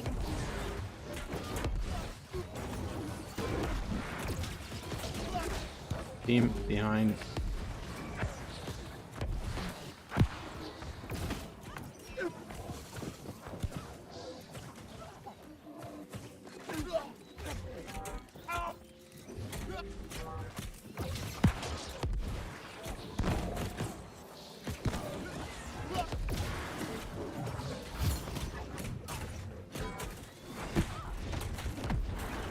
Yeah, I mean, Pestilence or whoever's up top is what's killing me. Unless I died, was that a mortar or what? I died to a greatsword, but was there a mortar that came in? Is that what that was? There was a big ol' explosion. And if it was a pestilence with mortars, then it's applying disease with mortars. I don't like that. Our team should have turned and just cleared them. But it looks like we have enough that stayed back at least, or turned later.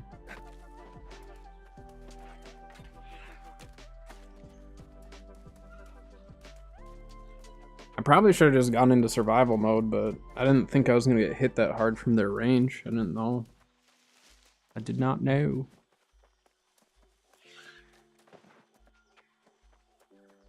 But whatever group it is that stayed back here, it's taking too long to take this because we're taking Moon now.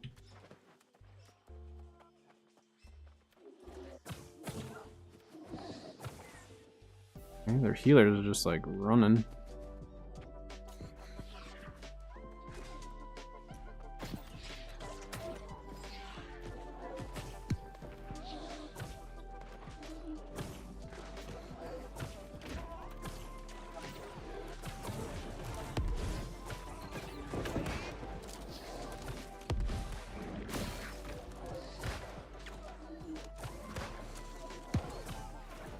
The healer.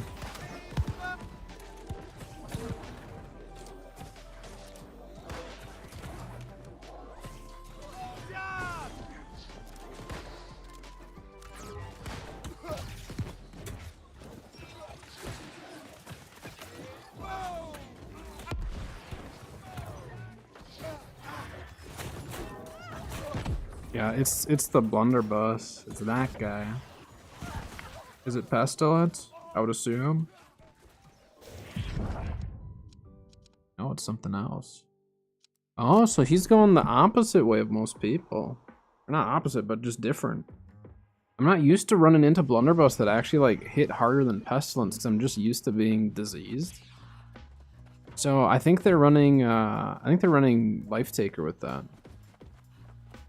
So they're running Scream and getting similar output of disease and all that, but interesting. I wasn't expecting that at all. Usually Pestilence I can take the hits and then it's the death afterwards, you know?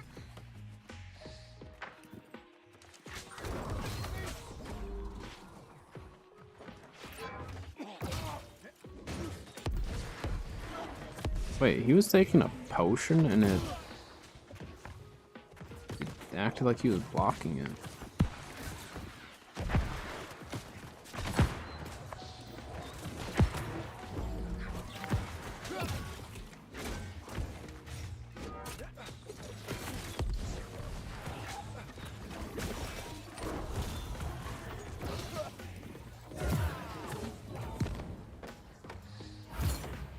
Yeah, we just need our team to stick together. I think we win the team fight as long as we're together, but we kind of overextended past Sun, got Moon, and then we didn't fall back to Sun again. But our PvEers are doing a great job.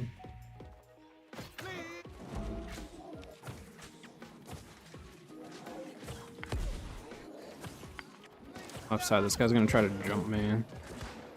Or he's gonna go for the full back cap. Yeah, he's just going for back cap. I can't get too distracted by that.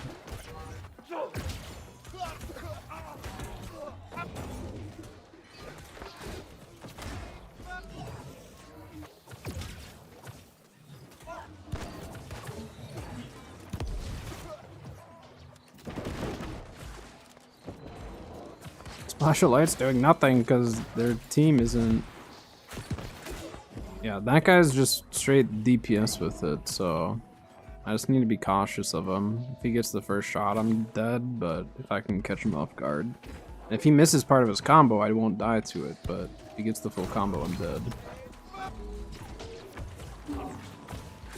If I'm in my heals, I might be able to tank it, but...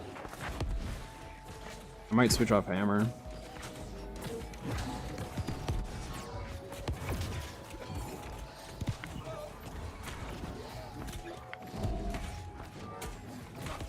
It's the same guy that's just sitting there. I may just ignore him, to be honest.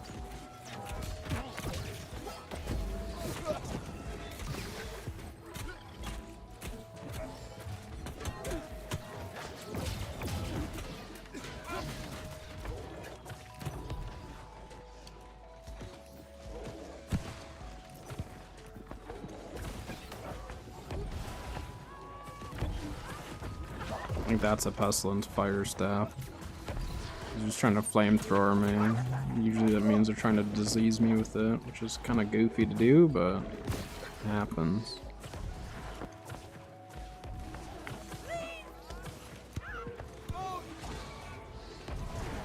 Yeah, he's out of range of me right now. Yeah, I need to switch off hammer and just go something that's more supportive for the team. This guy's got a pocket heal, so he's pushing me and then just pocket healing. He's just getting the pocket tossed to him, so there's nothing I'm gonna be able to do against him. Without a pocket, I probably could take him, but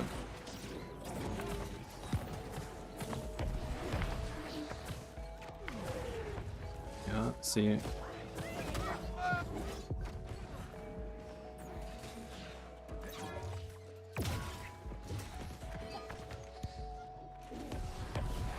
I need to try to like stick with the team here.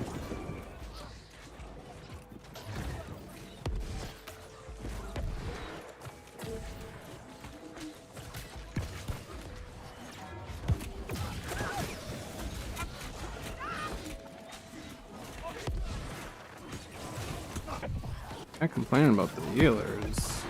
Musket, isn't it?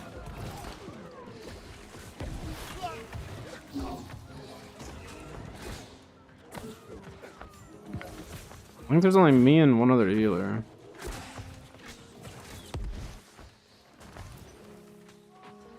Oh, I see what he's saying. The healer's healing their healers have healers. Yeah, that'll happen. Just need to prep for I thought you were saying we only had like one healer. I was like, I know that we have more.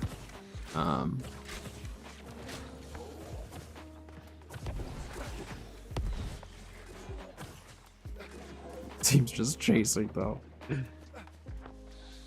We're not fighting on point. I'm not going there. I'm just gonna stick with the team, I guess.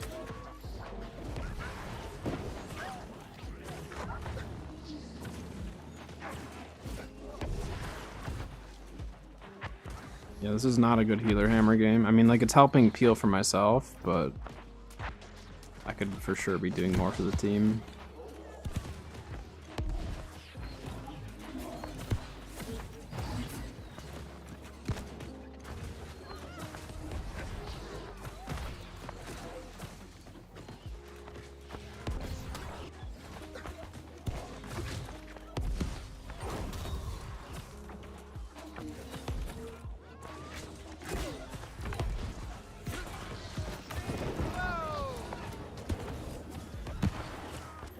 How many healers they have just stand there shooting?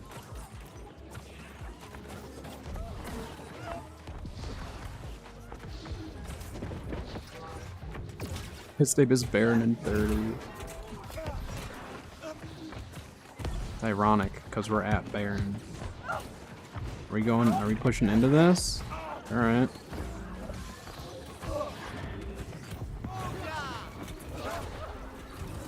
Didn't time that right at all. Ah, it's too late.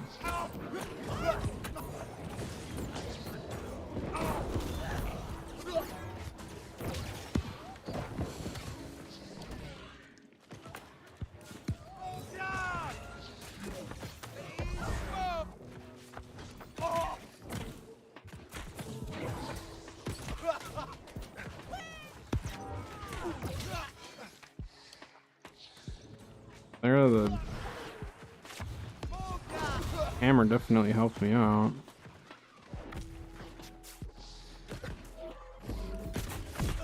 Yeah, I mean, I'm gonna die regardless in that. We got fire staffs, blunderbuss, and great swords chasing me. Without appeal from a teammate, I could only run so far.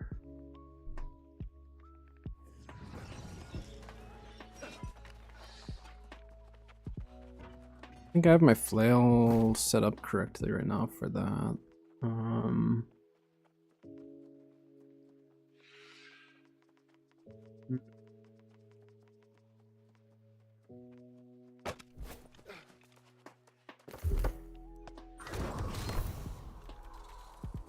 Sorry, team. Just give me a sec.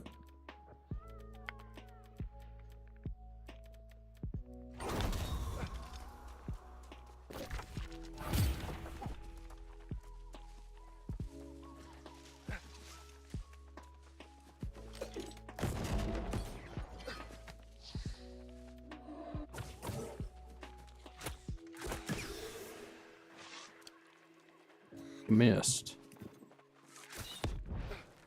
Missed again.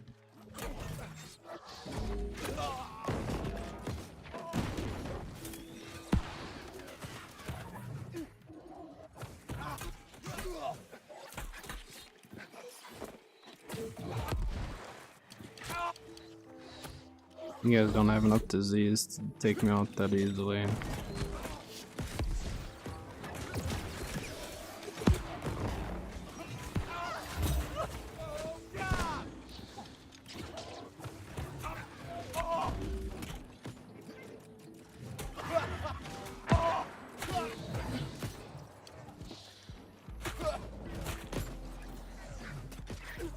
I need teammates to show up here.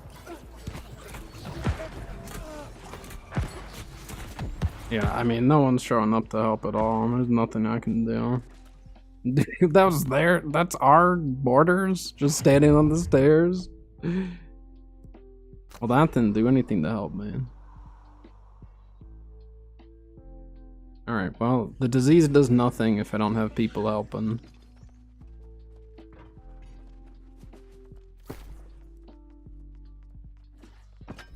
Let's do something where I can stick up for myself a little bit. Get rid of PvE and OPR. PvE and OPR is fine. It's the repairing that's not fine.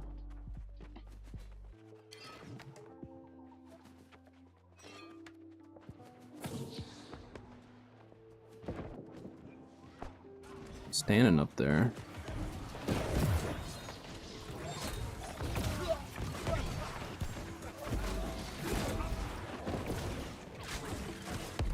Alright, let's get their healer, please. Thank you.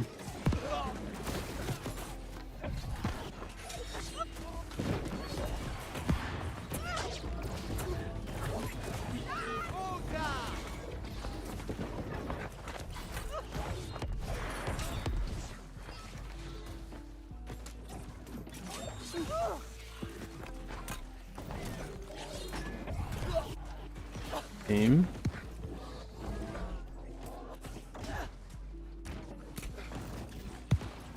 Let's sit there and hit a shield.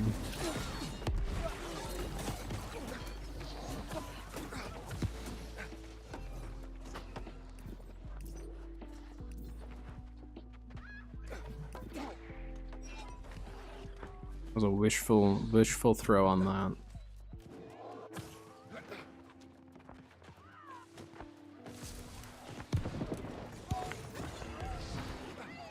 Had the heal coming.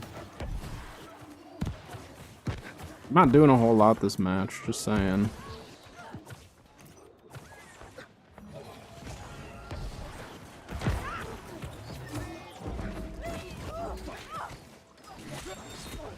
Wait, I hit someone with that?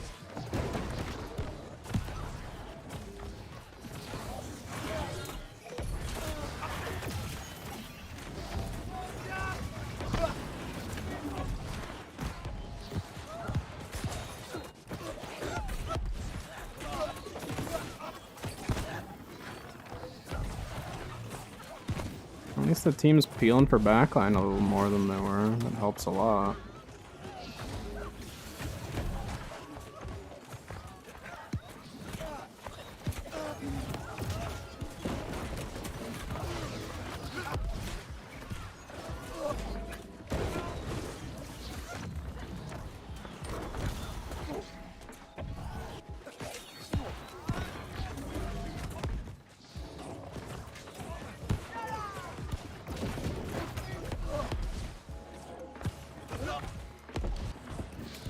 Yeah, I mean, they're just pushing healers.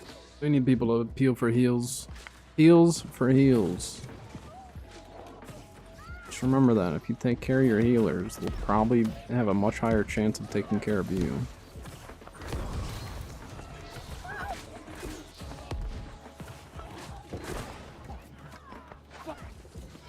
Hey, ignore that throw.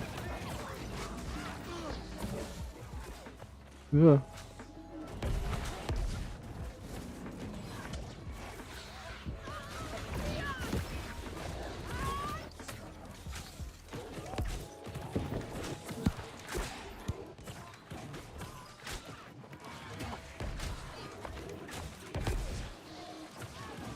Are we pushing back now?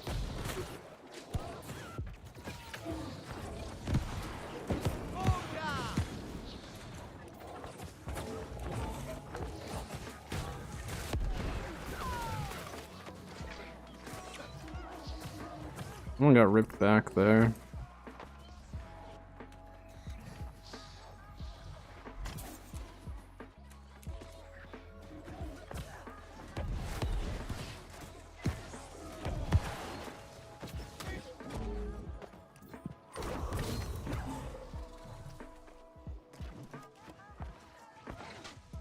Oh, he went left. I thought he was gonna go right. My bad. That was awful.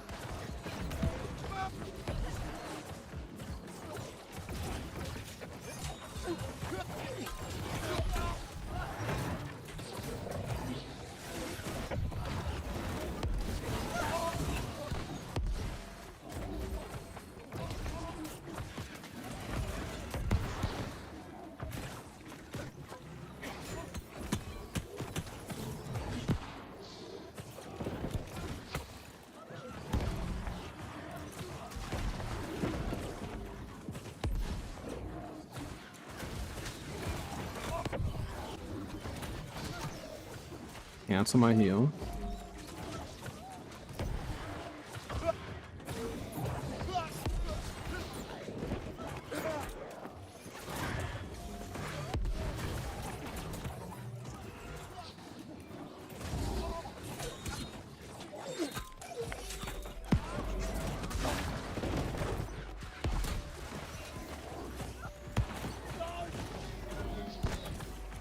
Yeah, I mean they're shoving backline with the pocket.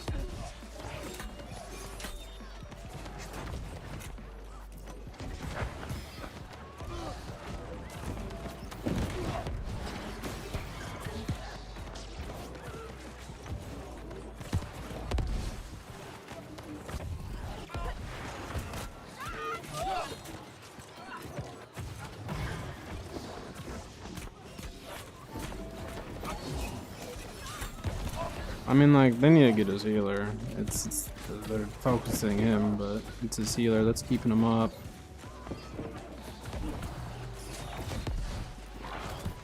Oh, I got a hit marker there. I wonder if it was my, must have been my rune glass?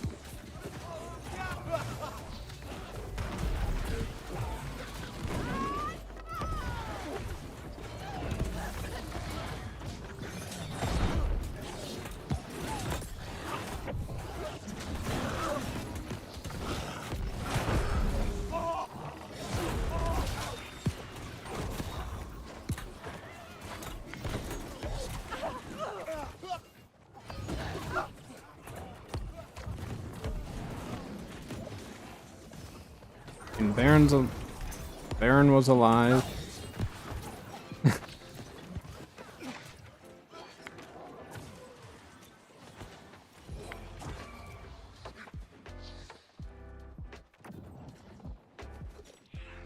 Well, it's not looking good.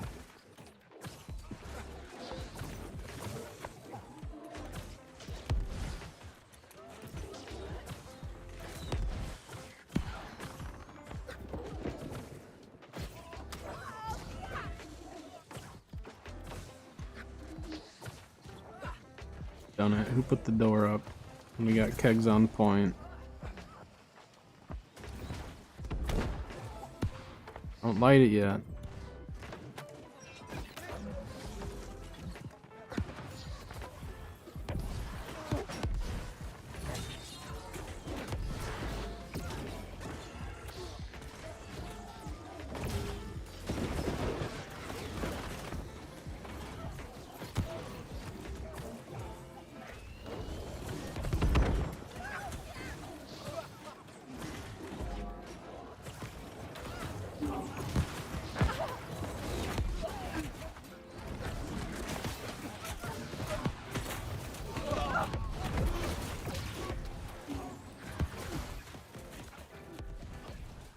I guess I can go up top if they're gonna keep pushing. They're gonna keep pushing backline. I guess I can just start forcing them up top. I don't like playing up top. I feel it's just boring. I don't know. But I can go up there. Like, why are we back here though, fighting? That's what I don't fully understand. Like, why are we trying to fight singular healer here?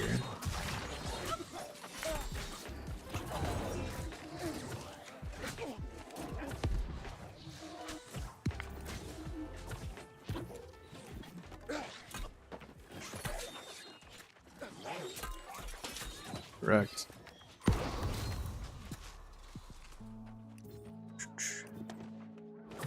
That's where Scorpion's thing is so nice as a healer.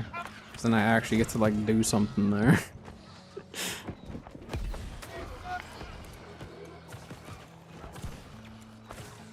We're gonna push backline again.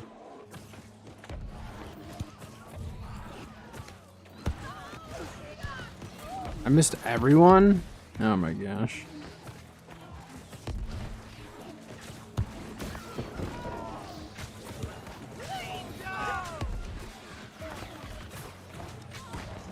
Get a backline heal.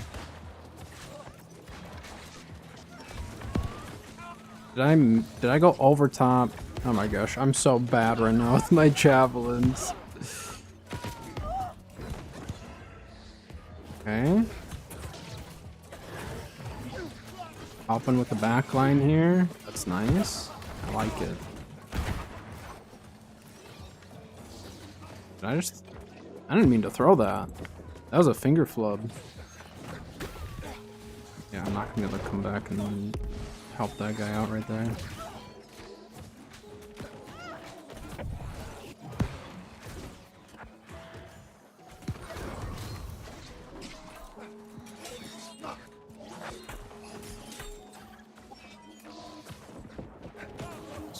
Force the healer to not heal, I guess.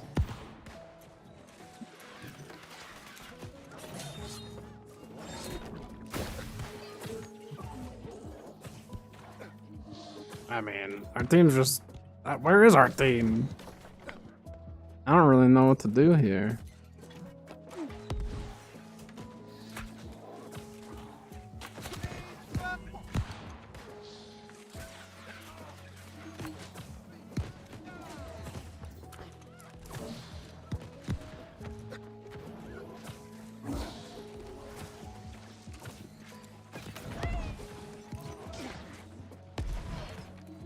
How did that get dodged? I'm so confused. Who dodged it? I thought I just all together missed.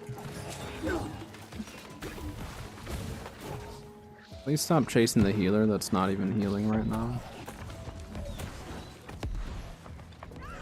At least not this many of us.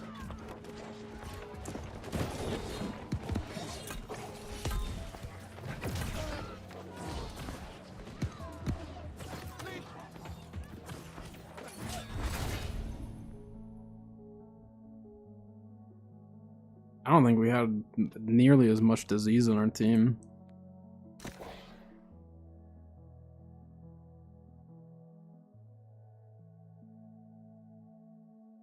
That's just the way it goes sometimes.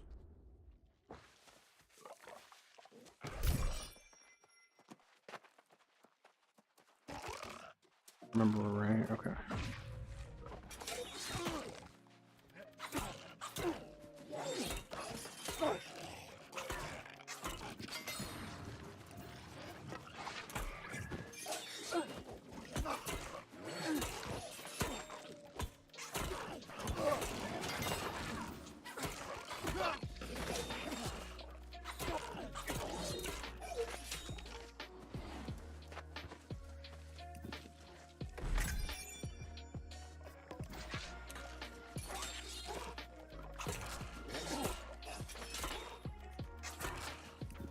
Oh, sorry.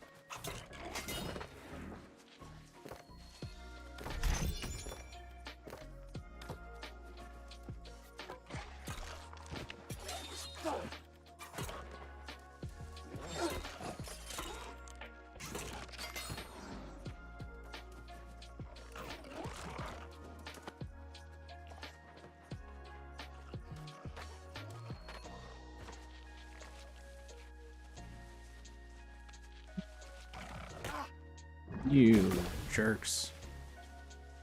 And then they retreat. Alright. Okay. We are not doing great on this run so far, huh?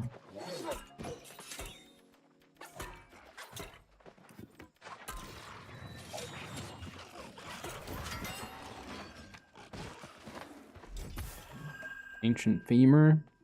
Not a great pull, but I guess technically it's a trophy map.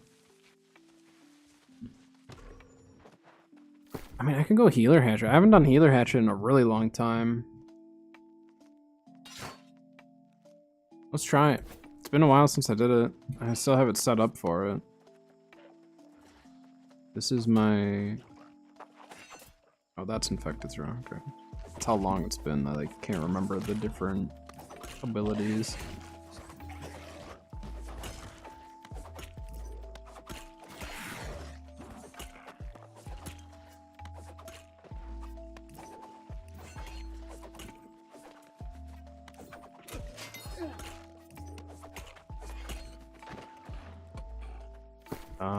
Wait. I need to change gloves too, don't I?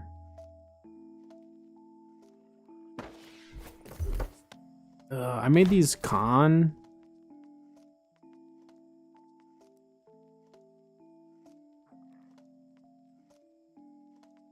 Oh, I also just realized my con food ran out. I wasn't paying attention to that. Let's find out. Well, I'll accept it. I'll accept it, but then I need to respec my attributes. We'll see. This might be really bad. My Healer Hatchet, the reason why I like it so much is because you have a really good disease. You have a really good disease. The peel for yourself is really tricky, but if you land the social distancing, it's fantastic. If you don't land it, it sucks. Because you just get caught out.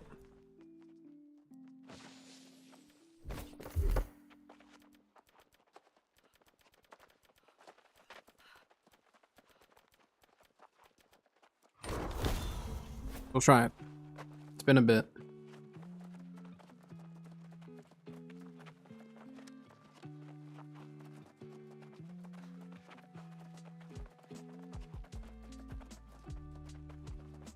We got Manny in our match, huh? Our team, even. What server is Manny on right now? Valhalla, so he won't be merging into us.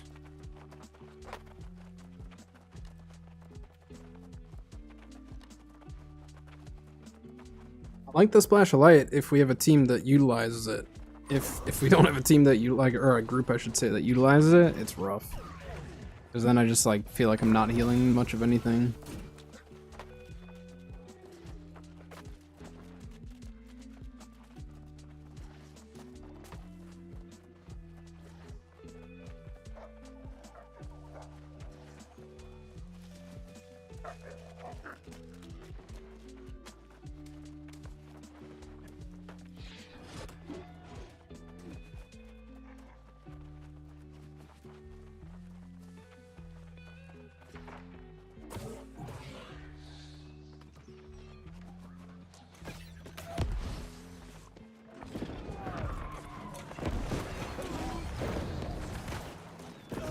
Disease to get it started there.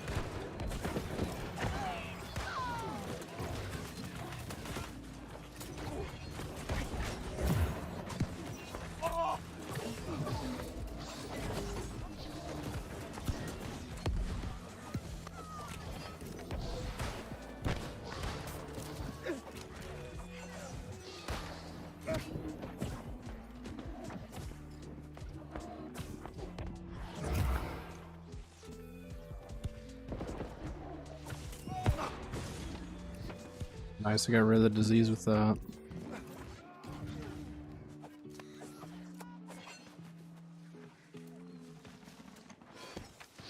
The group is really split, but I do kind of need to stick with them here. Oh, we actually have a healer in our group as well. Well, I'm gonna stick with the team. I don't want to get separated on this build. It's not good. It doesn't usually end well.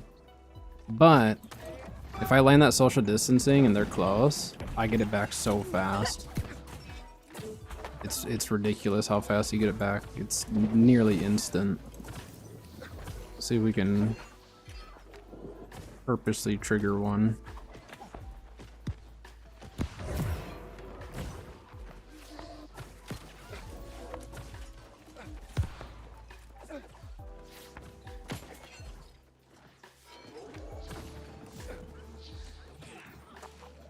Be a little bit careful here, team.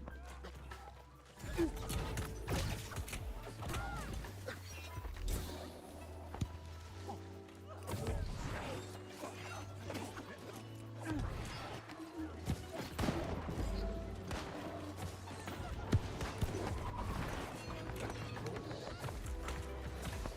they dodge that, or did that say immune?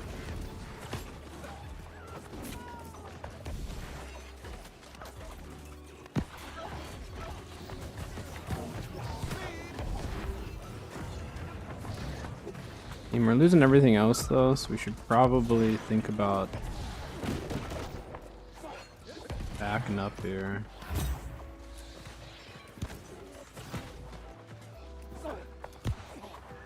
I just barely missed that. I'm gonna fall back. However much I don't want to get caught out here.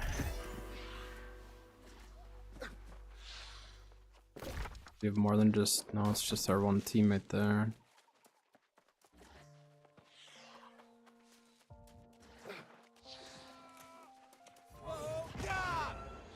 There you go, guy.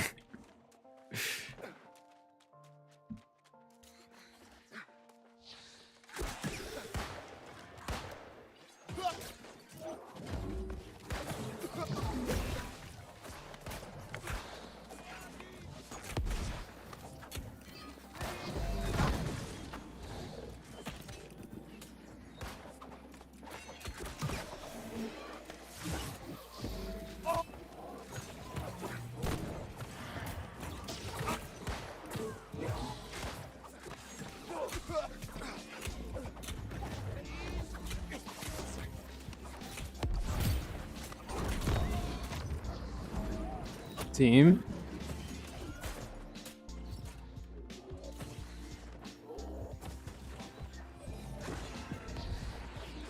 Okay. Team's thrown up.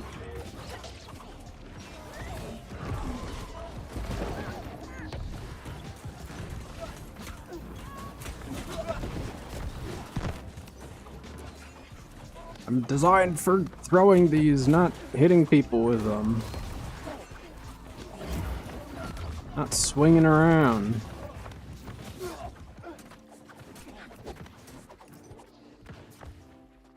Work.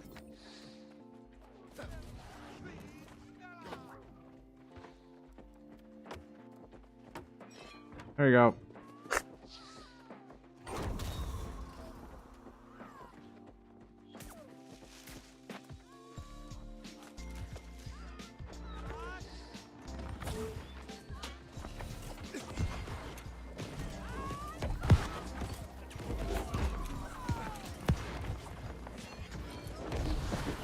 Oh, that guy got wrecked. A lot of damage.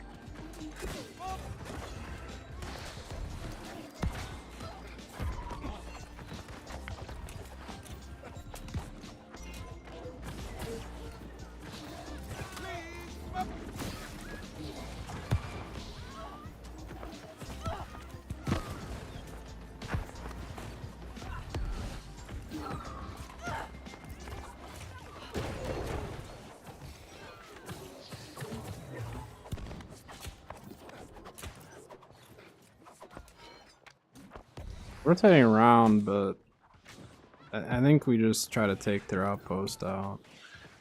I think that's the current play here.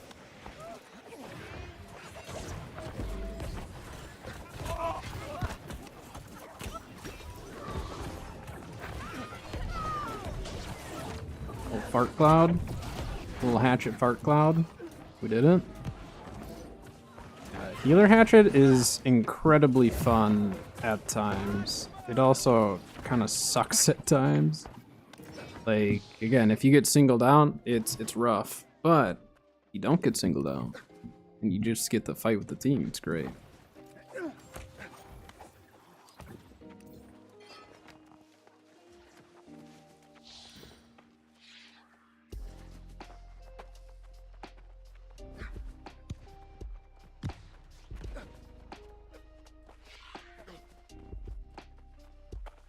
This requires her death.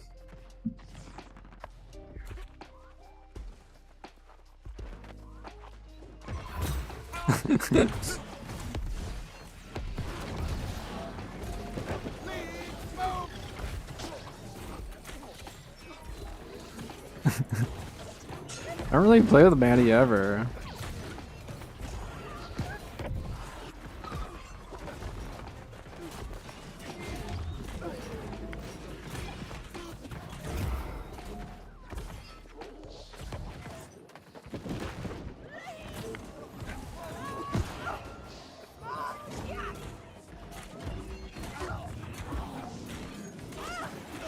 Oh, I landed on that healer. That was actually really good that I hit the healer with that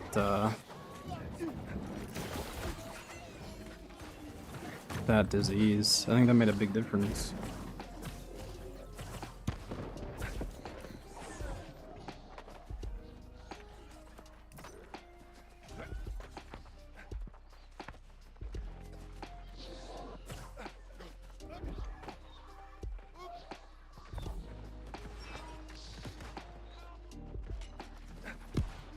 They're trying to back cap though. This other team is making like a valiant effort here.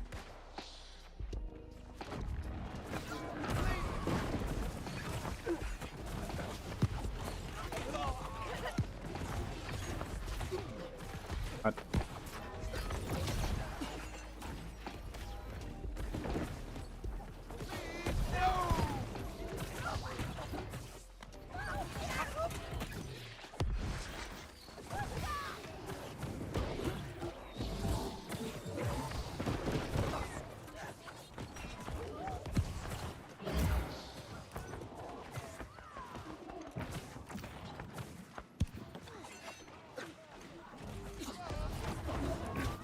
I missed. I missed all my throws.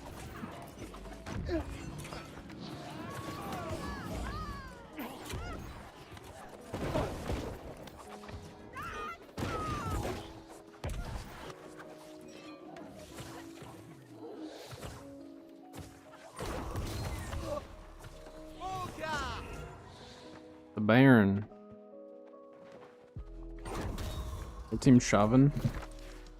Yeah, they're shoving a little bit. I'll go Baron. To the Baron. This is the Bacon Barn, as we've been calling it. Mainly because someone called it Bacon, and then someone else called it Barn, so we just, you know, 10 and 2 together there. It is the Bacon Barn. I don't know if anyone from the other team is going to be there. They might. No, there they are.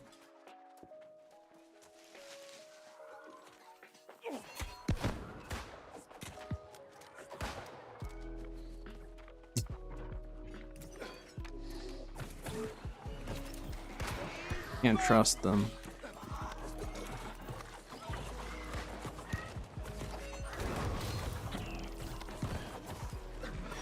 Or, oh wait. I almost left without my keg. Never leave Baron without your keg, it's free.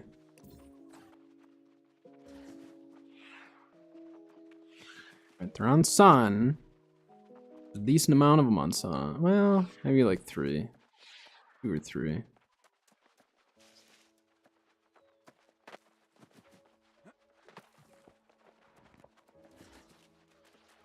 Four. 5.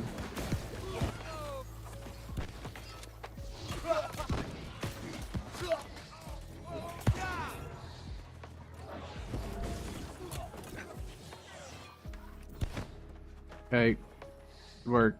Let me buy my keg.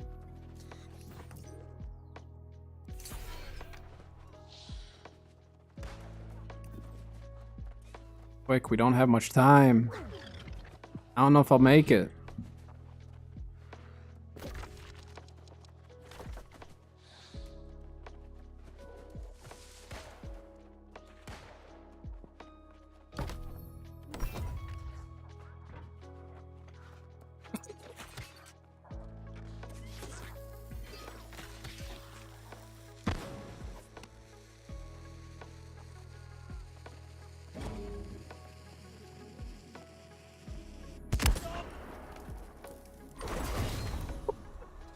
Yes! Keg kill. 76,000 damage. I don't think he had the HP to withstand that. That was my one and only kill. That was great. Now, Healer Hatchet is very, very fun. I don't like it for PvE as much, but for PvP, it's a good time.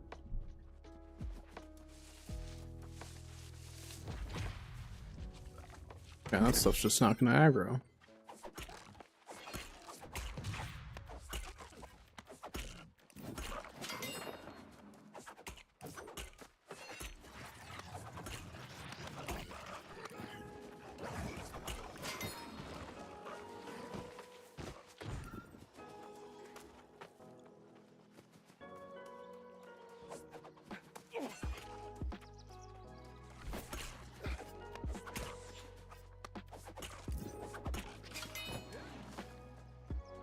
Like the cooldown reduction with the Freya's hash is just stupid.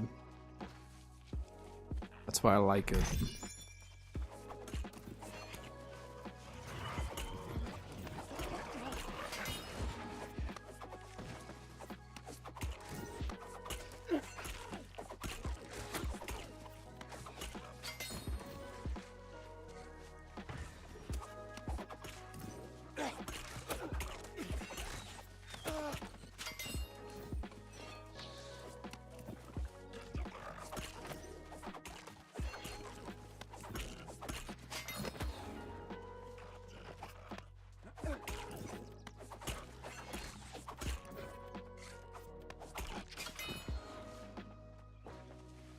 Someone's actually here farming this thing? I haven't seen anyone farm this in forever.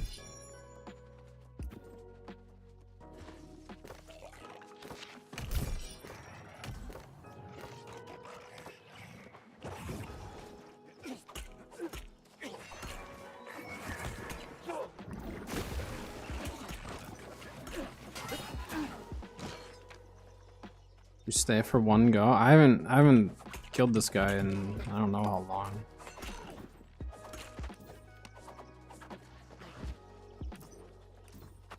Yeah, let's stay for one.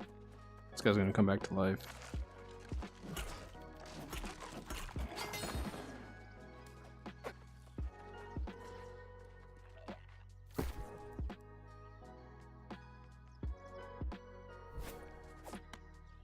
Check my craft mods. I don't think we've gotten anything really. No. We'll stay for one, just because I don't come here too often anymore, so maybe we'll pull the trophy mat. What was this one? The ancient? I think this one drops the ancient one, right? Would make sense. Ancient enemies dropping ancient items.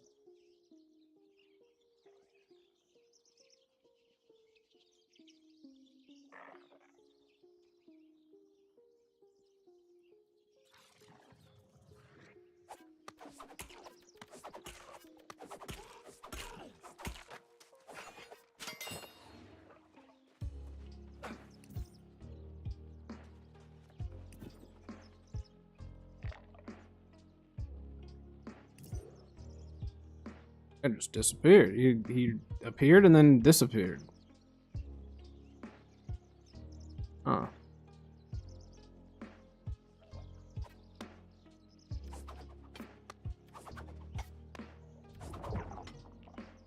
Hey, game? Not yet.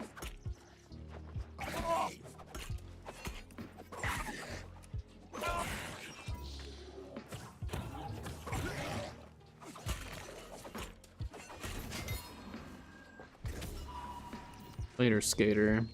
Good luck. I'll get him on the way back.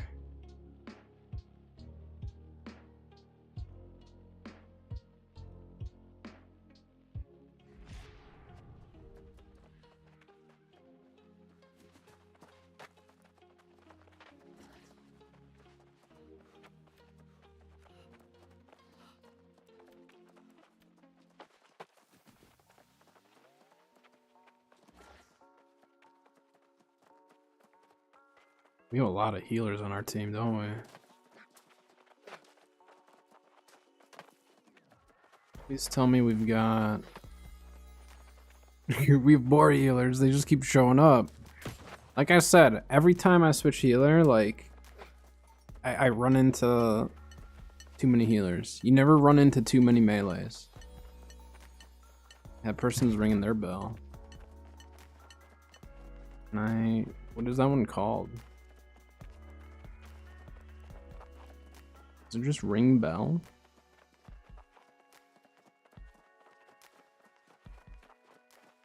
I actually call that one. I don't remember.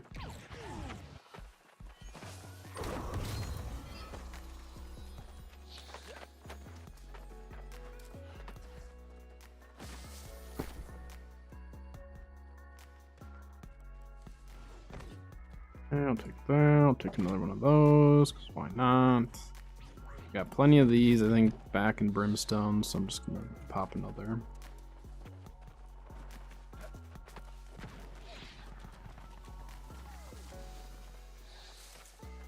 We don't have a ton of melee, but we have a lot of disease on our team. If a bunch of these people are running Pestilence, yeah, we have a ton of disease.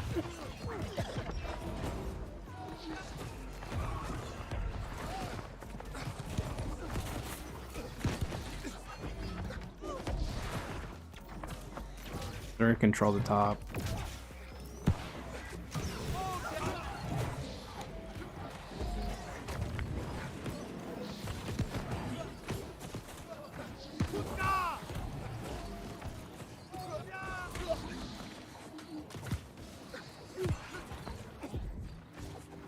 Just missed every single throw. We're just that good. You know, it's harder to miss every single throw than to miss the majority of them, you know?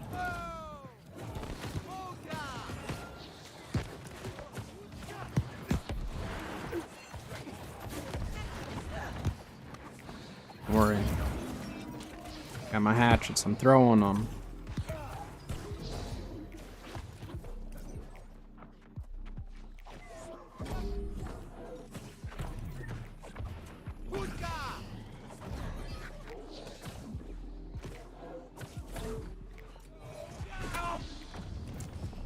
Yeah, they canceled out my splash because we have 2 splashes on our team.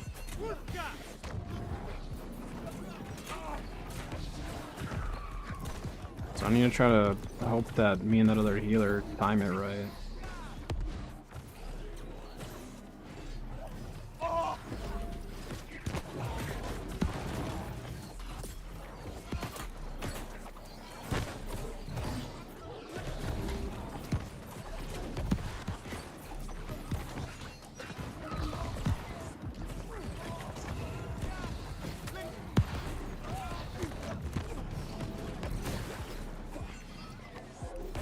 A lot of disease out there that I just sent.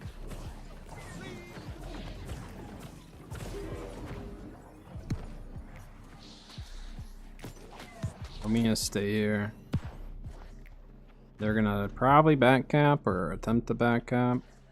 Yeah. Yes, they are.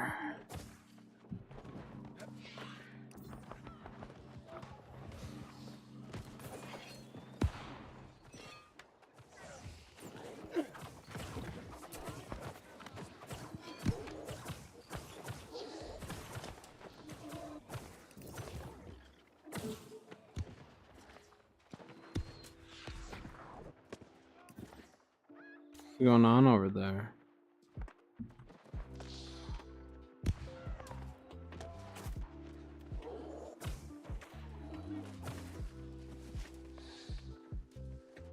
Just gonna hug the side there. I guess I'll push up. Trying to keep these guys up. He's way back there. I can't heal him. He's not gonna bother pushing backline as he used to go straight to Sun.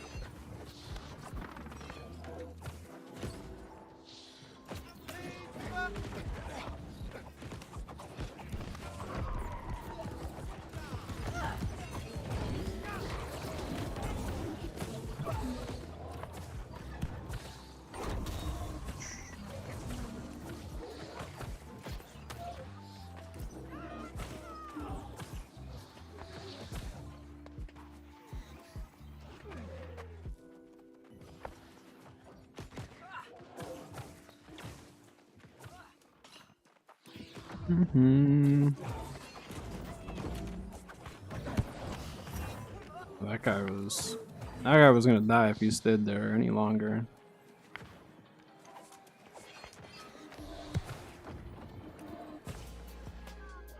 Is our team? We're still pushed up to a star. That's surprising. Well, I kind of need to keep pushing with my group here to keep them up. Just so I can make the most of my splash of light. Otherwise, my splash of light is literally just for myself. And yeah, they were too far away from me.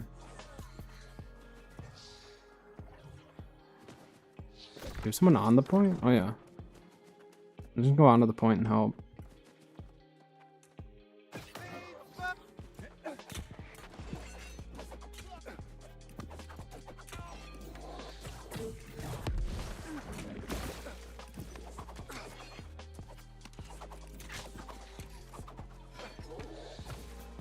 Oh my gosh, the throws, the hatchet throws.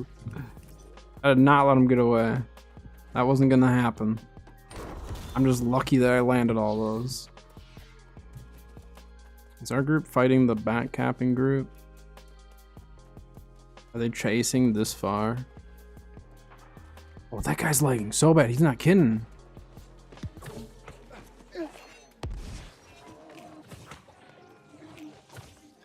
Why we're chasing that. Yeah, this death and look at him jump.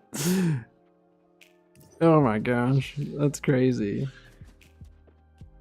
We need to help Sun though. Like we can't just completely disregard Sun.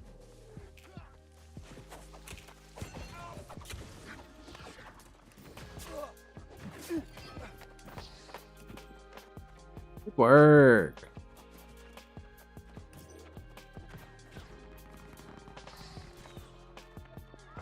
We got enough of us here, it looks like.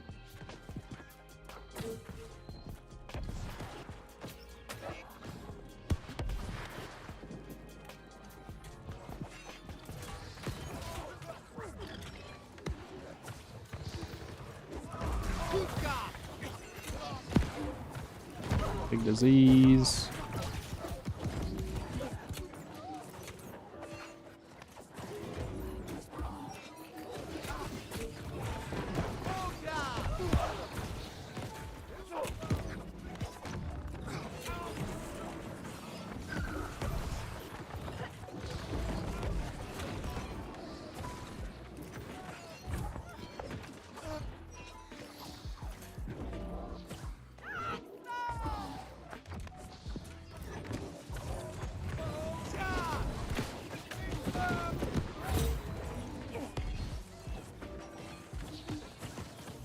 Got Baron in a minute and a half, so I'll probably just try to hold out here until then.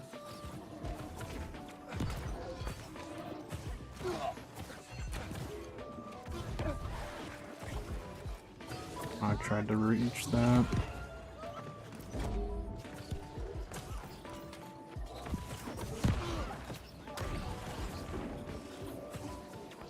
Plenty of healers on the team. It's just... Oh, he was on point? I didn't see that. I thought they were behind me.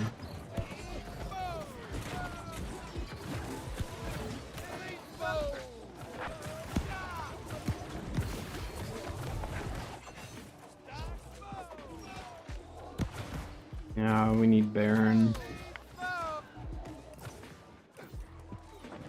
We need to go for Baron.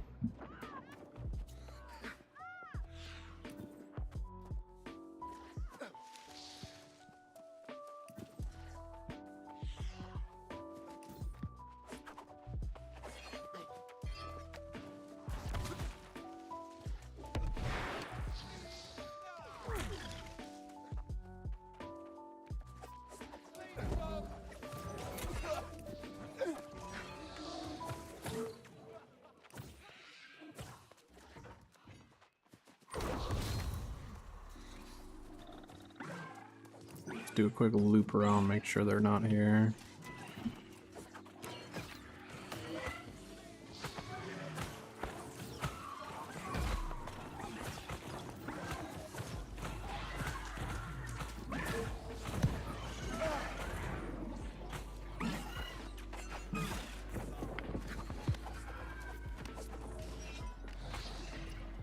It's close to death.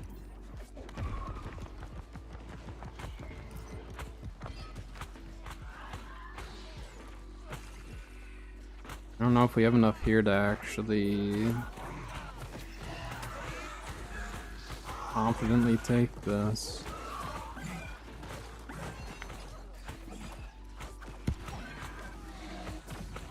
We're gonna have to try to go for a steal.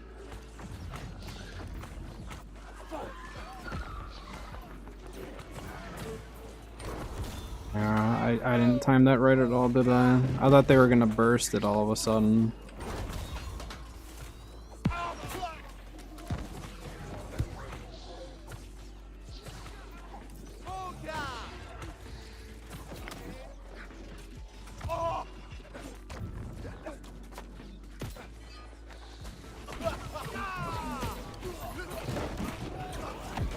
Yeah, I mean, our team just didn't go. They just didn't go Baron. Unfortunate. How do we not have an outpost up? They must be just trying to backcap the whole time. But that's just it, is like, I like the big team fights. I know some people like backcapping and stuff, but it'd just be nice to have, like... Again, I don't know if they necessarily need to change OPR, but just, like, add in some other game mode that really promotes team fights, you know? Like, OPR promotes a lot of just grouping up and trying to backcap and stuff. It'd just be nice if they had an alternative for those who don't want to maybe deal with backcappers all the time.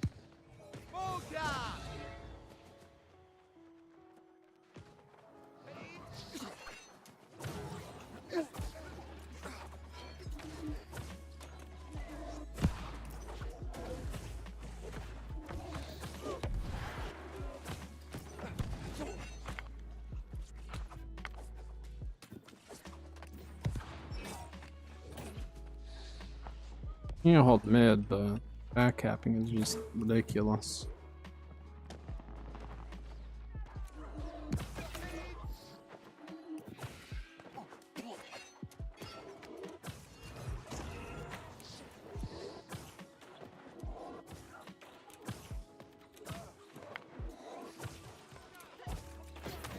Say, I can't do much for you with this build right now.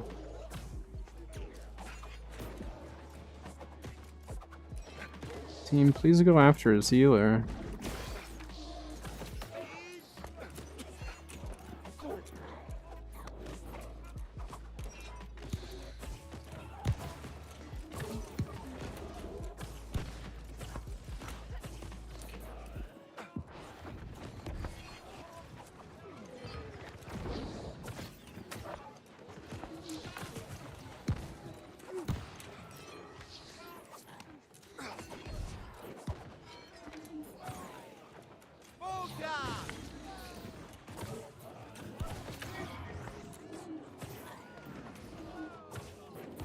Guess it's fine, just because we have the triple right now. There, I'm slowing down this healer. They're running bow life staff, which I've seen a couple people run, and like, it's better than musket, but it's still not as much as you could get. I guess like if you utilize it for mobility, that would make sense.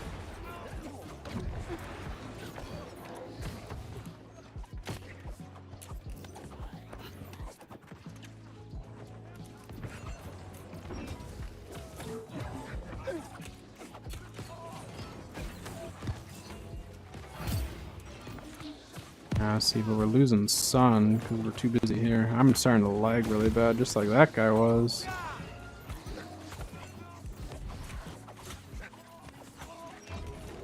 I mean, I can't really push the healer a whole lot. I can try to disease them, but that's about it.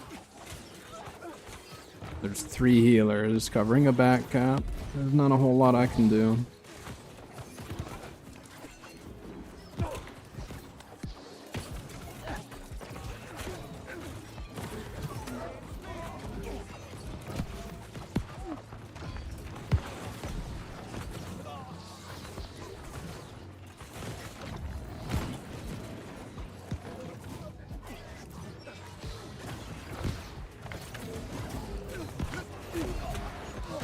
Yeah, I mean,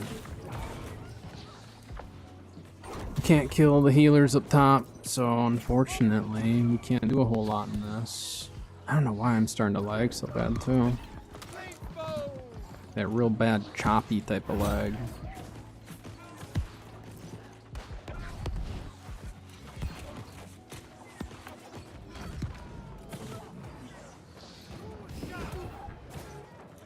Just gonna start running sun. Staying here and fighting this is not doing us any good. I mean, we need to get rid of that outpost now, but looks like I've got one teammate that might be going. It's an enemy up there.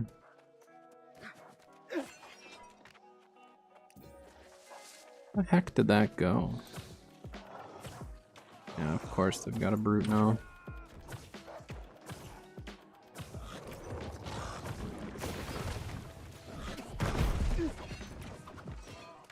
Oh, I forced the heart rune out of him. I'm just gonna start grabbing aggro like crazy from this thing though, the more I'm healing.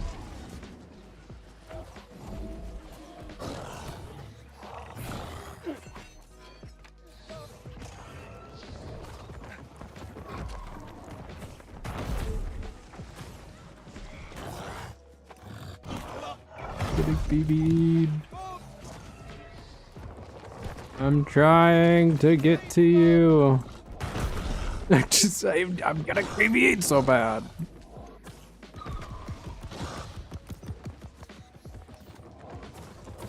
Someone else heal. Oh my gosh. Ah, my gosh. Get away from me.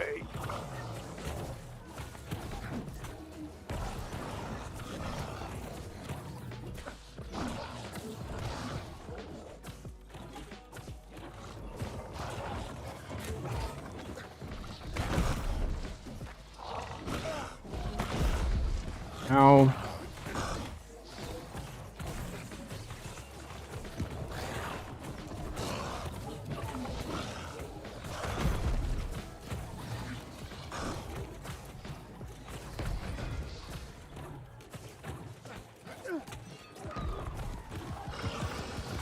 All right. Now can we do this? They're gonna repair, aren't they? Yeah, of course they are. Enjoy it while it lasts. You got one more week to repair.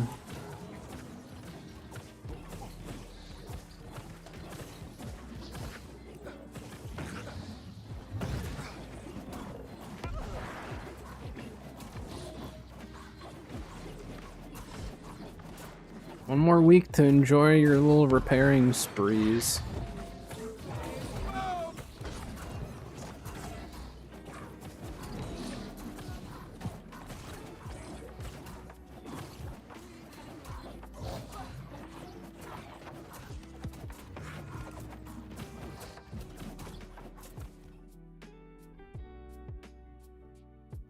Back capping and repairs. That's why I just wish there was some form of a push game mode where you don't have to worry about the back capping constantly.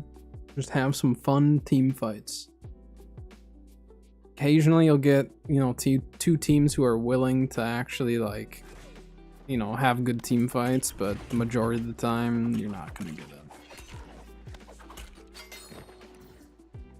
it. This chest lit up again for me? No, it looked like it.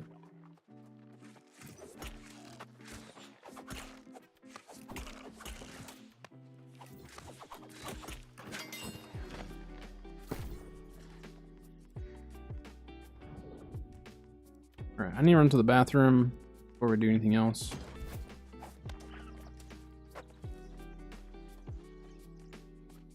So, I'll be right back.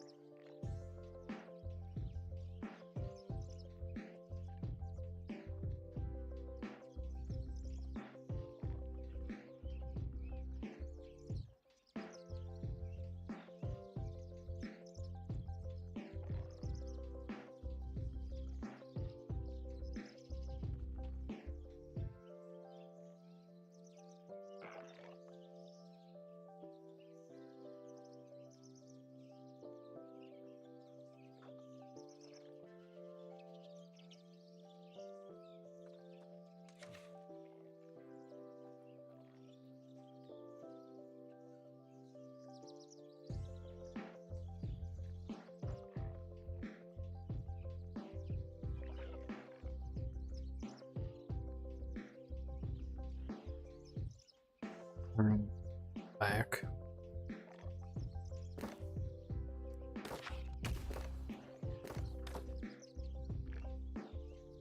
Assuming this didn't spawn back.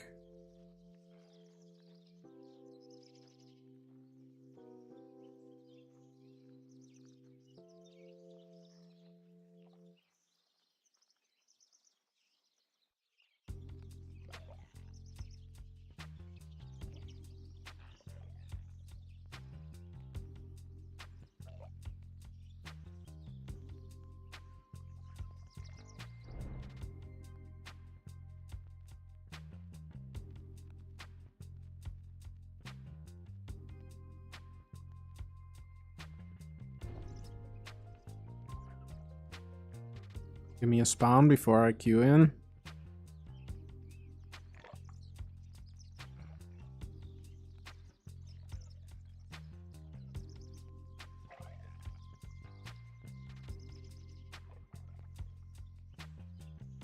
Oh.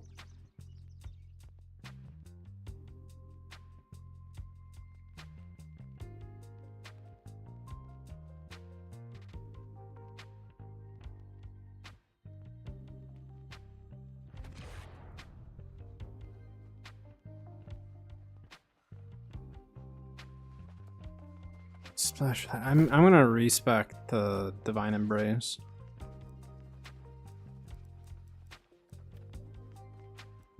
I'm not able to utilize my Splash of Light.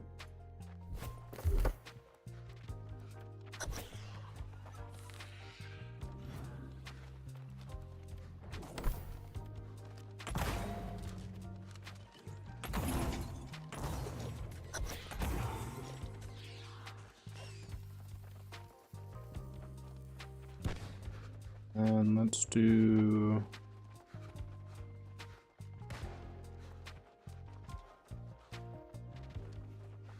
Man, we could do Sacred Protection. Well, no, we'll go for the Fortify. Oh wait, I don't have that one. What? Okay, there we go. That's what I want. I didn't realize I didn't have that perk. I was kind of confused. Like normally I don't have that many.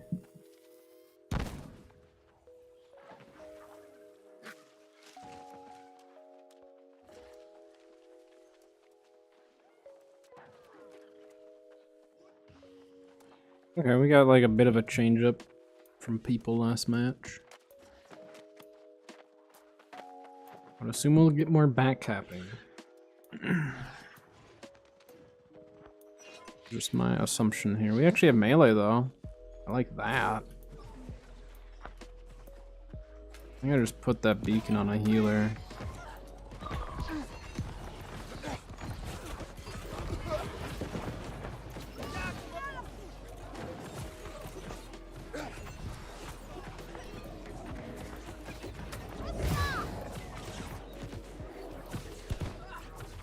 We need to watch behind us, team.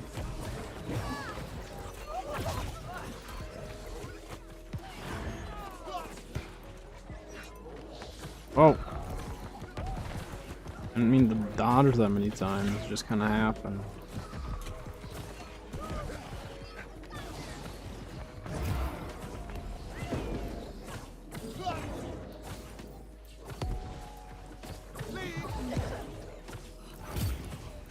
You need to be really careful.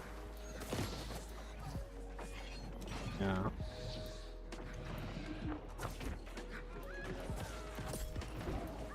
Oh, his healer's dead.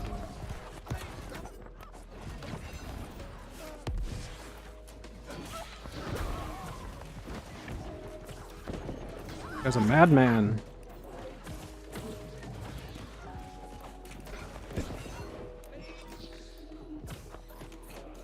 And us team.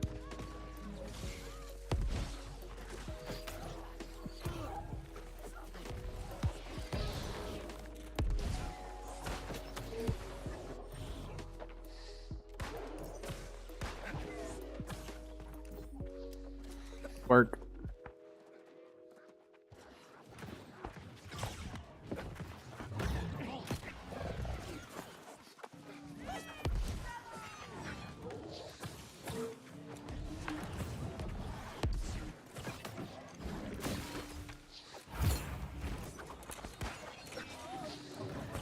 Whoa. Barrels threw me off a little bit there.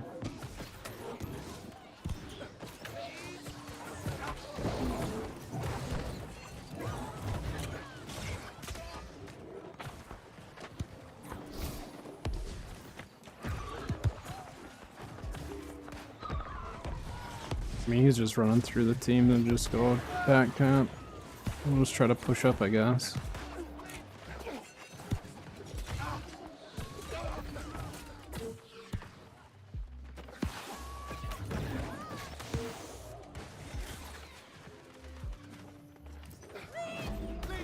Gosh, they already have a respawn and everything up there? I mean, I'm sure they're gonna have a respawn on Star before long, too.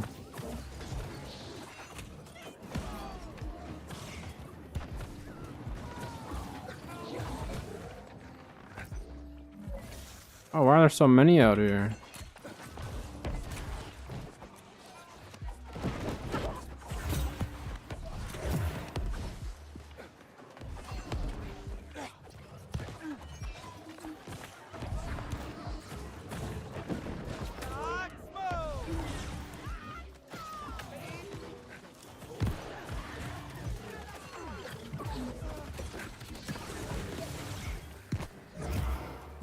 Okay. We maintained Star as well. That's really good.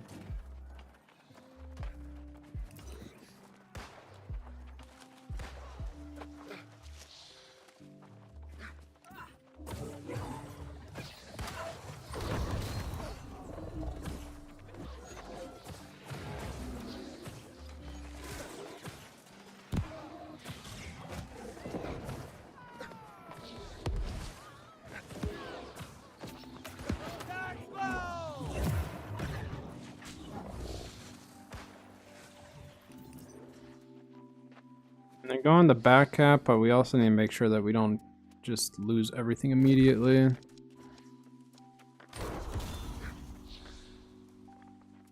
They have a lot on Moon that are going to be coming this way.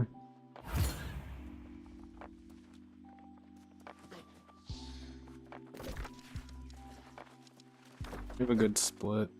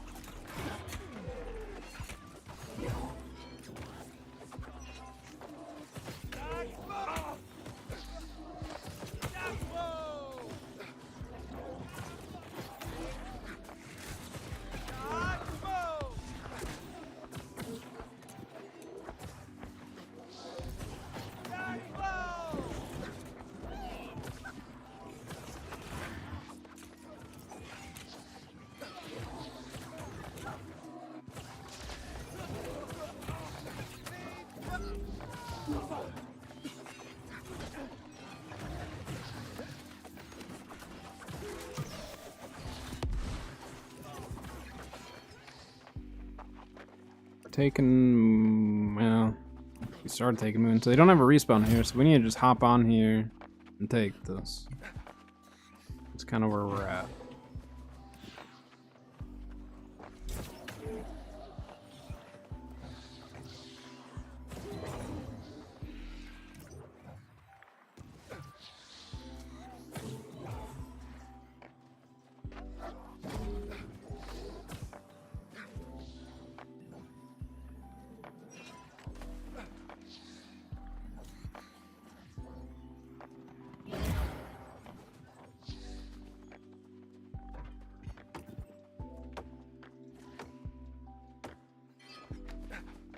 At least gonna slow him down a little bit.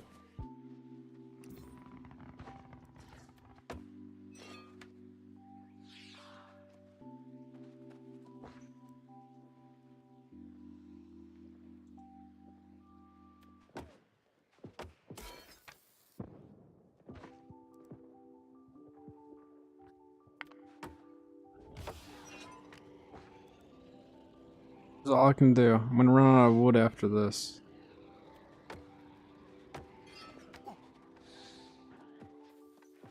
That was my only job, just slow him down.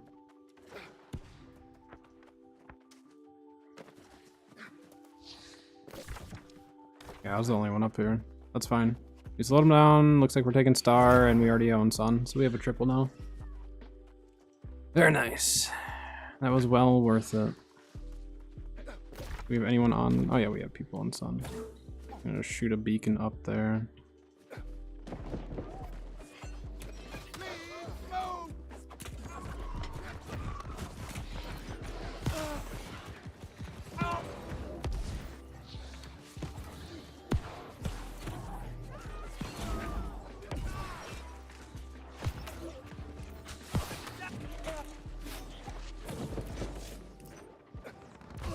Here's our team showing up here.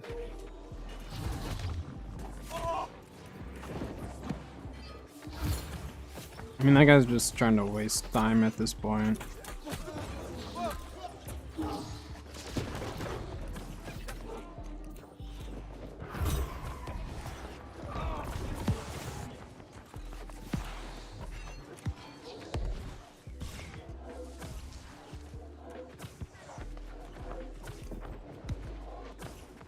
Nice, someone got him. Yeah, we got Baron coming up. I can't go there alone though. Not at this exact moment.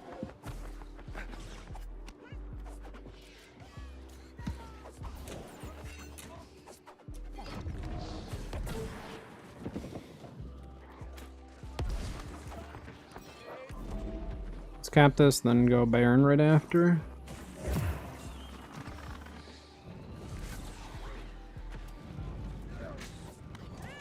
chasing. We're chasing.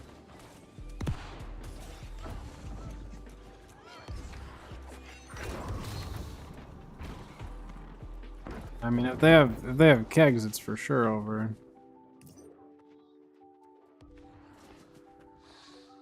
There's like hardly anyone on it. It's just our team on it. Okay. No, it's not just our team.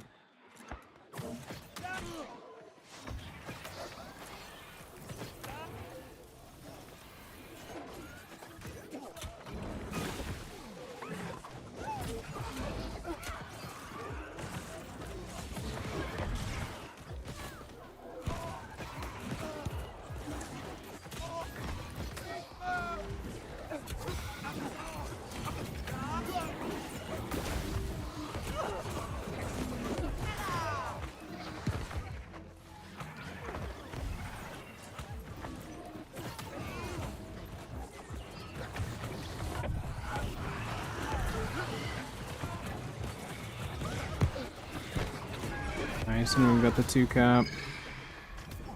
Very nice team. I like that. We got the reds and then went in and cleaned up Baron real fast.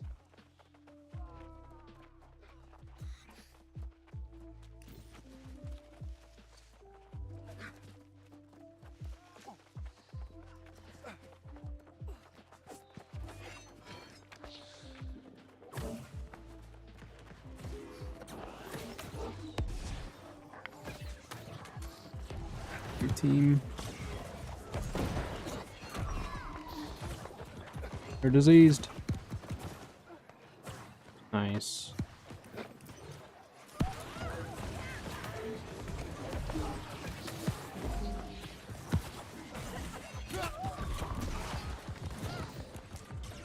Stop.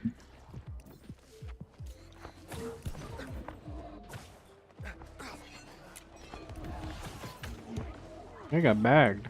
Wonder why.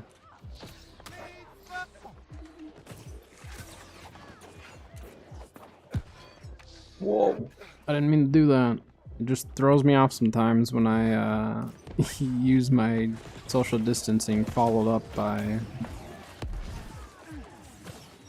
a dodge. I end up dodging way further than I expect.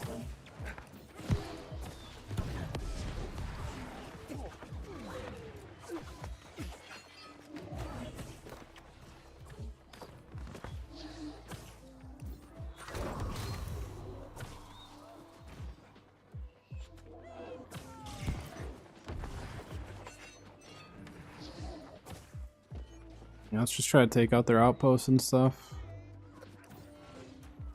Oh, is that our musket? It seemed like a musket, maybe it wasn't. Okay, they gave us enough for outpost.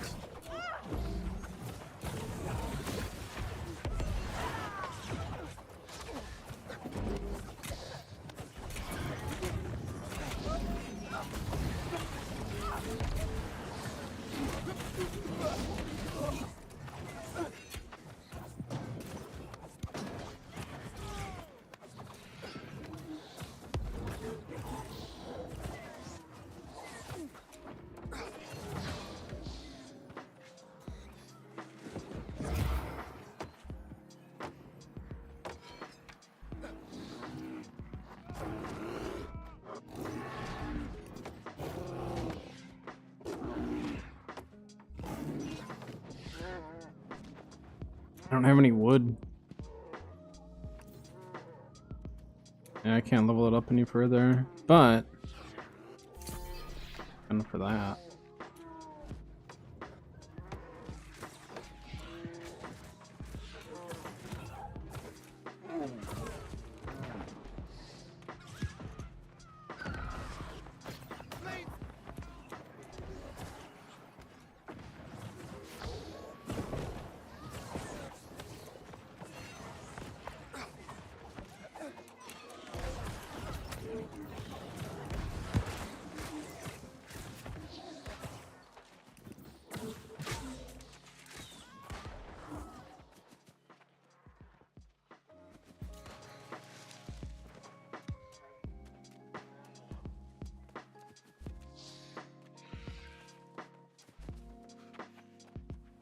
farm up some wood.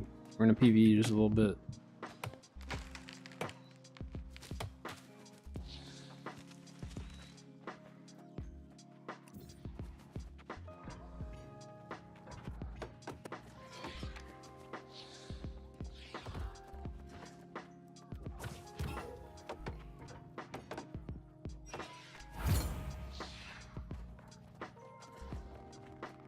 Okay. We built up this side.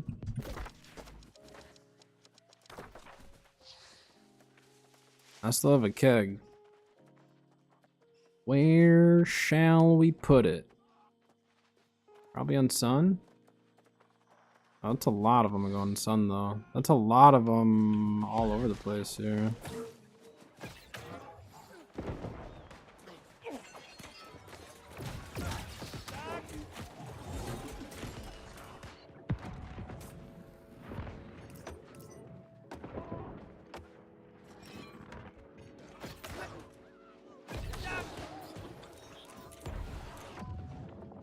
Hmm? Am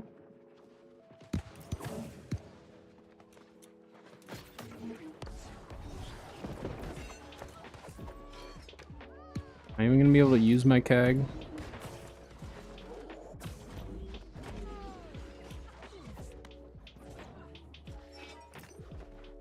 On the turret.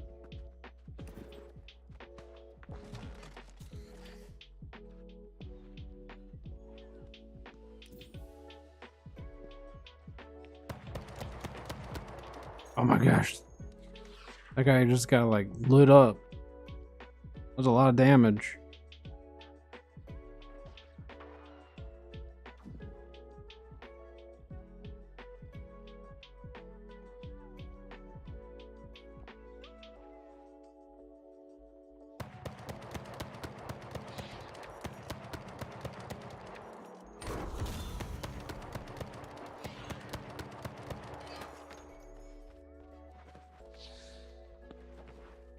Ew.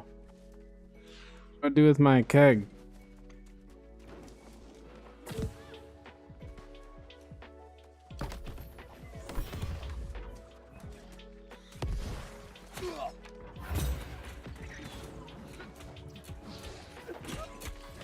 No.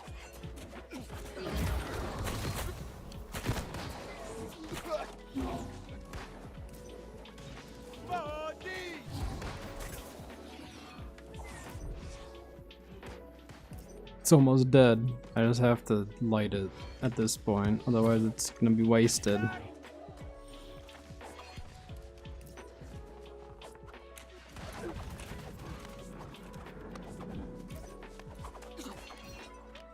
Got him.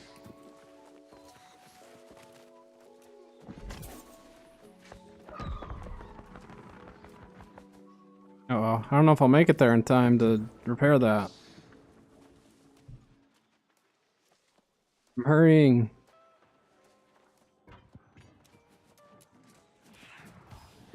Nope, not gonna make that in time.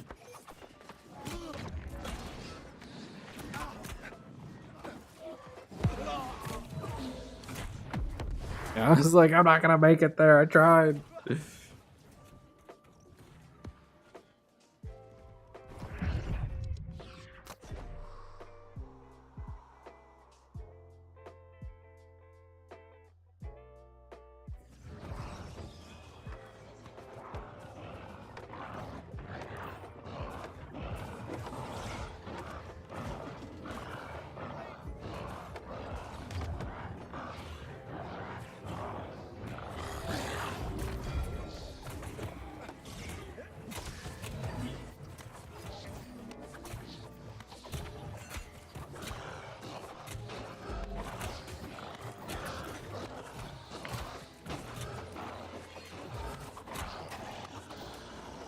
Good work.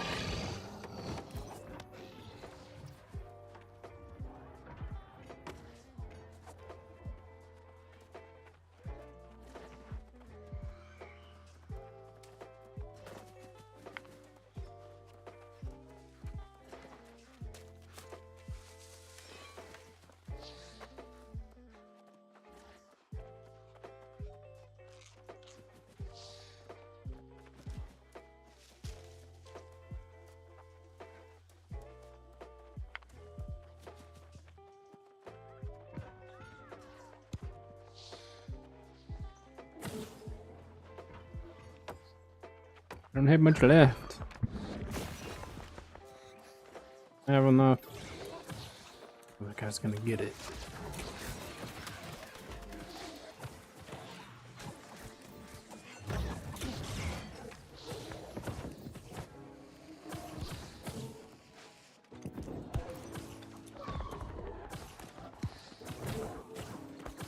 There's a lot of them.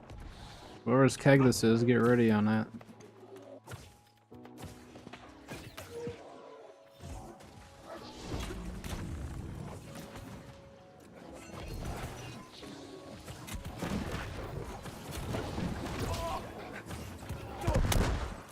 There we go. I got one.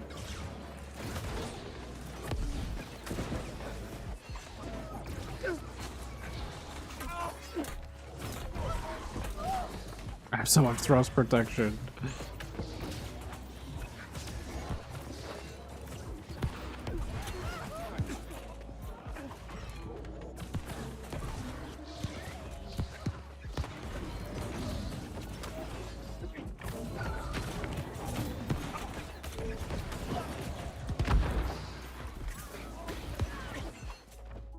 Person was just lighting kegs left and right. That was great.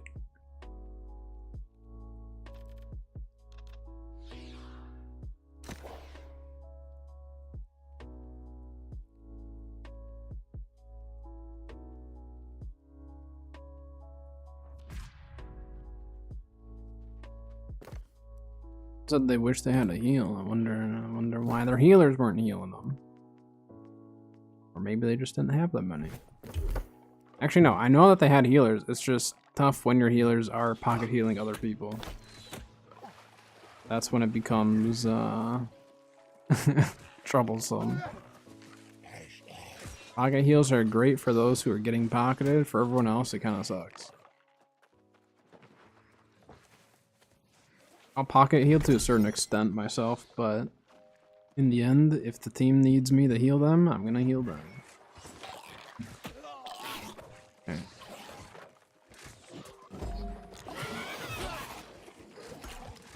I don't necessarily like using this hatchet for this, but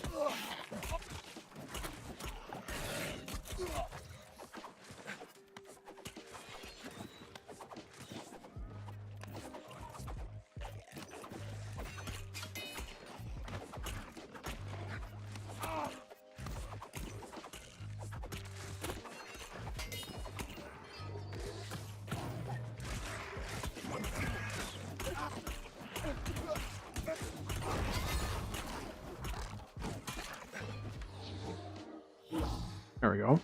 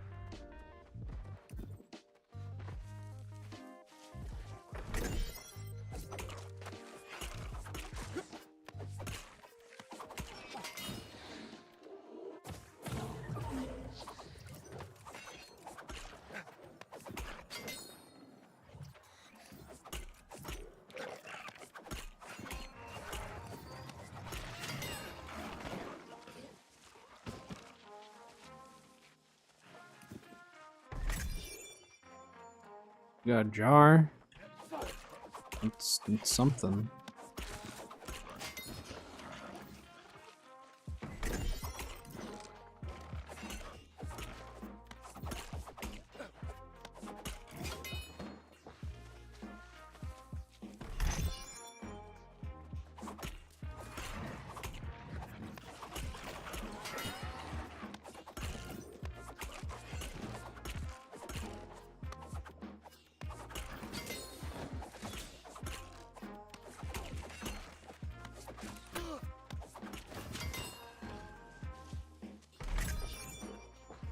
I'll go all the way to the top, get all this stuff. What the heck was that?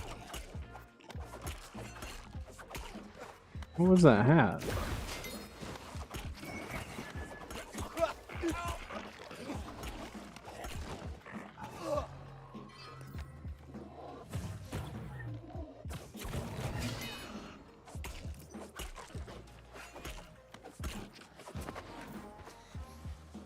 The hat was. It said it was a new transmog, but let me look at that. Fort Fascinator of the Spell Sword. I'm gonna lock it in case someone else wants it, and I can trade it back and forth. As long as it touches your inventory, you unlock it, or you have access to be able to unlock it then. Okay.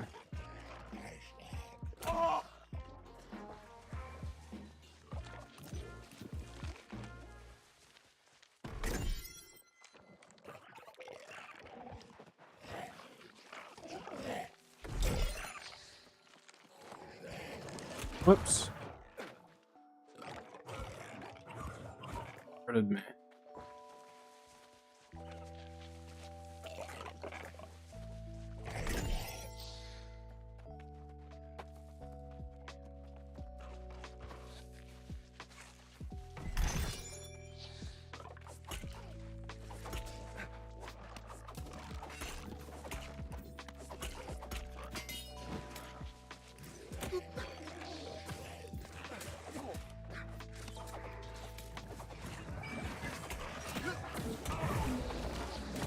What?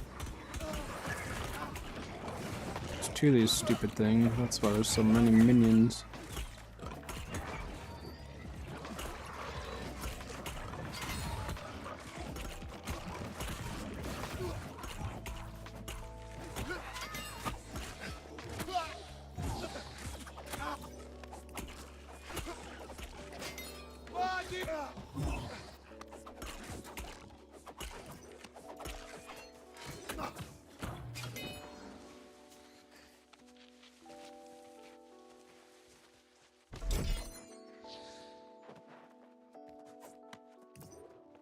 Grab this one.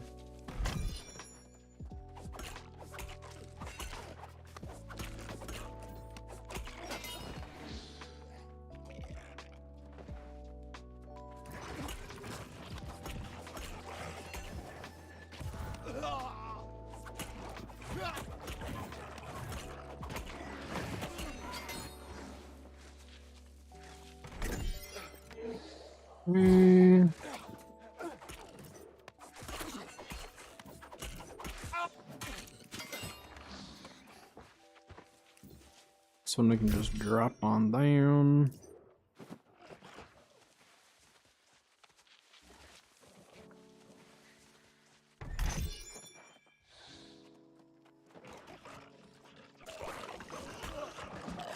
I don't know why I was thinking that was gonna work.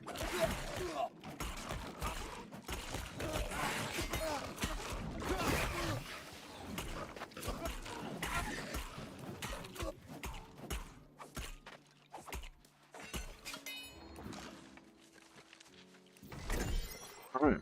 Well, nothing good, really.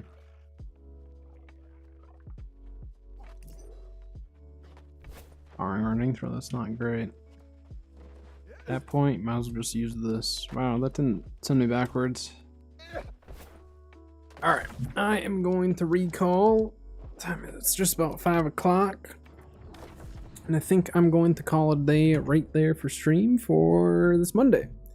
I'll be live tomorrow, or I should be, as of right now. But 1 week from tomorrow is season 5, so I should probably keep trying to do some prep work as far as just like farming some stuff and keeping up with it. I also might hop into my EU character, just to try to get a little bit more progression on that before the season starts.